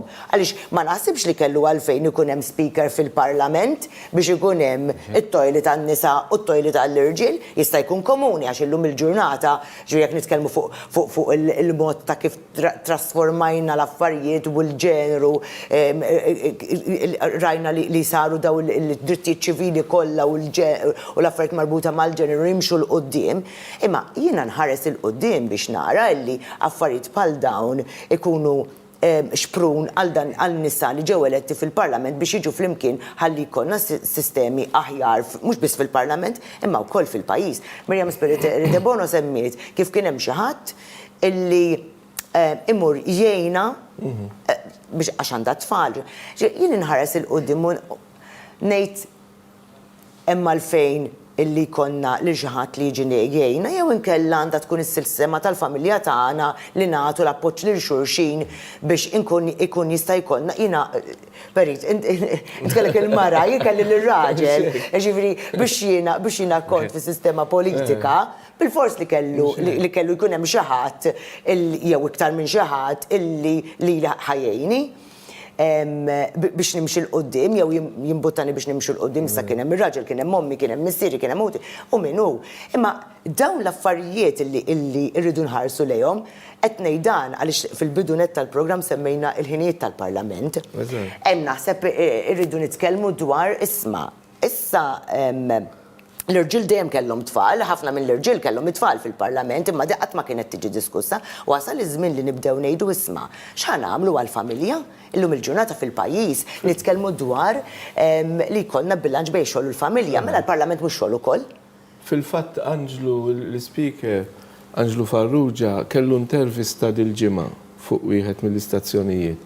U kien qed isemmi sfidi ġodda għal membri parlamentari, naf jekk dak iż-żmien konna nitkellmu fuq toilet. Illum wasal iż-żmien illi jkun hemm child care center biex takriku. Wasal iż-żmien illi flok diġà sar kambjament aħna konna niltaqgħu mis-6 sad-9 l-10. Illum qed jiltaqa' mill-4 sas-7. Imma all right, saru s-7, sakemm tlaqt, sakemm wasalt, xorta ma għandikx ċans issajjar, tgħid kelma mal-familja għax it-tfal diġà raqdu. Forsi jistgħu jibdew jiddiskutu ħinijiet iktar Imma mbagħad di taqta' miż-żewġ naħat għax minnu professjonist sakemm mhux full-time member of parliament. Mbagħad tiġi dik il-mistoqsija marru għall-politiċi full-time. Eżatt, jiġifieri id-diskussjoni għad trid tkompli. Perit, il-Parlament Ewropew huwa full-time. Eżatt. Huwa full-time u għandek is-sistemi kollha neċessarji biex inti twassal biex ikollok nisa u irġiel huma min huma sewwa illi jistgħu jaħdmu b'mod seren għax inti tittaħdem mela jekk jiena missier u għandi tfal mhux ukoll jinteressani li nara lil uliedi jikbru. Ġifieri, irrispettivament jekk kif qalet Mirjam, irrispettivament jekk hux raġel jew mara. Eżatt. Issa jekk m'għandix it-tfal żgħar forsi għandi l-ommi u l-missier li rrid nieħu ħsiebhom. Ma jien niftakar pereżempju Mirjam semmit kien hemm żmien fejn konna nibdew bis-seduti minn filgħodu sa flaxija. U jien niftakar il-problemi li kien ikollhom membri parlamentari li huma pereżempju tobba, avukati, illi daw jekk seġġelhom jidħlu filgħodu, mela da ma jistax imur jaħdem il-qorti, mela da tabib ma jistax imur iżur il-pazjenti u di kienet għalhekk trid tażel jekk se tħalli s-sistema kif inhi u tmur għal ħinijiet normali tax-xogħol għandhom nej se tgerrex ħafna dawk li. Ma mbagħad iridu naraw il-full time jekk ħajkun salarju se jkollhom. Imma jien taf x'ngħid Perit, dil-kariga issa sew jekk hux membru parlamentari, sew jekk hux segretarju parlamentari, sew jekk hux min iġġor responsabbiltà kbira. Ħafna. Jiġifieri jiena ta' responsabbiltà kbira li qed inġor. Sewwa ħanejdu mela s-salarju ta' MB għandu jkun paga minima. Ġifri, l-argument m'għandux ikun dak, l-argument għandu jkun jiena tinġor responsabilta, irridu naraw li konna nies li huma tajbin minn professjonijiet differenti illi jagħmlu taħlita tagħna tal-Parlament, imma mbagħad irridu nħarsu l-qudiem riformi li forsi jista' jkun hemm bżonn li jsiru biex verament ikollna dawn nies attirati lejn is-sistema parlamentari tagħna. Ġifri, wieħed irid jarbila sew din il-ħaġa. Ħanieħdu break qasir ngħaddu għal dan il-feature li għandna imħejjem il-Kamra ta' l-Aħbarijiet ta' kif niġu lura tkompli d-diskussjoni dwar il-Parlament kif issa minn ħin ħin nibdew nistennew l-wasla wkoll tal-Eċċellenza tiegħu il-President George Vella sabiex huwa ovvjament jagħmel id-diskors tiegħu f'din iċ-ċerimonja.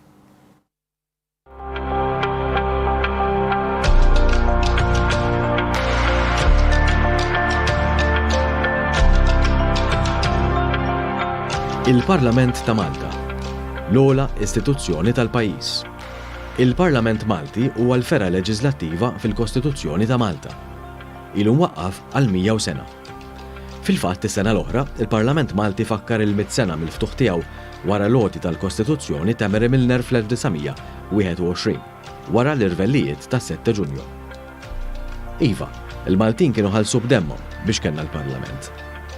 Taħt il-ħakma Ingliża l-Maltin kienu jitolbu xi forma ta' kunsill rappreżentattiv elett mill-poplu, iżda kien biss wara l-inkwiet li qam f'Ġunju tal-1919, meta propju tlaqqat l-Assemblea Nazzjonali, immexxija mit-tabib tar-ruħ u patriot Malti Dr. Filippo Ciberras, illi l-Parlament beda jaħdem f'pajjiżna.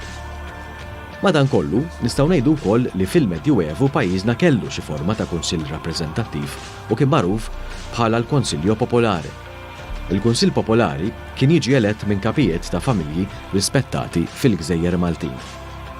Dan il-Kunsill Popolari li kien jitlaqqa fl-imdina, il-Maltin qatt ma nsewħ u dejjem talbuh lill-Gvernatur Ingliż, iżda l-Ingliżi li ġew f'Malta bħala ħbieb tal-Maltin biex iqalftu l-barra l-Franċiżi, malajr għamlu lilhom infushom sidien ta' dawn il-Gżejjer u t-talbiet tal-Maltin ftit li xejn ingħataw widen fl-ewwel snin tal-ħakma. Biss għall-ewwel elezzjonijiet kellhom jgħaddu qrib l-4 deċenji minn mindu Malta saret parti mill-Imperu Britanniku, iżda dawn setgħu jsiru għal forma ta' Kunsill tal-Gvern. Imbagħad l-elezzjonijiet tal-Parlament Malti saru għall-ewwel darba fl-1921. Għal 12 sena, il-Parlament Malti kellu żewġ tikmamar, l-Assemblea Leġislattiva u s-Senat. Hekk kellu l-ħakim Ingliż f'daru u hekk għadu sal-lum il-House of Commons u l-House of Lords. Iżda f'Malta wara l-inkwiet li qam fi żmien il-Gvern ta' Strickland, is-Senat tneħħa.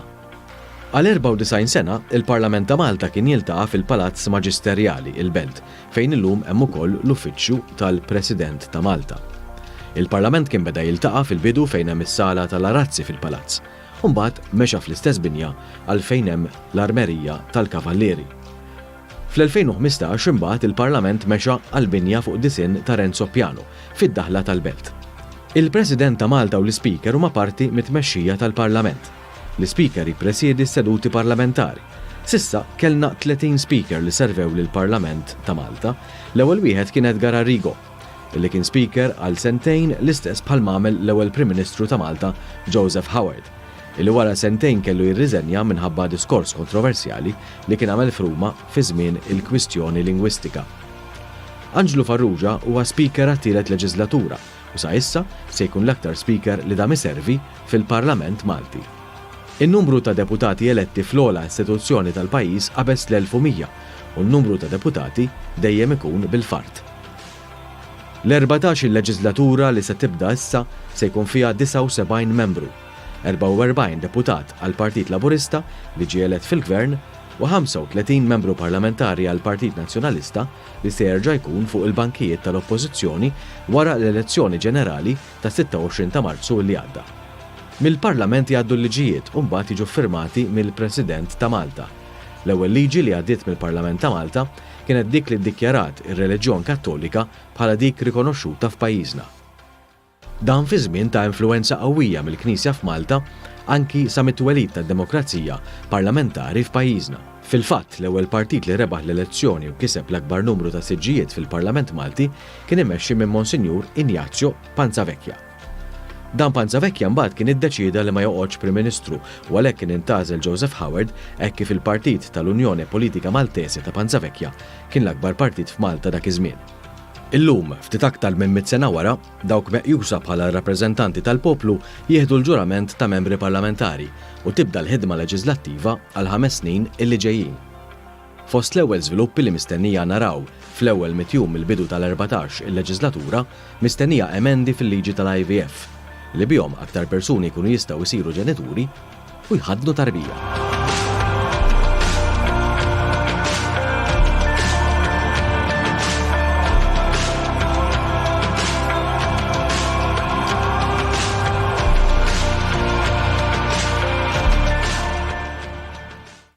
Hemmhekk segwejna feature li jagħti aktar informazzjoni dwar il-Parlament u anke l-istorja wara u anke dik kurrenti. Bħalissa tinsegwu wkoll bis-swit anke li nistgħu naraw fuq l-iskreens tagħna tinsegwu wkoll il-ġuramenti li qed jieħdu l-membri parlamentari bħalissa qabel kien il-Markent nisammu tista' nistgħu membru parlamentari ieħor naħseb waslu fl-aħħar hekk kif il-membri parlamentari bħalissa jieħdu l-ġurament skont il-kunjom.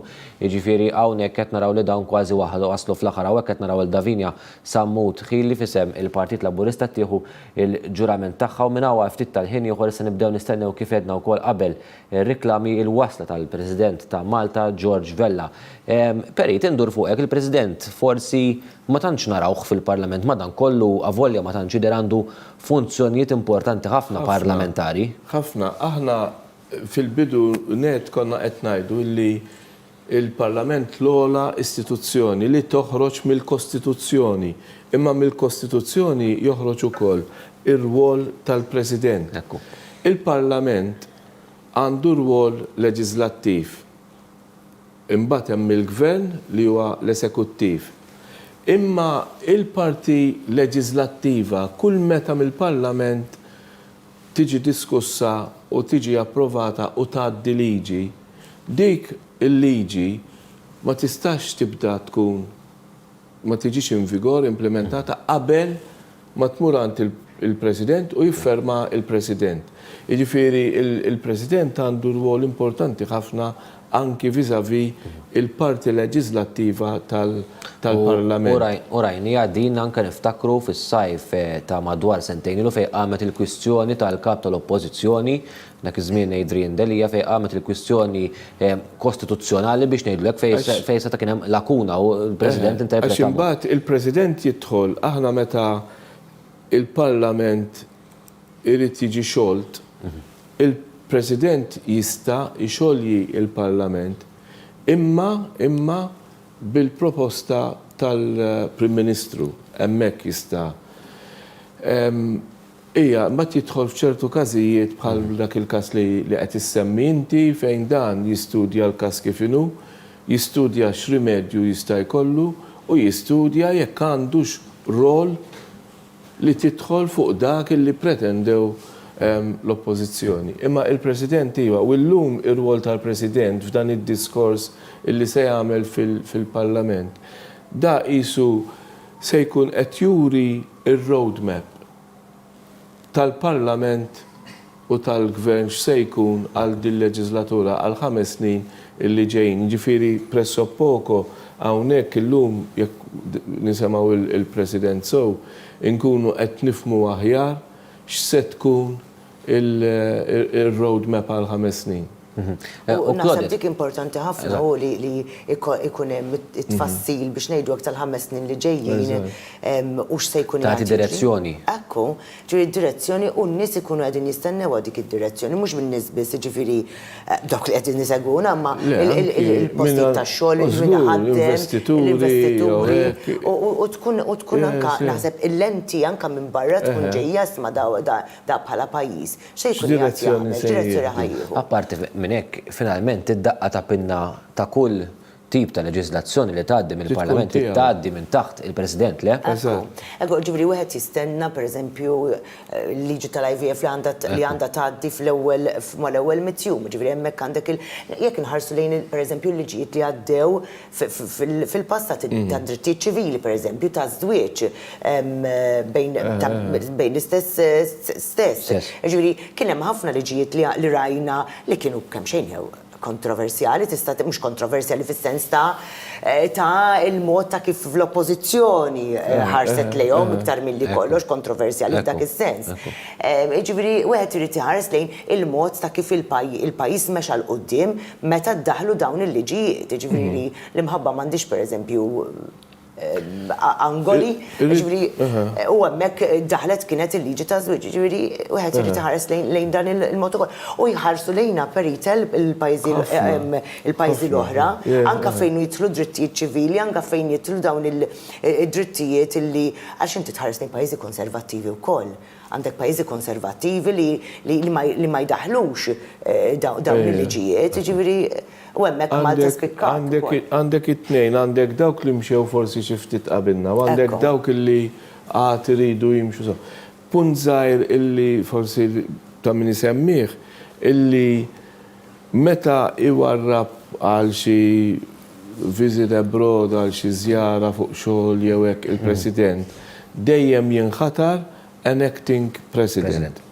Jiġifieri x-xogħol tal-presidenza jibqa' għaddej anki meta l-President ikun qiegħed fuq pereżempju qed nagħti fuq safar fuq xogħol. Jidher li anke f'interventi relatati ma' saħħa le dik tkun jinħatar acting president f'każ li l-President ikun indispost. Anki l-acting president ikun qiegħed hemmhekk biex jimla l-vojt ta' meta l-President mhux qiegħed hemmhekk għal diversi raġunijiet.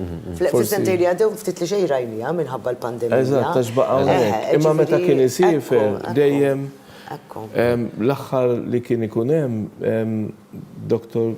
Kristina. Dolores Kristina kienet tagħmilha ħafna ta' acting president wara. Għawek propju tinsegu l-axħar deputati li qed jieħdu il-ġurament bħala. Wasanna fiż-żett, ovvjament, qed jieħdu il-ġurament bħala membri parlamentari. Ġifieri inti kont tkun fejn l-aħħar ukoll għax ovvjament bil-vi. Nistennew kif jedna l-wasta tal-President George Vella. Issa biex anke nispjegaw li telespettaturi kollha li qed iseguna, ovvjament issa raw ukoll ir-riżultati tal-elezzjonijiet u jitqiegħdu fuq il-mejda tal-Kamra propju ħankun qed nisimgħuhom issa naħseb. Elettorali. Mela, insejħ issa l-Prim Ministru sabiex jipproponi mozzjoni ta' ħatra tal-Andolf de Battista. L-Onorevoli Prim Ministru. Grazzi, Sur President. Billi huwa meħtieġ illi jimtela l-post vakat mill-Onorevoli Clifton Grima fuq id-9 distretti elettorali li ma post baqa' battal insegwitu għall-elezzjonijiet każwali illi saru nhar is-7 ta' April 2022. U billi dan il-post għandu jimtela skont id-dispożizzjonijiet tar-regolament 22 tar-regolamenti tal-1991 dwar l-elezzjonijiet ġenerali fit-taqsima 3 ta' 13 skeda tal-att dwar l-elezzjonijiet ġenerali kapitolu 354 tal-liġijiet ta' Malta, il-Kamra lek tirriżolvi illi Dr. Randolph de Battista jiġi magħżul biex jimla l-imsemmi post battal fid-9 distretti elettorali fil-Kamra tad-Deputati. Sekonda l-Onorevoli Deputat Ministru Chris Fern, rimarki, jekk m'hawnx rimarki, se qed il-mistoqsija l-mozzjoni fim resqa moqrija l-Onorevoli Prim Ministru dak favur dak kontra il-mozzjoni għadditnelkom. Grazzi, issa nistieden il-Dr. Randolph De Battista sabiex jersaq lejn is-sedja sabiex ikun jista' jieħu l-ġurament Hemmhekk ħankomplu anke nsegwu l-ġurament issa tal-membru parlamentari Randolph De Battista li kif edna ġi co-opted. Carmenu, ndur fuqek, issa ovvjament id-diskors tal-President wieħed x'jistenna minnu kemm importanti li dan isir ftuħ ta' din il-leġislatura. Le, importanti għax isu inti għandek il-partit li fil-kampanja elettorali ressa il-program tiegħu, ressa il-manifest. Ovvjament bil-weda illi jekk dak il-partit jitla fil-gvern, dak il-manifest jagħmlu program ta' ħidma bħala mhux biss fil-Parlament, imma anki bħala gvern. Għaliex il-Parlament jgħaddi l-liġi, il-gvern iwetta u implementa dik il-liġi. Titkellem għax qed jitkellem il-Prim Ministru naħseb qed jara fil-Kamra il-President ta' Malta se jiddikjara fil-Kamra tad-Deputati raġunijiet li għalihom ġimla għal 14 il-Parlament. Ħa nisimgħu ftit x'qed jgħid. 20 ta' Marzu 2022 kif ukoll ir-riżultat tal-elezzjonijiet każwali tas-7 ta' April 2022 u ta' 12 ta' April 2022. Inqiegħed fuq il-mejda tal-Kamra wkoll dikjarazzjoni ta' riżultat tal-votazzjoni maħruġ mill-Kummissjoni Elettorali dwar il-mili ta' postijiet addizzjonali ta' membri parlamentari skont id-dispożizzjonijiet tal-artikolu 52 subinċis wieħed tal-Kostituzzjoni ta' Malta. Dikjarazzjoni ta' riżultat tal-votazzjoni maħruġ mill-Kummissjoni Elettorali dwar il-mili ta' postijiet addizzjonali ta' membri parlamentari skont id-dispożizzjonijiet ta' artikolu 52a subinċis wieħed tal-Kostituzzjoni ta' Malta. Grazzi lejk. Grazzi. Sospendi l-Kamra.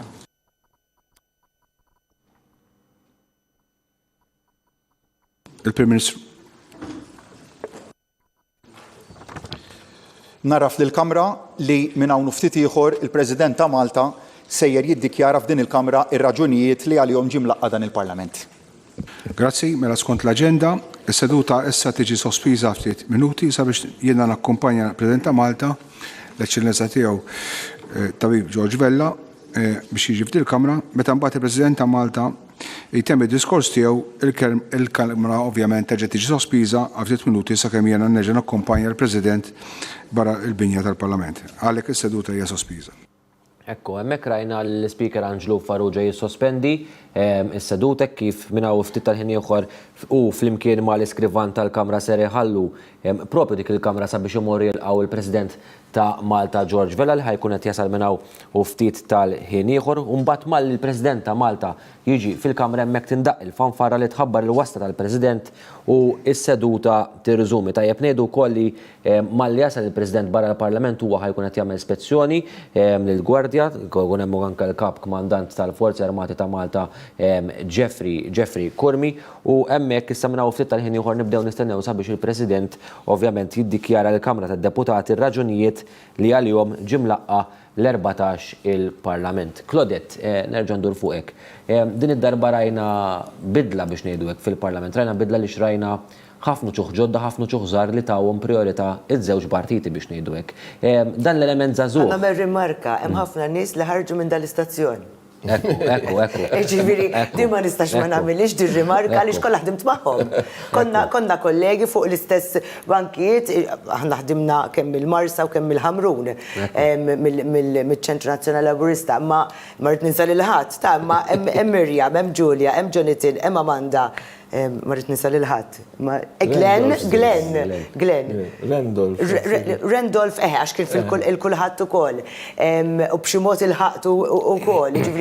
Nasib semmejt seba, ma nafx kem semmejt. Il-trawim tal-Partit Laburista. Mirjam semmejta u kol fil-bidu. Il-trawim tal-Partit Laburista li jiraw politiċi minn mindu jkunu feta zera u jdaħħolhom fil-ħajja politika. Ġurnawgurawle. Ekku, ma nistax ngħid għaliex ma lebda intenzjoni. Hemm ħafna li ħarġu mill-kunsilli wkoll. il-kunsilli lokali. Kienet l-ewwel esperjenza tagħhom. Imma dan l-element żagħżugħ xi jgħid dan dwar il-politika ta' pajjiżna bħalissa li ngħata daqshekk priorità. Leverage fil-Parlament jekk jidher rajta x'imkien niżel ħafna, ma nafx hekk hux 45 jew naqra iktar. Ġifieri leverage niżel ħafna. Jiena nemmen li għandu jkun li jrid ikun hemm il-veterani b'taħlita ta' dawk ta' middle age, marġ ngħid middle age għax ma kera, u dawk li hum iktar żgħażagħ għax naħseb illi Jiena għamilta qed nidħak jiena għamilta darbtejn. Għax jiena meta dħalt fil-Parlament kont li sar membru. U meta ħriġt kont wieħed mill-ixjeħ membri, allura fil-bidu dejjem zazu. Imbagħad fl-aħħar ollejt l-friġ. Imma l-perid dejjem zazu, jien dejjem nafu l-istess wiċċ, ġifieri. Ma l-ispirtu ta' kollox x'inhuwa li għandu jkollok taħlita ta' idejat, taħlita ta' nisa u irġiel, taħlita ta' etajiet differenti, ġifieri forsi l-mod ta' kif jaħseb il-perit għalkemm bqajt dejjem perit inti involut u b'xi mod ieħor bqajt aġġornat. Imma naħseb dit-taħlita ta' esperjenzi tgħallem ukoll. Tkun hemm, jiena naħseb li dit-taħlita li qed titkellem fuqha Claudette mhux biss għandha tkun hemm fil-Parlament, imma anke fil-Gvern. Ma ninsewx li l-Gvern differenti mill-Parlament. U bħalma għandek bżonn l-idea taż-żgħażagħ meta qed tilleġisla, għandek bżonn l-enerġija taż-żgħażagħ meta tkun qed timplementa. Jiġifieri fiż-żewġ istituzzjonijiet għandek dit taħlita li qed titkellem. Li xu taf x'inhi l-imbagħad li mħoff fejn għandek l-implementazzjoni jmorru hekk fil-Parlament jew taf kif l-imbagħad joħorġulek minn hemmhekk. Imma kollox ma kollox, anke pereżempju fit-tmexxija tal-kumitati, naħseb hemmhekk irridu naraw kif ħadd iżvolġi. Irridu naraw il-ħsieb ta' daw id-deputati, membri parlamentari li ġew eletti fin-naħa tal-Gvern anke fin-naħa tal-Oppożizzjoni. L-aħħar andament fil-kumitati kif ħajkun għax aħna drajna b'ċertu andament fil-leġislatur. U l-istatat kien kritikat ukoll dal-andament f'ċertu kumitati. Peress li hemm numru kbir, jiena naħseb se jaffettwa anki il-ħin tad-diskussjonijiet. Issa, jew ma naħsibx li nistgħu nibqgħu għaddejjin li kull membru parlamentari biex jitkellem fuq xi ħaġa irid jieħu nofsija 40 minuta imbagħad jista' jestendilu wara l-40 minuta. Ġifieri di s-sistema ġieli kienet abbużata wkoll illi min-naħa tal-Oppożizzjoni jkollok delaying tactics. Jitkellem kulħadd jirrepeti l-istess ħaġa, kulħadd jieħu l-ħin kollu tiegħu biex il-liġi ddum ma tgħaddi. Ovvjament, din waħda mill-isfidi li se jkollu l-Speaker Anġlu Farrugia wkoll illi issa irid jara l-għażla x'se tkun. Jew jitwal il-ħin tad-diskussjoni għax hemm iktar parlamentari jew inaqqas il-ħin biex kulħadd ikun jista' jipparteċipa. Mill-esperjenza tal-Parlament Ewropew konna l-1-minute speeches, ikonna 3 minuti, ġifieri. Kulħadd iżomm mal-ħin. Ħawwaqqafkom ftit għaliex magħna fuq il-linja għandna lill-Kummissarju Ewropew Helena Dalli, ma nafx hekk tismani, Dr. Dalli. Nisimek. L-ewwel nett, grazzi tal-li l-għajt din l-istedina biex tkun magħna fil-programm tagħna llum. L-ewwel nett ir-reazzjoni tiegħek għal din il-ġurnata biex ngħidu hekk li tiftaħ l-14 leġislatura fil-Parlament Malti. Kemm importanti din? Importanti u sabiħa ħafna. Fil-fatt jiena ma nafx il-Karmenu ftit il-ħadd u ma nafx hekk u diġà qala qabli ba jiena għalija l-ewwel darba f'25 sena li minix da emmek għal-ftuħ tal-Parlament. Karmenu ovvjament iżjed minni. Però hija ġurnata fejn kunu qegħdin nagħtu s-sinjal li xogħol issa darba ovvjament sa jkompli għax huwa l-istess gvern, però sa jkompli mod interessanti ħafna issa għax hemm kif kien qed jingħad taħlita ta' deputati parlamentari interessanti ħafna, żgħażagħ, inqas żgħażagħ, aktar nisa. Allura naħseb li ħajkun hemm ħafna perspettivi interessanti li se jagħmlu x-xogħol tal-Parlament u x-xogħol tal-Gvern għax wans li qed tgħaddi inti l-liġijiet ikunu affarijiet li għaddew mill-kabinett diġà u li dak li għandhom bżonn in-nies għax in the end aħna għalhekk qegħdin biex intejbu l-livell tal-għajxin tan-nies u kull deputat parlamentari ħajġib miegħu l-esperjenzi tan-nies li eleġġewh jew eleġġewha u jkun qed iwassal il-vuċi tagħhom fil-Parlament. Dak hu, il-Parlament huwa il-Parlament tan-nies. Aħna hemmhekk meta nkunu deputati sempliċement rappreżentanti tan-nies, ma jistax ikollok 500,000 persuna fil-Parlament u allura jintażlu il-rappreżentanti. Dik li tfisser il-ġurnata tal-lum li dawk ir-rappreżentanti li għażlu in-nies millum issa sa jibdew ix-xogħol tagħhom fl-interess ta' dawk li eleġġewhom. Int ovvjament Kummissarju Ewropew għall-ugwaljanza u ovvjament din kienet l-ewwel leġislatura li tħaddem għaliha il-mekkaniżmu favur aktar nisa fil-Parlament. Ma nafx ir-reazzjoni tiegħek dwar dan? Jiena kuntenta ħafna għaliex dan il-mekkaniżmu jiena kont waħda minn dawk illi imbuttajtu l-qudiem nixtieq li daħal qabel, kieku daħal qabel probabbli wasalna fi żmien biex inneħħuh. Importanti li ngħiduha din mhijiex xi ħaġa għal dejjem, imma din hija xi ħaġa sakemm ikonna numru kritiku ta' nisa fil-Parlament, diġà rajnih jaħdem da u hemm ammont sabiħ ta' nisa. Issa kif jiżdied ftit ieħor inkunu nistgħu dan il-mekkaniżmu inneħħu. Jiena meta kienu jintervistawni fuq għax kien hemm ħafna nies u nifhimhom illi kienu kontra dan il-mekkaniżmu. Jiena kont ngħidilhom dan huwa necessary evil. Huwa xi ħaġa li mhix fiha nnifisha mhijiex tajba imma hija bżonn juża sakemm naslu f'dak il-punt li kieku ħallejna aħna ma użajniex dan il-makkinarju biex naslu biex ikollna bilanċ fil-Parlament bejn il-ġeneri ridu jgħaddu 100 sena. Jekk inħarsu, issa ħanejdu xjenza, fatti. Jekk inħarsu lejn il-pajjiżi kollha illi għandhom ammont tajjeb ta' nisa fil-Parlament, kollha f'xi mument fl-istorja tagħhom daħlu dan il-mekkaniżmu. M'hemm l-ebda pajjiż li għandu ammont tajjeb ta' nisa fil-Parlament li ma kellux dan il-mekkaniżmu f'xi punt fl-istorja tiegħu. Issa aħna irridu da jkun punt fl-istorja tagħna illi kif issa ningranaw u jkollna ftit aktar nisa, inkunu dan nistgħu inneħħuh. Però ma kien hemm l-ebda mezz illi provajna kien diffiċli ħafna li nsibu nisa kandidati, però dan il-mekkaniżmu jidher illi qed jaħdem u kuntenta ħafna illi issa għandna dan l-ammont tajjeb ħafna ta' nisa fil-Parlament. Kummissarju Ewropew, Dr. Helena Dalli, nirringrazzjak ħafna tal-li naqat magħna f'dan il-programm. Nerġa' nduru fuqek, Claudette.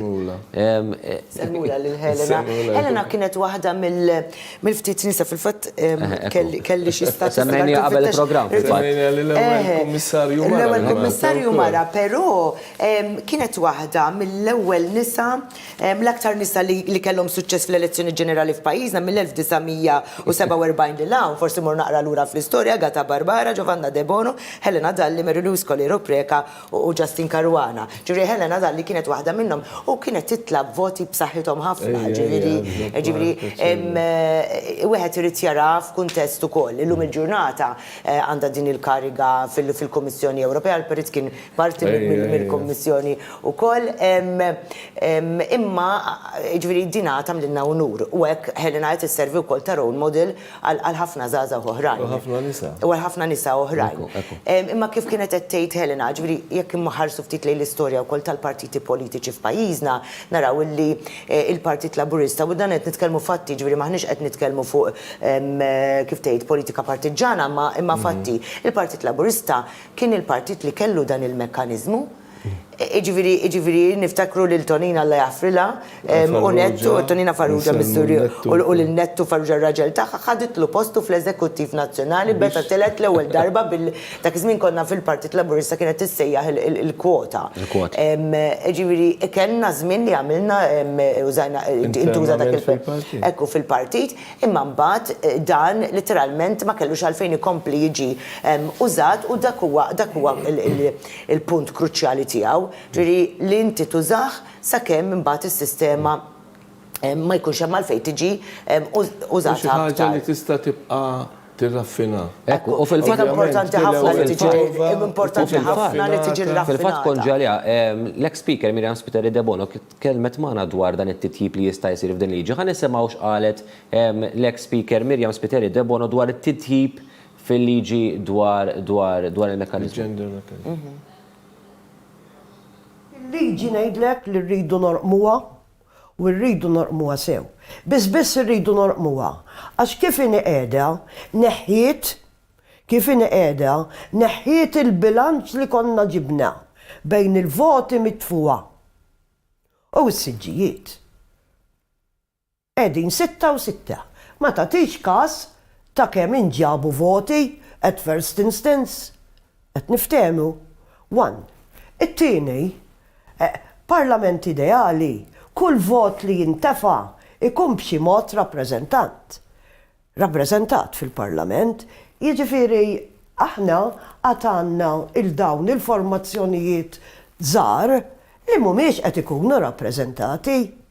U naħseb li wasalna f'ċertu maturità illi dawn għandna naraw kif nirranġaw il-liġijiet jekk vera nemnu u jindi minn dejjem ta' anke f'waħda miż-żewġ speeches li għamilt f'7 Ġunju semmejt il-valur ta' one person, one vote, one value u għandu jkollu valur rappreżentattiv dak il-vot li jintefa'. Irridu naraw jekk hemm xlok biex aħna nirranġaw ħalli din ma tibqax iktar hekk. U ħanejdlek, dina kif inhi. All right, 6 u 6. Meta aħna għamilna hekk. Meta anke fin-96 wara n-96 tranġat kien hemm fejn il-Partit Laburista jkollu 3 siġġijiet u kellu siġġi wieħed. U mbagħad wara n-96 tranġat li jkun hemm iktar bilanċ bejn il-voti u bejn siġġijiet. 6 u 6. Barra minn dan irridu naraw l-affarijiet sewwa. Mingħajr ma nidħol fil-mertu ta' min ġaraw tal-personalitajiet. Jiena għandi dubji serji kemm xi kandidat għandu għażla illi ma jidħolx f'ċertu stadju. Imbagħad jidħol fieħor. Għalba election qed tgħid. Għalba election mela. Imbagħad jidħol fieħor. Bħalma ġara fuq it-tielet distrett. Jien għalija dika ma tagħmel sens. Ejja ngħidu l-ewwel nett dik il-pass tellef mar oħra milli tidħol fil-Parlament. One. Secondly, kif nista' jien kandidat ħriġ tal-elezzjoni skont ir-regoli u naqbad ngħid dak il-pass, dak il-livell, dak l-istadju jħawwarbu għax assigurata mis-sajdor. Għalija, kultant, sinċerament ngħid, nivvintaw kif nawġu.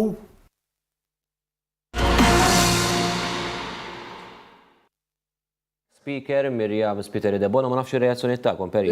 Għandha raġun 100%. Jiena naħseb xi tip ta' mekkaniżmu irid ikun hemm biex nimbuttaw iktar nisa lejn il-Parlament, imma mbagħad mhux fair illi tabbuża mis-sistema jekk jiena kandidat u ġietni l-opportunità illi mmur għal by-election biex nidħol fil-Parlament.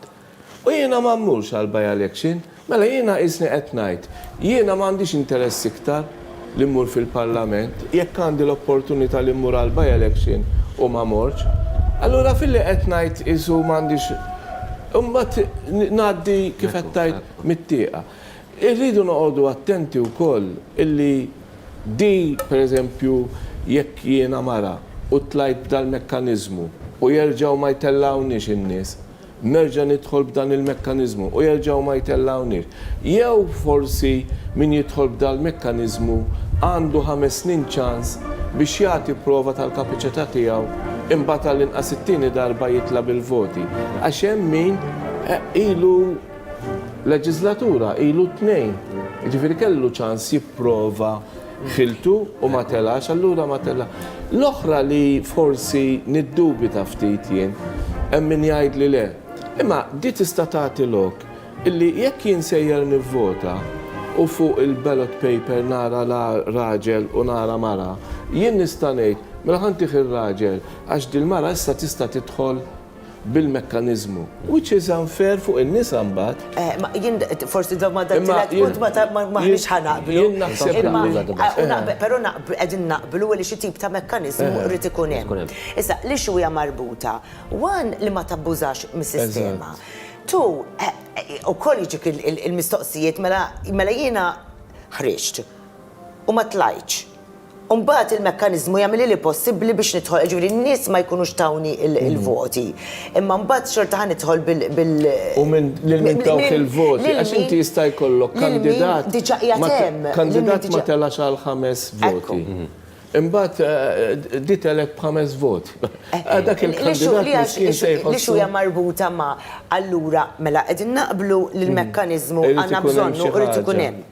Sewa, issa, jekk din il-din għandix tiġi raffinata minħabba dak. Il-polixjatura. Forsi, għal-mod ta' kif forsi wieħed ma jabbużax minna li naraw li jkun hemm ġustizzja mal-mod ta' kif titħaddem, wieħed forsi irrid jara. Però xorta jibqa' l-fatt li we made history. Anki kien hemm bżonn. We made history wkoll il-fatt li kienu eletti 4 bil-voti tan-nies mid-distretti, imma bad kien hemm 6 oħra nisa li ġew eletti bil-by-election. Jiġifieri progress kien hemm għax is-soltu ma jkollniex 10 nisa fil-Parlament. Qabel ma daħlu daw it-12 kien hemm 67 membri fil-Parlament. Minnhom 10 biss kienu nisa, jiġifieri ara l-persentaġġ. Kif kien qabel il-Mekka? Kemm kien baxx 10 minn 67. U ovvjament jista' jkollok tista' jkun li dawn nisa li ħajtilgħu ħajżommu posthom kif qed inti hemmhekk x'inti jekk ikollhom 5 snin ċans daw li tipprova u jafu l-persentaġġi jibqgħu hemmhekk u nagħtu mod il-mekkaniżmu. Jiena ma ngħidx il-kapaċità għax kull issa bir-rispett kull ma rridx noħloq kontroversji nemmen li kulħadd għandu valur, kull persuna għandha l-kapaċitajiet tagħha. Imma meta nitkellmu hekk isna din ngħidu mela b'rispett kollu l-irġiel huma kapaċi f'kollox u nisaw ma inqas kapaċi. So allura aħna rridu naraw kif impoġġu l-lingwaġġ tagħna għax kulħadd għandu raġel jekk ikun 5 snin fil-Parlament u ma jurix il-kapaċità jew whatever tiegħu, xorta mhux se jtellha. Plus li hemm xi ħaġa oħra perit il-fatt kemm inti tkun man-nies. Kemm inti tikkonsolida il-roots tiegħek mal-elettorat. Kemm se tibqa' sar min jitlalu hemm fuq u min jinżillu hawn. U ta' min ngħidu l-Prim Ministru mal-vot li ħareġ mar-riżultati elettorali dik kienet waħda mill-ewwel affarijiet.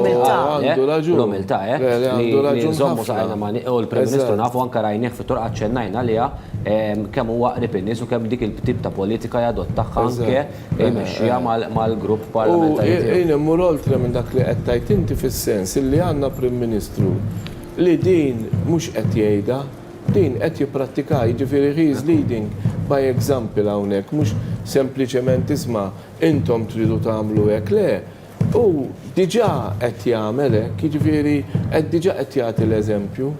U apparti minn hekk perti rridu naraw ukoll il-kuntest ta' isma' minn hawn sentejn oħra jkun hemm elezzjoni oħra tal-Parlament Ewropew, ġifieri inti qatt ma tal-Kunsill tal-Kunsill Lokali, ġifieri inti titħares lejn dejjem titħares lejn il-futur. Il-futur li ħattejjeb il-ħajja tan-nies bi programm tal-Gvern li inti ġejt eled bih, kif konna din ngħidu inti fil-kampanja tkun għamilt il-proposti tiegħek, imma mbagħad timplementhom għax imbagħad hemmhekk jekk ma timplementhomx tkun ksirt il-kuntratt psikoloġiku li tkun għamilt ma' n-nies. Ġifieri tkun għamilt kuntratt ma' nies jien ħan għamel din, u mbagħad ma tagħmilix, ma tistax tagħmel hekk, ġifieri dak li twiet trid twettqu għax inkella n-nies mhux ħajagħtuk il-fiduċja. Kelli nanti kif qed tgħid inti dak li twiet, nanti kienet tgħidli dak li twiet dejn tittaqtaw. Għax jekk jiena wettek oġġett, isu jiena għandi dejn miegħek ta' dak l-oġġett. U naħseb jien dik hija waħda naħseb dik hija riċetta ta' suċċess tal-Partit Laburista li kien hemm problemi fl-aħħar snin u m'għaliex le u ma nistax tinnegom. Madankollu l-affarijiet li wieħed il-Partit Laburista fl-aħħar snin wettaqhom u dik tagħti kredibilità naħseb jiena fl-opinjoni tiegħi ma nafx intom x'taħsbu fuqha f'dak li twiet. Inti trid twiet dak li tista' timplementa u trid timplementa dak li twiet. Inkella bqajt midjun ma' min għamilt il-weda. Jekk il-Partit Laburista xi darba, nieħdu eżempju, mela kien hemm il-Partit Nazzjonalista kien qal fuq tal-income tax u jagħti wedi, imbagħad ma jimplementaħħiex. Inti meta tajt il-weda, għamilt id-dejn mal-poplu Malti. Jekk dik il-weda ma implementajtiex, għadek bid-dejn miegħu. Għalhekk importanti. U n-nies ikunu qegħdin jistennew u l-ewwel ħaġa n-nies iridu li l-ħajja tagħhom titjieb. Jekk titjieb b'mod soċjali, titjieb b'mod ambjentali fejn jidħol l-ambjent li jaraw il-pajjiż sabiħ u jisbieħ u mhux ikollhom taħseb li nies saru iktar aġġornati, ġifieri nies jafu iktar xi aħna naraw anke inbidlu t-teknoloġija bidlet kollox, illum kulħadd fuq il-mezzi soċjali, ġur kulħadd iwer. Meta timplementa dak li wet, mhux ħadd kredit għax implementajtu, qed tibni il-kredibilità tiegħek. Il-kredibilità ta' membru parlamentari, ta' kandidat, ta' Prim Ministru, ta' Ministru, ta' Gvern sħiħ, il-kredibilità tibqa' fuq dak li twiet u timplementa. Jekk twiet il-ġenna fl-art u ma timplementa xejn, you have your credibility at stake. Il-kredibilità tiegħek u għalhekk jiena nemmen illi l-Gvern Laburista illu huwa kredibbli ħafna iktar minn partiti oħrajn, il għaliex dejjem wettaq dak li wieħed. U l-importanti wkoll l-investiment illi qed isir, ġifieri il-poplu jrid jara li għax aħna nitkellmu ma' nies beri. Ġifieri li jrid jara li ma jkunx hemm flussi sparpaljati fil-ħela minn fuqha fil-ħela, li qed jaraw li l-affarijiet qegħdin isiru, li jaraw li l-investiment fit-tfal tagħhom jagħti kollu suċċess u li t-tfal qed ikollhom suċċess f'ħajjithom. Iċ-ċittadin janalizza u jarbel u sforza anke l-mezzi soċjali li għandna li ġew nżommhom dejjem aġġornati.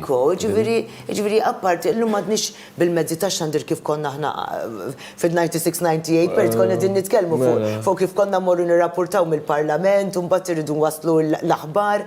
Ġifieri llum il-ġurnata qed kif tgħid tħaddem naqal.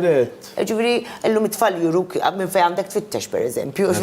Ġifieri n-nies saru iktar aware, saru iktar forsi mhux kulħadd biex ngħidu hekk għandu iċ-ċans u l-opportunità fis-sens ta' għax ma jkollux il-mezzi biżejjed, imma l-għodda li qed tingħata fil-programm tal-Gvern qed hemmhekk.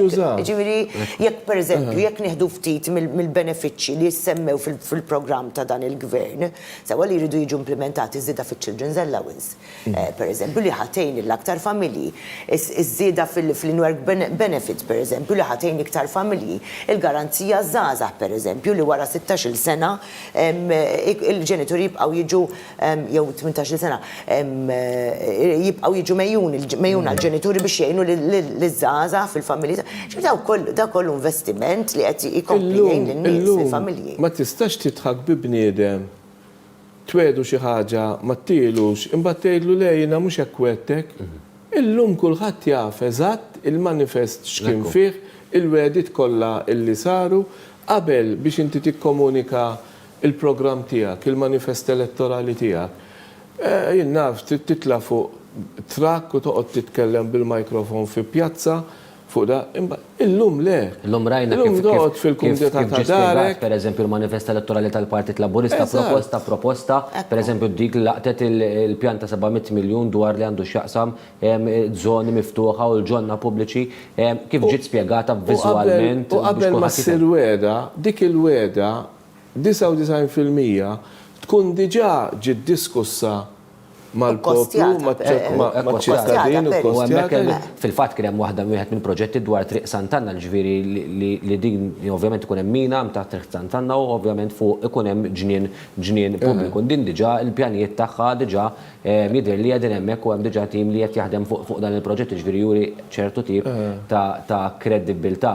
Madankollu meta naħseb jiena naraw dawn l-affarijiet kollha u naħseb hemmhekk naraw fejn falla l-Partit Nazzjonalista meta naraw il-kampanja elettorali li għaliex ovvjament kellhom problemi ta' komunikazzjoni tal-manifest elettorali li n-nies iridu jiżnu fl-aħħar mill-aħħar. Imma n-nies m'għandhomx esperjenza jew kif tajt esperjenza tajba ħafna tal-Partit Nazzjonalista, mentri il-Partit Laburista waħda mill-affarijiet li għamel kien għamel bniedem b'unit miegħu il-Louis Grech responsabbli mit-twettiq tal-manifest. U da xogħlu kien biss illi jaqbad il-manifest u jara illi dak il-manifest, kull entità, kull ministeru involut f'kull weda qed iwettaq. U kull tant żmien jgħid isma' wara sena wettaqna pereżempju 60%, 50% tal-manifest. Wara sentejn wettaqna 80% tal-manifest. Hemm sens ta' kontabilità. Kontabilità għaddejja kontinwament. Illum kull ministeru, kull entità, kull xahar trid tibgħat Kastilja il-progress li qed tagħmel fuq l-oġġettivi jew fuq l-action measures illi jolqtu il-manifest. Jiġifieri mhux sempliċement tajtek weda, mort il-Parlament, għax tlajt, ħadd il-Gvern, issa mbagħad nerġa' narak 5 snin oħra. Le, dawn l-affarijiet għaddejjin. Forsi wasal iż-żmien, diġà qed isir u l-Gvern kultant żmien jgħid mill-manifest diġà twettqu tant miżuri. U dak iżomm il-Gvern on its toes. Fil-fatt ħajkolli nwaqqafkom għax diħel il-President fil-Parlament sabiex insegwu issa id-diskors tiegħu.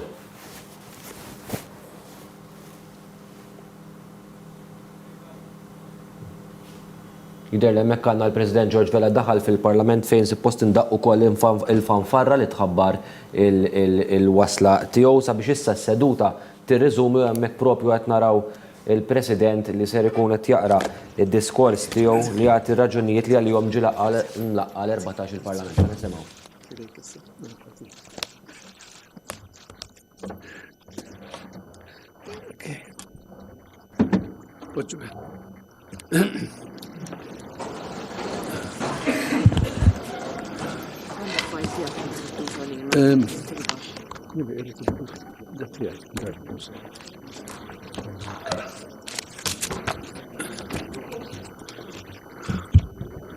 Bonġur kulħadd. Honorable Membri, qabel naqra d-diskors li fih nelenka r-raġunijiet għaliex qiegħda titlaqqa din il-Kamra, inħoss li huwa xieraq li l-ewwel qabel kollox nifraħ lil kull wieħed u waħda minnkom eletti mill-poplu. Il-Prim Ministru, kap tal-Oppożizzjoni, sal-aktar membru ġdid li hawn din il-Kamra. U nawguralkom li mhux biss taħdmu minn hawn għal ġid ta' pajjiżna, imma li tagħmlu dan billi tħaddmu l-arti u x-xjenza tal-politika b'mod li dejjem tollu rispett kemm bejnietkom kif ukoll mill-poplu li fdalkom fidejkom din ir-responsabilità. Nifirħilkom u nawguralkom. U rrid nifraħ ukoll l-Honorable Speaker għall-ħatra tiegħu. Honorable Speaker, Honorable Member ta' Kamra Deputati u mistednin distinti. Il-bidu dejjem iġib miegħu arja friska, entużjażmu, enerġija ġdida u ħolm għalli ġej. Da se jkun l-ispirtu ta' tmexxija ta' dan il-pajjiż f'din il-leġislatura l-ġdida. Jidher mod ċar li l-poplu Malti u Għawċi għadu u rrid jibqa' ottimist. Jemmen fil-futur sabiħ ta' dan il-pajjiż u mhux se jħalli xejn li jaqtalu qalbu. Qed niftu leġislatura parlamentari ġdida wara 5 snin li raw dal-pajjiż jikseb aktar suċċessi f'bosta oqsma. Dawk ekonomiċi, soċjali u ta' drittijiet ċivili fost oħrajn. Iżda ma rridux ninsew lanqas li dan il-pajjiż kellu wkoll jgħaddi minn mumenti ta' sfida. Pandemija kienet fuq qudiemnet ta' dawn l-isfidi, iżda mhux biss. Storikament, pajjiżna dejjem kellu l-ħila li jdawwar l-isfidi f'opportunitajiet. U dan qed ikun il-mod li bih nibqgħu naħdmu għas-snin li ġejjin. Tal-Parlament qed jerġa' jibda jiltaqa' f'mument fejn ninsabu mixjin lejn normalità sħiħa. Fil-ħajja tal-Maltin u l-Awċin qed tmur lura għal kif nafuha. Fl-aħħar jiem tneħħew kważi għal kollox ir-restrizzjonijiet li kellna marbutin mal-pandemija u dan ta' nifs kbir lil ħafna. Min negozji, sal-familji, iż-żgħażagħ fuq kollox it-tfal li ma jistgħux u m'għandhomx jitilfu iktar minn dan iż-żmien ta' tfulija tagħhom. Dan ma jfissirx li ma nibqgħux nieħdu ħsieb is-saħħa tagħna u ta' dawk l-iktar vulnerabbli fostna. Iżda fil-waqt li l-awtoritajiet se jibqgħu jipprovdu dak kollu li huwa meħtieġ, irdu nkunu responsabbli ta' nfusna u naraw liema deċiżjonijiet għandna nieħdu bħala individwi. Fl-istess ħin li dħalna għal din il-fażi ġdida mhu ma jonqsu xejn il-pressjonijiet li tiġib magħha il-gwerra fl-Ukranja. Qabel xejn irdu niraffermaw li dan huwa attakk li bħala bnedmin ma nistgħux ma nikkundannawx. Din l-istituzzjoni ta' pajjiżna f'din l-ewwel laqgħa tagħha wara l-elezzjoni ġenerali trid tibgħat sinjal qawwi ta' dak li qed isir u tgħid li dan mhux aċċettabbli, li huwa kundannabbli u għandu jitwaqqaf mill-iktar fis, għax l-uniku triq aċċettabbli hija dik tad-dialogu. Pajjiżna huwa wieħed newtrali, iżda n-newtralità ma tfissirx li għandek tagħlaq għajnejk quddiem l-inġustizzji u l-emil li hu wieħed ta' min jistmerru. U għalhekk li Malta implementat numru ta' sanzjonijiet maqbula fil-fora tal-Unjoni Ewropea u se tkompli tieħu sehem attiv fil-fora fejn jittieħdu dawn id-deċiżjonijiet. Tajna u se nibqgħu nagħtu għajnuna umanitarja billi ngħinu lill-komunità Ukrena, ċittadini li spiċċaw jaraw l-għar quddiem għajnejhom u jibatu l-għar konsegwenzi tal-gwerra. Gwerra ma ġib xejn li huwa tajjeb jew taġid għan-nies. Smajna u għadna nisimgħu rakkonti ta' ħruxija li ma bħala minn Ukreni li lqajna fostna hekk kif faqqed din il-gwerra. Episodji li jwasslu għal irda, il-mewt, kefrija u t-telf ta' darhom u ta' dak kollu li kienu bnew f'ħajjithom. Aħna li tant qegħdin il-bogħod ukoll inħossu l-effett ta' din il-gwerra. Immaġinaw xi jħossu dawk li qegħdin f'nofsa. Pressjonijiet lokali huma primarjament marbuta ma' effetti ekonomiċi. Iżda tajjeb naraw minn fejn qed titilqu. Għandna ekonomija li qed tirkupra b'mod b'saħħtu mill-effett tal-pandemija. Is-sena li għaddiet pajjiżna ħoloq ġid iktar minn kemm konna noħolqu qabel il-pandemija. Da meta fil-bqija tal-Unjoni Ewropea il-ġid nazzjonali għadu taħt dak li kien fl-2019. Pajjiżi Mediterrani oħra ġirien tagħna fadlilhom tal-anqas sena oħra biex jilqu l-istat li diġà wasalna fih aħna is-sena li għaddiet. Għalhekk il-pandemija kkonfermat li għandna ekonomija mill-aktar reżiljenti u li għandna l-potenzjal li tkompli ġib riżultati pożittivi li jinħassu miċ-ċittadin f'kull kategorija ta' dħul. Iżda s-suċċess ma jiġix mix-xejn. Dak li għadden madwar id-dinja jagħmilha iktar importanti li fl-ebda ħin ma nitilqu għajnejna minn fuq l-immaniġġar effettiv tal-ekonomija tagħna. Il-gwerra qed iġib sfida fuq il-prezzijiet tal-affarijiet essenzjali bħall-enerġija, l-ikel u l-ġar tal-merkanzija. Il-gvern mhux biss konxu ta' dawn l-isfidi iżda jinsab għaddej kontinwament diskussjonijiet u azzjonijiet kontinwi bilan li jilqa għall-impatt fuq il-poplu Malti u Awċi. Kif għamiltu l-pandemija, il-gvern se jassigura li jkun ta' spalla n-nies u n-negozju. U fl-iktar momenti diffiċli li l-iktar irridu nkunu man-nies. Żgur li m'għandniex naqtaw qalbna. M'hemmx dubju li fis-snin li għaddew pajjiżna ra bidliet mużżar. Brata ta' tkabbir ekonomiku li waslet sabiex pajjiżna seta' jinvesti fi proġetti ta' fejda u titjib fil-livell tal-għejxin tan-nies. Tkabbir ekonomiku li wassal għal tnaqqis wara ieħor fin-numru ta' nies mingħajr impjieg. Għall-anqas rata ta' qatt fl-istorja ta' pajjiżna. Is-suċċess ta' dan il-formula ekonomika tibqa' tiddependi dejjem minn kemm it-tmexxija tal-pajjiż tassigura li dan il-ġid jinħass u jasal għand dawk l-aktar li għandhom bżonn fis-soċjetà. U għalhekk li priorità ewlenija se tibqa' li t-taxxa fuq id-dħul se tkompli tonqos fejn se ntejbu iċ-ċekkijiet tar-rifużjoni filwaqt li naqsu l-ammont ta' dħul li titħallas taxxa fuqu. Dan irid ikunu bidliet li jagħmlu l-aktar differenza għal dawk li jaqilgħu l-inqas. Irridu narfu l-irwol tal-intrapriża bħala mutur tal-ħolqien tal-ġid. L-isfida li għandna qudiemna hija s-sostenibilità fejn in-negozji jkollhom sem attiv fi proġetti li jtejbu l-livell tal-għajxin ġenerali tal-Maltin u tal-Awċin. It-tnaqqis tat-taxxa lin-negozju għandu jwassal għal qalba lejn operat aktar sostenibbli, għal ħolqien ta' xogħol aktar produttiv u l-investiment akbar fir-riċerka u fl-innovazzjoni. Hekk ukoll l-iskemi ppjanati għan negozji sabiex jagħmlu l-aqwa użu mill-profitti li jiġġeneraw. F'inizjattivi diversi li se jittieħdu biex niġġeneraw iktar attività ekonomika, se naraw li l-inċentivi li nataw lin-negozji Awċin ikunu 10% ogħla. Dan fil-waqt irdu niffaċilitaw l-aċċess għas servizzi bankarji kif ukoll għal finanzjament. Fl-istess ħin se nibqgħu nsaħħu l-standards bħala pajjiż biex wara r-rapport pożittiv tal-Manival nibqgħu naħdmu biex nimplementaw ir-rakkomandazzjonijiet maqbula mill-Financial Action Task Force li diġà ħadet nota tal-iżvilupp pożittiv li għamel pajjiżna.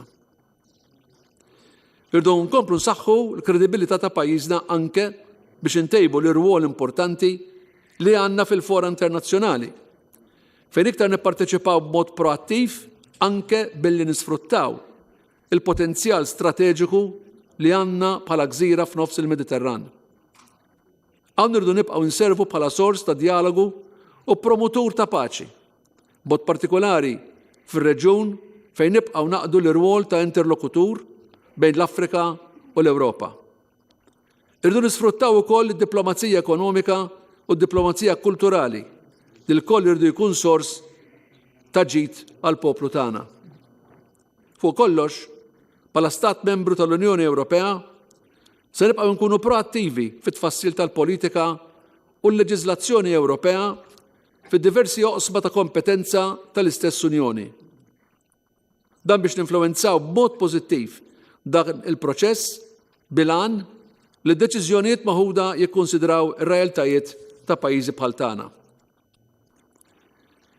It-titjib kbir li sar fl-oqsma tal-governanza fl-aħħar sentejn, anke grazzi għal riformi li kienu approvati biż-żewġ terzi ta' din il-Kamra, issa irid isir parti mill-kultura tagħna.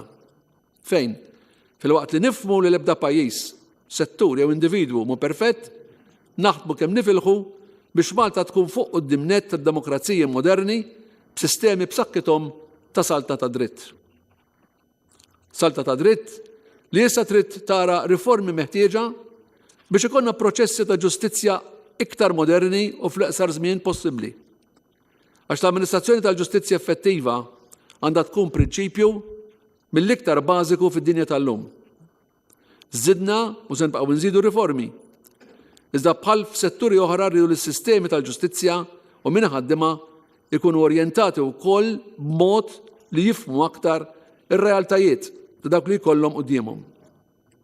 Il-ġustizzja hija għamja imma trid tkun sensibbli u sensittiva għar-realtajiet soċjali li qed jiżviluppaw. Il-governanza hija wkoll element kruċjali għall-iżvilupp ekonomiku ta' pajjiżna. U biex ikunu aktar attraenti għall-investiment li għadu u se jibqa' ġej foqsba tradizzjonali u oħrajn ġodda. Element importanti fl-iżvilupp ekonomiku ta' pajjiżna se jkun l-użu tal-fondi Ewropej. Il-pakkett sostanzjali li nexxinna ninnegozjaw irdu nużawh bl-aħjar mod possibbli ħalli nwettqu bidliet essenzjali. Dan jinkludi kemm il-qalba diġitali kif ukoll id-dekarbonizzazzjoni tal-ekonomija ta' pajjiżna. Għawdex fejn se niggarantixxu li nallokaw mill-inqas 10% tal-fondi Ewropej kollha, se jkun il-post fejn intelqu fost l-aktar proġetti ambjentali ambizzjużi. Tant li nimmiraw li din il-gżira tkun l-ewwel parti tal-pajjiż li se ssir climate neutral. Fl-istess ħin kommessi li tkabbir ekonomiku ta' Għawdex jibqa' jkun aqwa minn dak ta' Malta.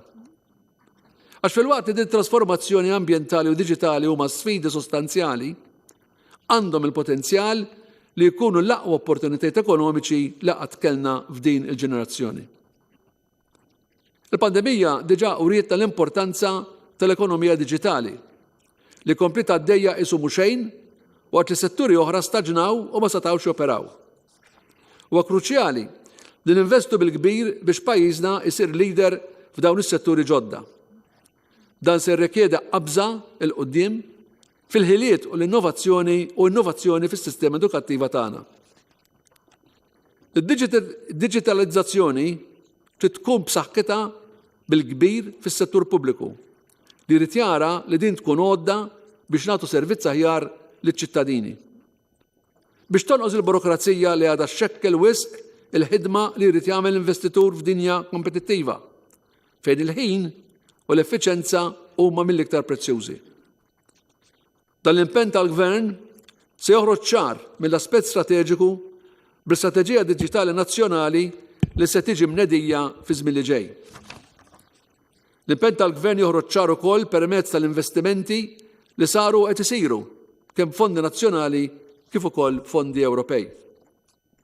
Fil-fatt, bil-fondi tal-Unjoni Ewropea tar-Recovery and Resilience Facility, parti kbira minnhom kienu propju dedikati lill-aspett diġitali.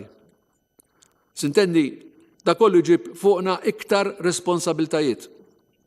Responsabiltajiet li ninvestu iktar f'riżorsi umani, li nsaħħu l-istruttura diġitali u nipproteġu s-sigurtà tal-informazzjoni diġitali tagħna.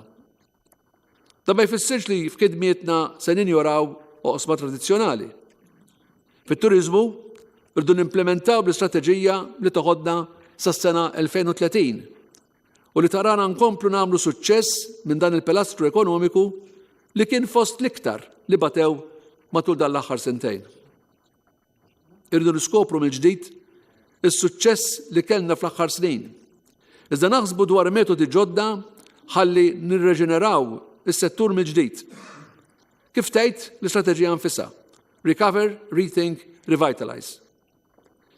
Il-ħidma tal-pajjiż dan is-settur se tkun ibbażata fuq il-prinċipju tal-kwalità, is-sostenibilità, l-esperjenza turistika, l-effiċenza fil-konnettività, l-immaniġġar fl-iżvilupp tal-akkomodazzjoni, l-isfidi marbutin mar-riżorsa umana, l-branding, digitalizzazzjoni u b'mod sinifikanti l-inklużjoni ta' Għawdex bħala destinazzjoni distinta. Dan sostnut ukoll titjib fil-konnettività bejn iż-żewġ gżejjer. Fl-isar żmien irridu nattiraw il-volumi meħtieġa biex l-attività turistika terġa' tinġibed għal livell aċċettabbli f'termini u operat u anki ta' profitabilità. Madankollu, waqt il-kupru se naraw li jinbeda proċess ta' ħsieb bilan li l-kwalità tal-prodott turistiku tagħna tissaħħaħ u s-settur jimraħ lejn orizzonti ġodda għal 10 snin li ġejjin u wara. Il-tema tal-kwalità tal-ħajja saret tema dominanti fid-diskorsi li jsiru fl-isfera politika u anke lil minna.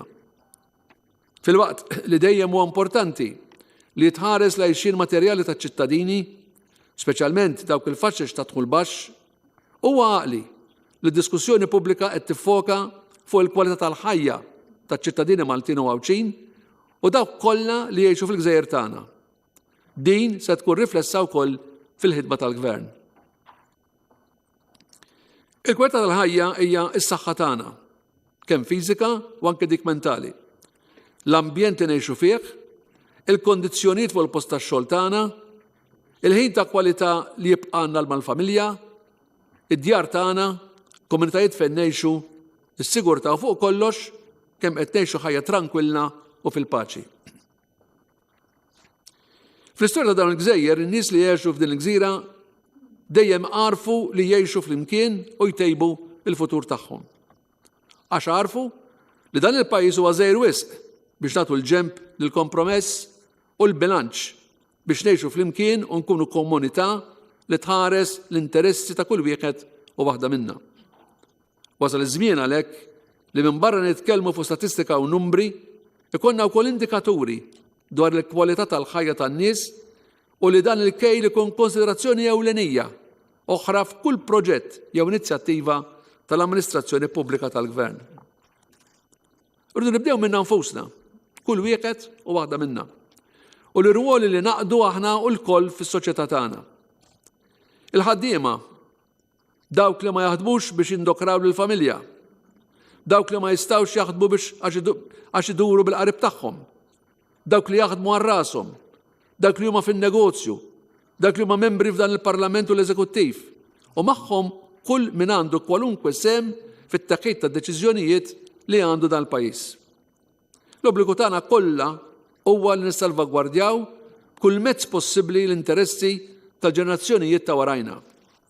Mhux biss ta' dawk li għadhom qatt irdu jitwieldu, iżda ta' dawk iċ-ċkejknin fostna li għadhom jibdew id-dinja u jxirqilhom l-aqwa kura u attenzjoni li trid toffri s-soċjetà tagħna. L-ambjent huwa oġġettiv prinċipali fil-ħidma ta' din l-amministrazzjoni. Wasal iż-żmien li l-enfasi li l-amministrazzjonijiet preċedenti taw lill-infrastruttura tal-pajjiż issa tingħata bl-istess priorità lil proġetti ambjentali li jeħtieġ dan il-pajjiż. Mhux biss inħarsu l-ambjent naturali li għandu pajjiżna, dan huwa obbligu li għandhom dawk kollha f'entitajiet pubbliċi li bid-deċiżjonijiet tagħhom jistgħu jaffettwaw l-istat tal-ambjent naturali Malti.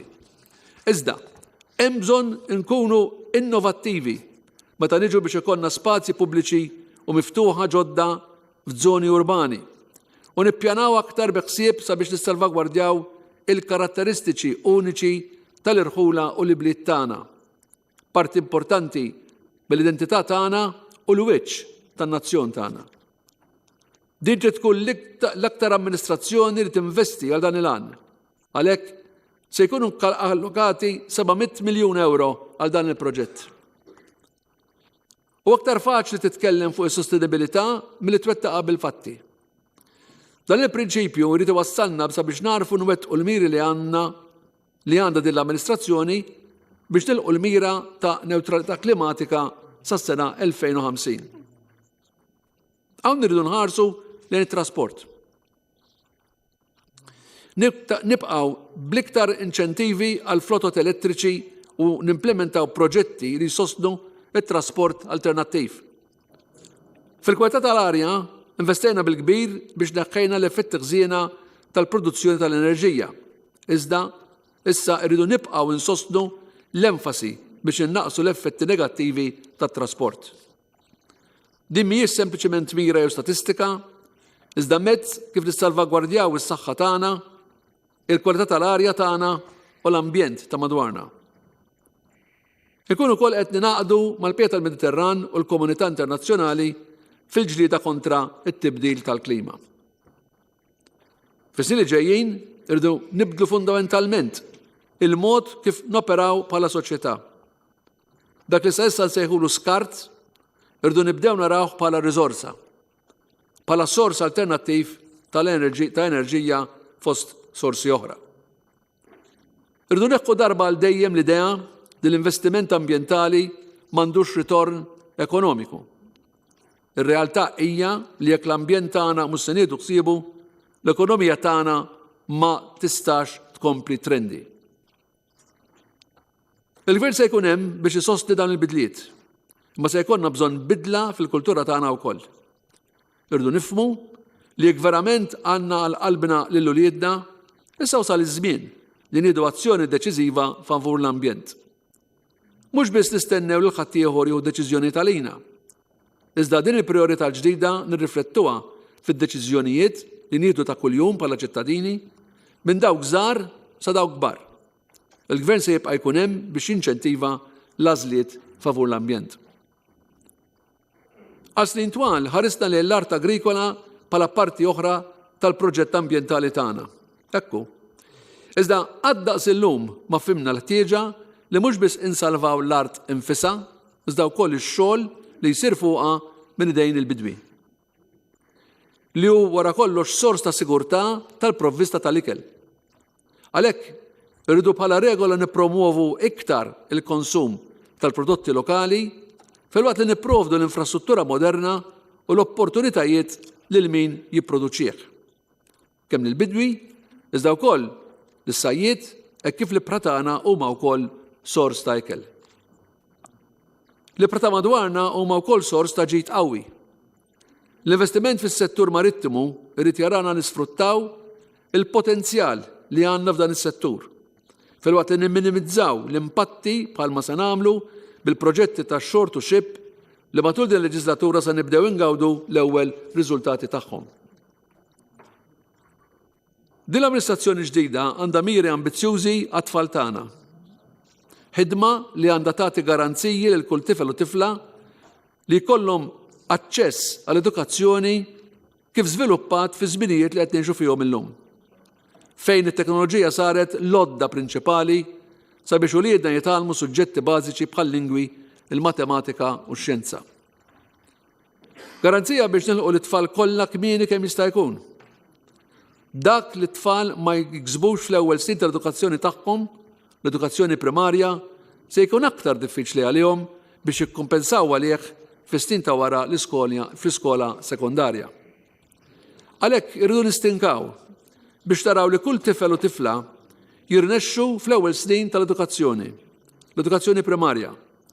U naraw li din verament tkun pedament sod biex it-tfal kollha jgħaddu minnha blodot li għandhom bżonn, sabiex fis-sekondarja ikunu jistgħu jibdew jagħmlu dawk l-għażliet importanti għal kumplament tal-perkors edukattiv tagħhom. Garanzija biex it-tfal kollha u x'inhu dħul tal-familja tagħhom ikollhom aċċess għall attivitajiet ekstrakurrikulari bħall-arti, l-isport u l-kultura li tant jgħinu fl-iżvilupp tat-tfal. Iżommuhom f'saħħithom, ibeduhom il-vizzji u jsaħħu fihom il-valuri li jsawru lil din is-soċjetà. Il-kodba u l-qari huma ingredjenti essenzjali oħra li jagħtu lil pajjiżna ċittadini edukati, informati u ħielsa fil-ħsieb tagħhom. Jgħaddi kemm jgħaddi żmien u jiżdiedu kemm jiżdiedu l-mezzi teknoloġiċi, il-ktieb jibqa' sors ta' validu, rilevanti u utli għaċ-ċittadini tagħna biex ikollna soċjetà li tifhem, tapprezza u taraf li jara ċittadini tad dinja ferm akbar mill-orizzonti ta' madwarna. Biex tifu ċirkostanzi li sawruna, narfu l-iżviluppi li jkunu tiseqqu barra minn xtutna u naħdmu aħna wkoll minkejja ċ-ċokontana fuq l-isfidi li qed jolqtu lil dan il-pajjiż. Għalhekk se ninvestu biex uliedna ikollhom aċċess usa għal dan sa minn xkunithom. Il-kweta tal-ħajja ta' uliedna tiddependi mis-saħħa tal-familji tagħna. Hemm bżonn nagħmlu dak kollu li huwa fil-kontroll tagħna sabiex naċċertaw irwieħna li uliedna qed igawdu lil ġenituri tagħhom kemm hemm bżonn u li ebda paraventu legali ma jintuża biex xi ulied jiġu mċaħda minn xi ġenituri jew ieħor. Hekk ukoll naraw li l-ġenituri, ħafna minnhom jaħdmu, ikollhom kundizzjonijiet tax-xogħol li jippermettulhom jingħaqdu ma' wliedhom f'momenti sinifikanti jew sitwazzjonijiet delikati f'ħajjithom. Nemmnu bisħieħ fis-sem attiv taż-żewġ ġenituri fit-trobbija ta' wliedhom. Irridu naraw li nżidu l-lif tal-paternità minn jumejn għal 10 ijiem. Bekk, fl-aktar momenti ta' ferħ jew fraġli, il-missirijiet jew it-tieni ġenitur ekwivalenti se jkollhom aktar ħin biex igawdu l-wild ġdid tagħhom u jkunu ta' sostenn aktar għall-om u dik it-tarbija f'dan il-perjodu fraġli. Dan il-lif jott ukoll f'każ ta' adozzjoni u rispettivament mill-istat ċivili ta' dik il-familja. Għal darb'oħra qed nagħtu l-kelma tagħna li se nkunu ta' spalla għal familji fl-aktar mumenti ta' bżonn. Se nintroduċu wkoll il-carers leave biex f'każ ta' mart dak li ikun jista' jieħu 5 ijiem leave biex jieħu ħsieb l-tfal jew xi qarib li jgħix taħt l-istess saqaf. Se nkomplu niddiskutu mal-imsieħba soċjali biex niggarantixxu l-aħjar kundizzjonijiet tax-xogħol, inkluż l-introduzzjoni tal-parental leave u dritt għal-right to disconnect. Fuq kollox imma, rridu nħarsu l-tfal u l-adolescenti mill-periklu ta' żminijiet moderni, fosthom is-cyberbullying, u nassiguraw li jkunu jafu kif għandhom jagħmlu użu għaqli tal-medja soċjali u l-mezzi teknoloġiċi varji li għandhom għad-disponibilità tagħhom. Dan il-pajjiż huwa magħruf għall-għaqal, ir-reżiljenza u l-bżulija tal-ħaddiema tiegħu. L-aqwa riżorsa li għandu dan huma l-aqwa riżorsa li għandu pajjiżna. Irridu nsostnu l-kultura ta' tfaddil li dejjem kellna f'pajjiżna bħala mezz ieħor kif insaħħu il-familji tagħna. Kif il-Gvern issa għandu l-pjan li jkompli jsaħħaħ ir-riserva tal-fondi pubbliċi għal sitwazzjonijiet ta' emerġenza b'metodi differenti, hekk ukoll irridu ninkoraġġixxu lill-familji tagħna ifadlu aktar. Familji li jqasmu dħul tagħhom baqal, familji li jaħsbu għal-futur sabiex jassiguraw futur tajjeb kemm jista' jkun għalihom, speċjalment meta jiġu biex jieqfu, jaħdmu u jirtiraw, u wkoll għal uliedhom. L-tfal tagħna irridu narawhom b'saħħithom. U għal din ir-raġuni huwa importanti l-impenn ta' din l-amministrazzjoni li identifikaw sfidi fiżiċi, intellettwali, soċjali u edukattivi kmieni kemm jista' jkun. Da ma joġ biss tfal iżda l-kull faxxa tas-soċjetà tagħna. Li kull wieħed u waħda minna li matul ħajtu jiffaċċa sfidi differenti, speċjalment tas-saħħa mentali. Inkunu nistgħu ngħidu li s-soċjetà twieżen li l-kull min ikollu bżonn meta nkissru darba l dejjem l-istigma marbuta mas-saħħa mentali. Meta l-isfidi ta' saħħa mentali jkunu indirizzati daqs kwalunkwe problema ta' saħħa oħra li fuqha ma naħsbux darbtejn sabiex infittxu l-għajnuna mit-tobba tagħna. Is-sili ġejjin se jkunu kruċjali sabiex pajjiżna jilħaq il-milja tas servizzi speċjalizzati u bxejn fil-qasab tas saħħa mentali. Proġetti li jmorru lil-in minn dak li qatt kellna bħalu sa issa u jilħaq lil dak kollha li jkollhom bżonnu. Ta' skemm tajna attenzjoni u enerġija biex niġġieldu pandemija fl-aħħar sentejn, daqstant ieħor irdu nagħtu biex niġġieldu din ir-realtà tas-soċjetà tagħna llum. Fl-aħħar snin ilħaqna investiment rekord fl-oqsma soċjali. Il-pajjiż investa ammont rekord fil-waqt li naqqas id-dipendenza soċjali. Il-Gvern irid jibqa' jsostni l-programm soċjali tiegħu u fejn meħtieġ jaġġornah. Iċ-ċifri dwar id-deprivazzjoni materjali u soċjali juru li dawn baqgħu stabbli f'livelli baxxi minkejja l-pandemija u l-effetti tagħha. Dan wara tul is-snin kien hemm tnaqqis sostanzjali fl-ammont ta' nies f'dawn is-sitwazzjonijiet. Iżda l-Gvern jibqa' impenjat li jwieżel lil kulħadd u lill-iktar sezzjonijiet vulnerabbli fostha. Irridu nibqgħu nsaħħu l-pensjonijiet magħhom ukoll servizzi għall-anzjani tagħna. Fejn naħdmu politika li tinċentiva l-anzjani jibqgħu jgħixu fil-komunità. Akkomodazzjoni soċjali u affordabbli hija wkoll element qawwi tal-programm soċjali ta' dan il-pajjiż. Għalhekk irridu nlestu l-akbar proġett ta' bini ta' akkomodazzjoni soċjali li ammonta għal 1700 unit ġdid. Dan fil-waqt li nsostnu skemi li diġà jeżistu, nestenduhom u naħsbu f'inizjattivi ġodda. Inisu l-investimenti li nagħmlu fis-settur kulturali bħala wieħed kruċjali mhux biss għal dawk li jaħdmu fis-settur, li l-kreattività tagħhom hi kruċjali għal pajjiżna, iżda wkoll għall-identità u l-ħajja soċjali u kulturali tagħna. Irridu li l-kultura f'pajjiżna wkoll tirkupra malajr u tilħaq ċaċa tona minn dak li lħaqna qabel. Il-mira tal-Gvern iċara li aktar persuni u aktar komunitajiet ikunu esposti għal kultura tal-aqwa livell. Il-kultura il-post tax-xogħol ta' eluf dejjem jikbru ta' persuni li jaħdmu fil-qasam tal-ekonomija relattiva. Il-Gvern se jkun qiegħed jinvesti fihom b'allokazzjoni ta' aktar fondi, inkluż b'inċentivi fiskali. Se nkomplu nsaħħu l-kwalità tal-ekosistema kulturali ta' pajjiżna. Sallestu għalhekk il-Malta International Contemporary Art Space fil-Florjana li se jkun pjattaforma ewlenija għalfejn tidħol l-arti viżwali imma mhux biss f'Malta. Ukoll la darba hemm qbil ġenerali li t-teatru irjali għandu jsaqqaf u jkollu funzjoni li taqdi aħjar l-bżonnijiet tal-artisti u l-kreattivi kontemporanji, se naraw li jsiru preparamenti neċessarji sabiex dan il-post jingħata skop bħala ċentru kulturali prominenti fil-Belt Valletta matul is-sena kollha. L-identità tagħna tissaħħaħ ukoll bil-inħarsu tradizzjonijiet kulturali ewlenin u l-patrimonju tagħna.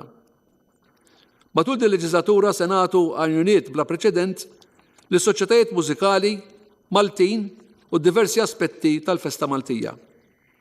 Se jitlestew ukoll proġetti tal-Palazz tal-Gran Mastru u l-Arkivi Notarili fostat ta' proġetti oħra. U tajjeb ħafna li nqisu l-isport bħala parti essenzjali minn ħajja b'saħħitha.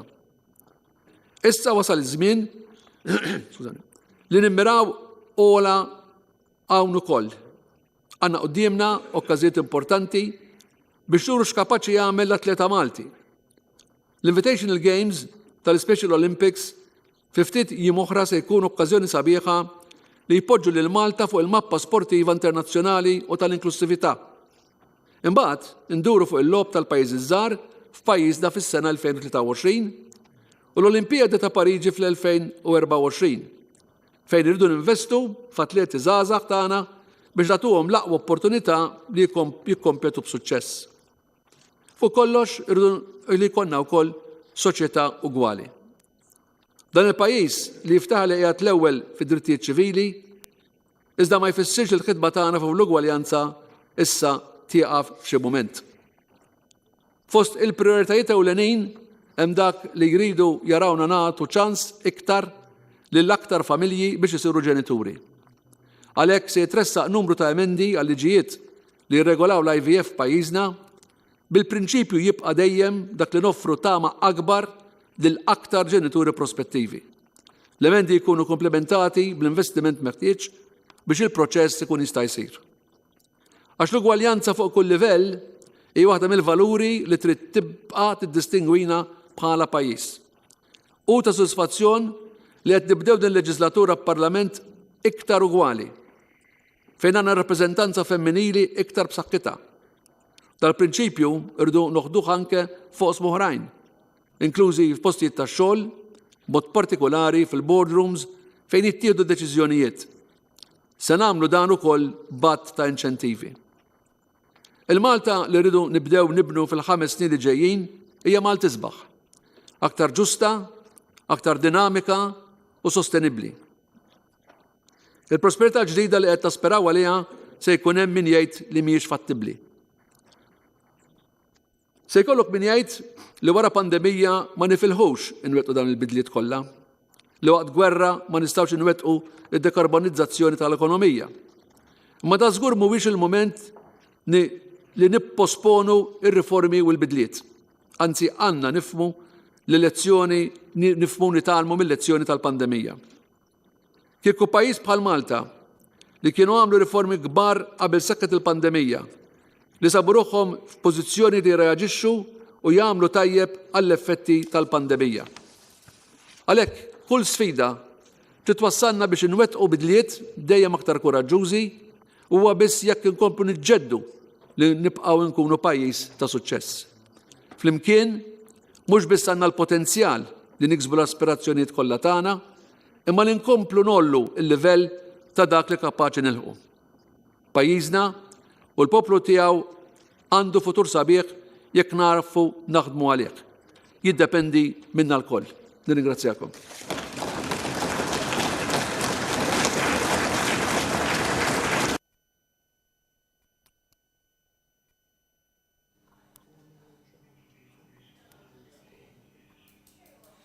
Nilqakom lura magħna dak kien il-President George Vella fid-diskors tiegħu ta' madwar nofsija fejn indirizza l-membri parlamentari li għadhom kif ħadu l-ġurament illum fil-ftuħ tal-14 il-leġislatura ta' dan il-Parlament. Indur fuqkom il-mistiedna l-aħħar darba llum f'dan il-programm li llum it-8 ta' filgħodu jixandar l-ewwel nett ir-reazzjonijiet tagħkom għad-diskors tal-President. Perit, nibda minnek. Jiena naħseb li Diskors illi impenjattiv fis-sens illi se jimpenja kemm il-Parlament u iktar lill-Gvern.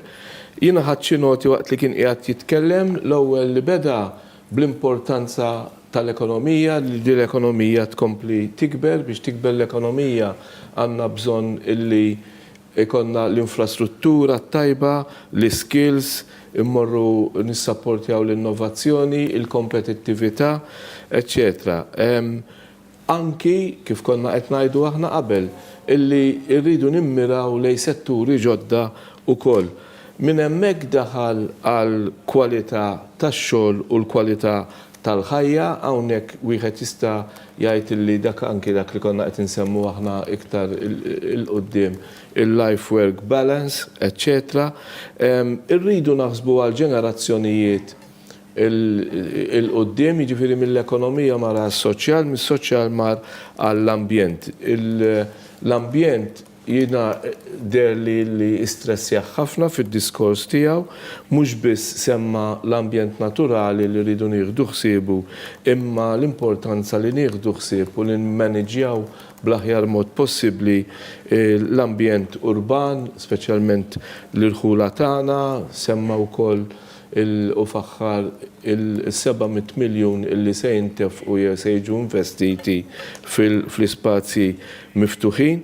Minn hemmhekk imbagħad dar għal l-isfidi globali ngħidilhom jemmu sfidi interni lokali biss nazzjonali bħal il-climate change, il-climate neutrality, kif irridu mmorru affarijiet li konna diġà qed insemmu ħafna minnhom, kif neliminaw l-air pollution, kif se nsaħħu l-electric mobility.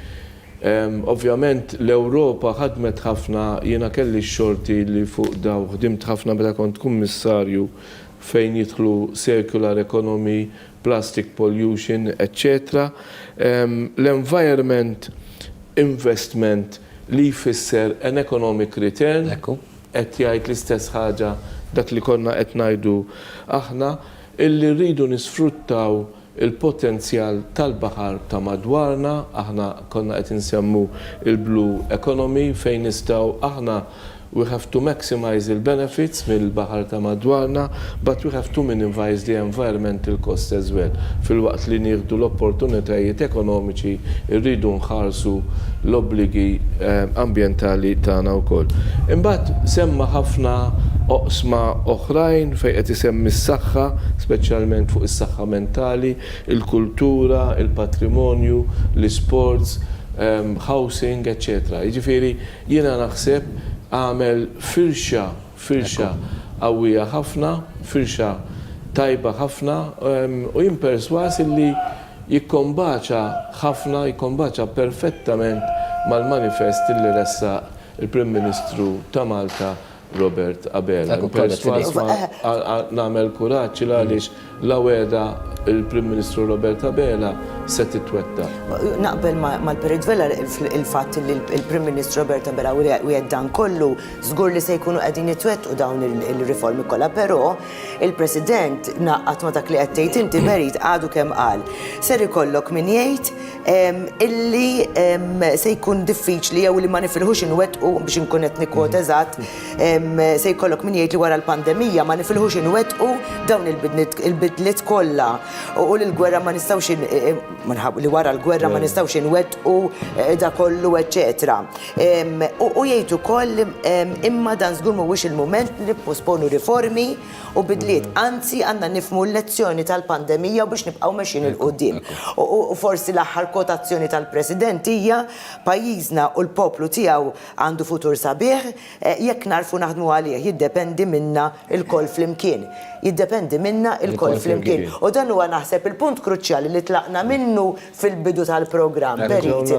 U naħseb li ta' min li nagħlqu bih fil-waqt li l-Perit semma dak kollu li elenka l-President. U messaġġ naħseb jiena l-politiċi wkoll il-koll flimkien għaliex ma nistgħux anke rajna llum l-oppożizzjoni li tiddistakka ruħha il-koll flimkien naħseb hija messaġġ li għandha jkun hemm ħidma li tmur jitfid bejn żewġ partiti. Għandna destinazzjoni rridu naslu fiha biex naslu f'dik id-destinazzjoni ikun iktar faċli jekk kulħadd jaqdef fl-istess direzzjoni. Ma jistax ikun min jaqdef il-qoddim lejn id-direzzjoni u min jipprova jaqdef blura. U f'kuntest sħiħ ġifiri Perit semma wkoll is-saħħa mentali tal-poplu kollu mhux ta' ċertu faxxa biss ta' soċjetà, semma l-ugwaljanza fil-sferi kollha, ġifiri mill-boardroom sa kull pożizzjoni oħra, semma drittijiet ċivili, semma it-tfal, il-garanzija ta' tfal, ġifiri da kollu huwa l-programm ta' gvern illi jrid jitwettaq fil-5 snin li ġejnu kif kont qed tgħid inti iktar qabel il-kuntratt jew kif għedna ġifiri jinsemmejt il-kuntratt ma' poplu, inti semmejt id-dejn mal-poplu. Dan huwa dak li b'umiltà il-Prim Ministru semma li għandu jiġi mwettaq fil-5 snin li ġejjin. Ġifieri id-diskors tal-President għandu valur importanti mhux biss fil-mument storiku li qegħdin ngħixu illum bil-ftuħ tal-14 leġislatura, imma b'kuntest globali biex ngħidu hekk overall għall-poplu Malti Wawċi kollu. Il-koll flimkien u naħseb dak huwa l-puntur kruċjali ta' kollox. Jiena nirringrazzjakom tal-li llum għażiltu tqattaw ġurnata bażikament minn 8 ta' filgħodu. Jekk tippermettili Samuel, da kollu qed ngħidu f'kuntest għaliex semmejna soċjal, semmejna tfal, semmejna t-twelid ta' tfal, f'kuntest tal-jum l-om li għandu li jiġi mfakkar. Għada u nawguraw l-om kollha. U insostnu forsi wkoll il-punt għal dawk illi b'xi mod ieħor l-istint matern tagħhom iridu li jkollhom it-tfal imma li dal-gvern fil-programm elettorali tiegħu, ġifieri fil-mandat elettorali li għandu għal dal-5 snin, mhux biss f'daw il-mitjum imma kontinwa 5 snin, se jkun qed jagħti l-opportunità ikbar lil dawn in-nies biex isiru ġenituri. Nirringrazzakom il-ġdid tal-li naqgħu magħna għal dan il-programm, aħna ma fadlilna xejn nżidu ħlief li nirringrazzawkom tal-illum naqgħu magħna u segwejtu dan il-programm. Jiena Samuel Lukas għal One News, nirringrazzakom il-ġdid tal-li segwejtuna l wara nofsinhar it-tajjeb. Nsemmilkom.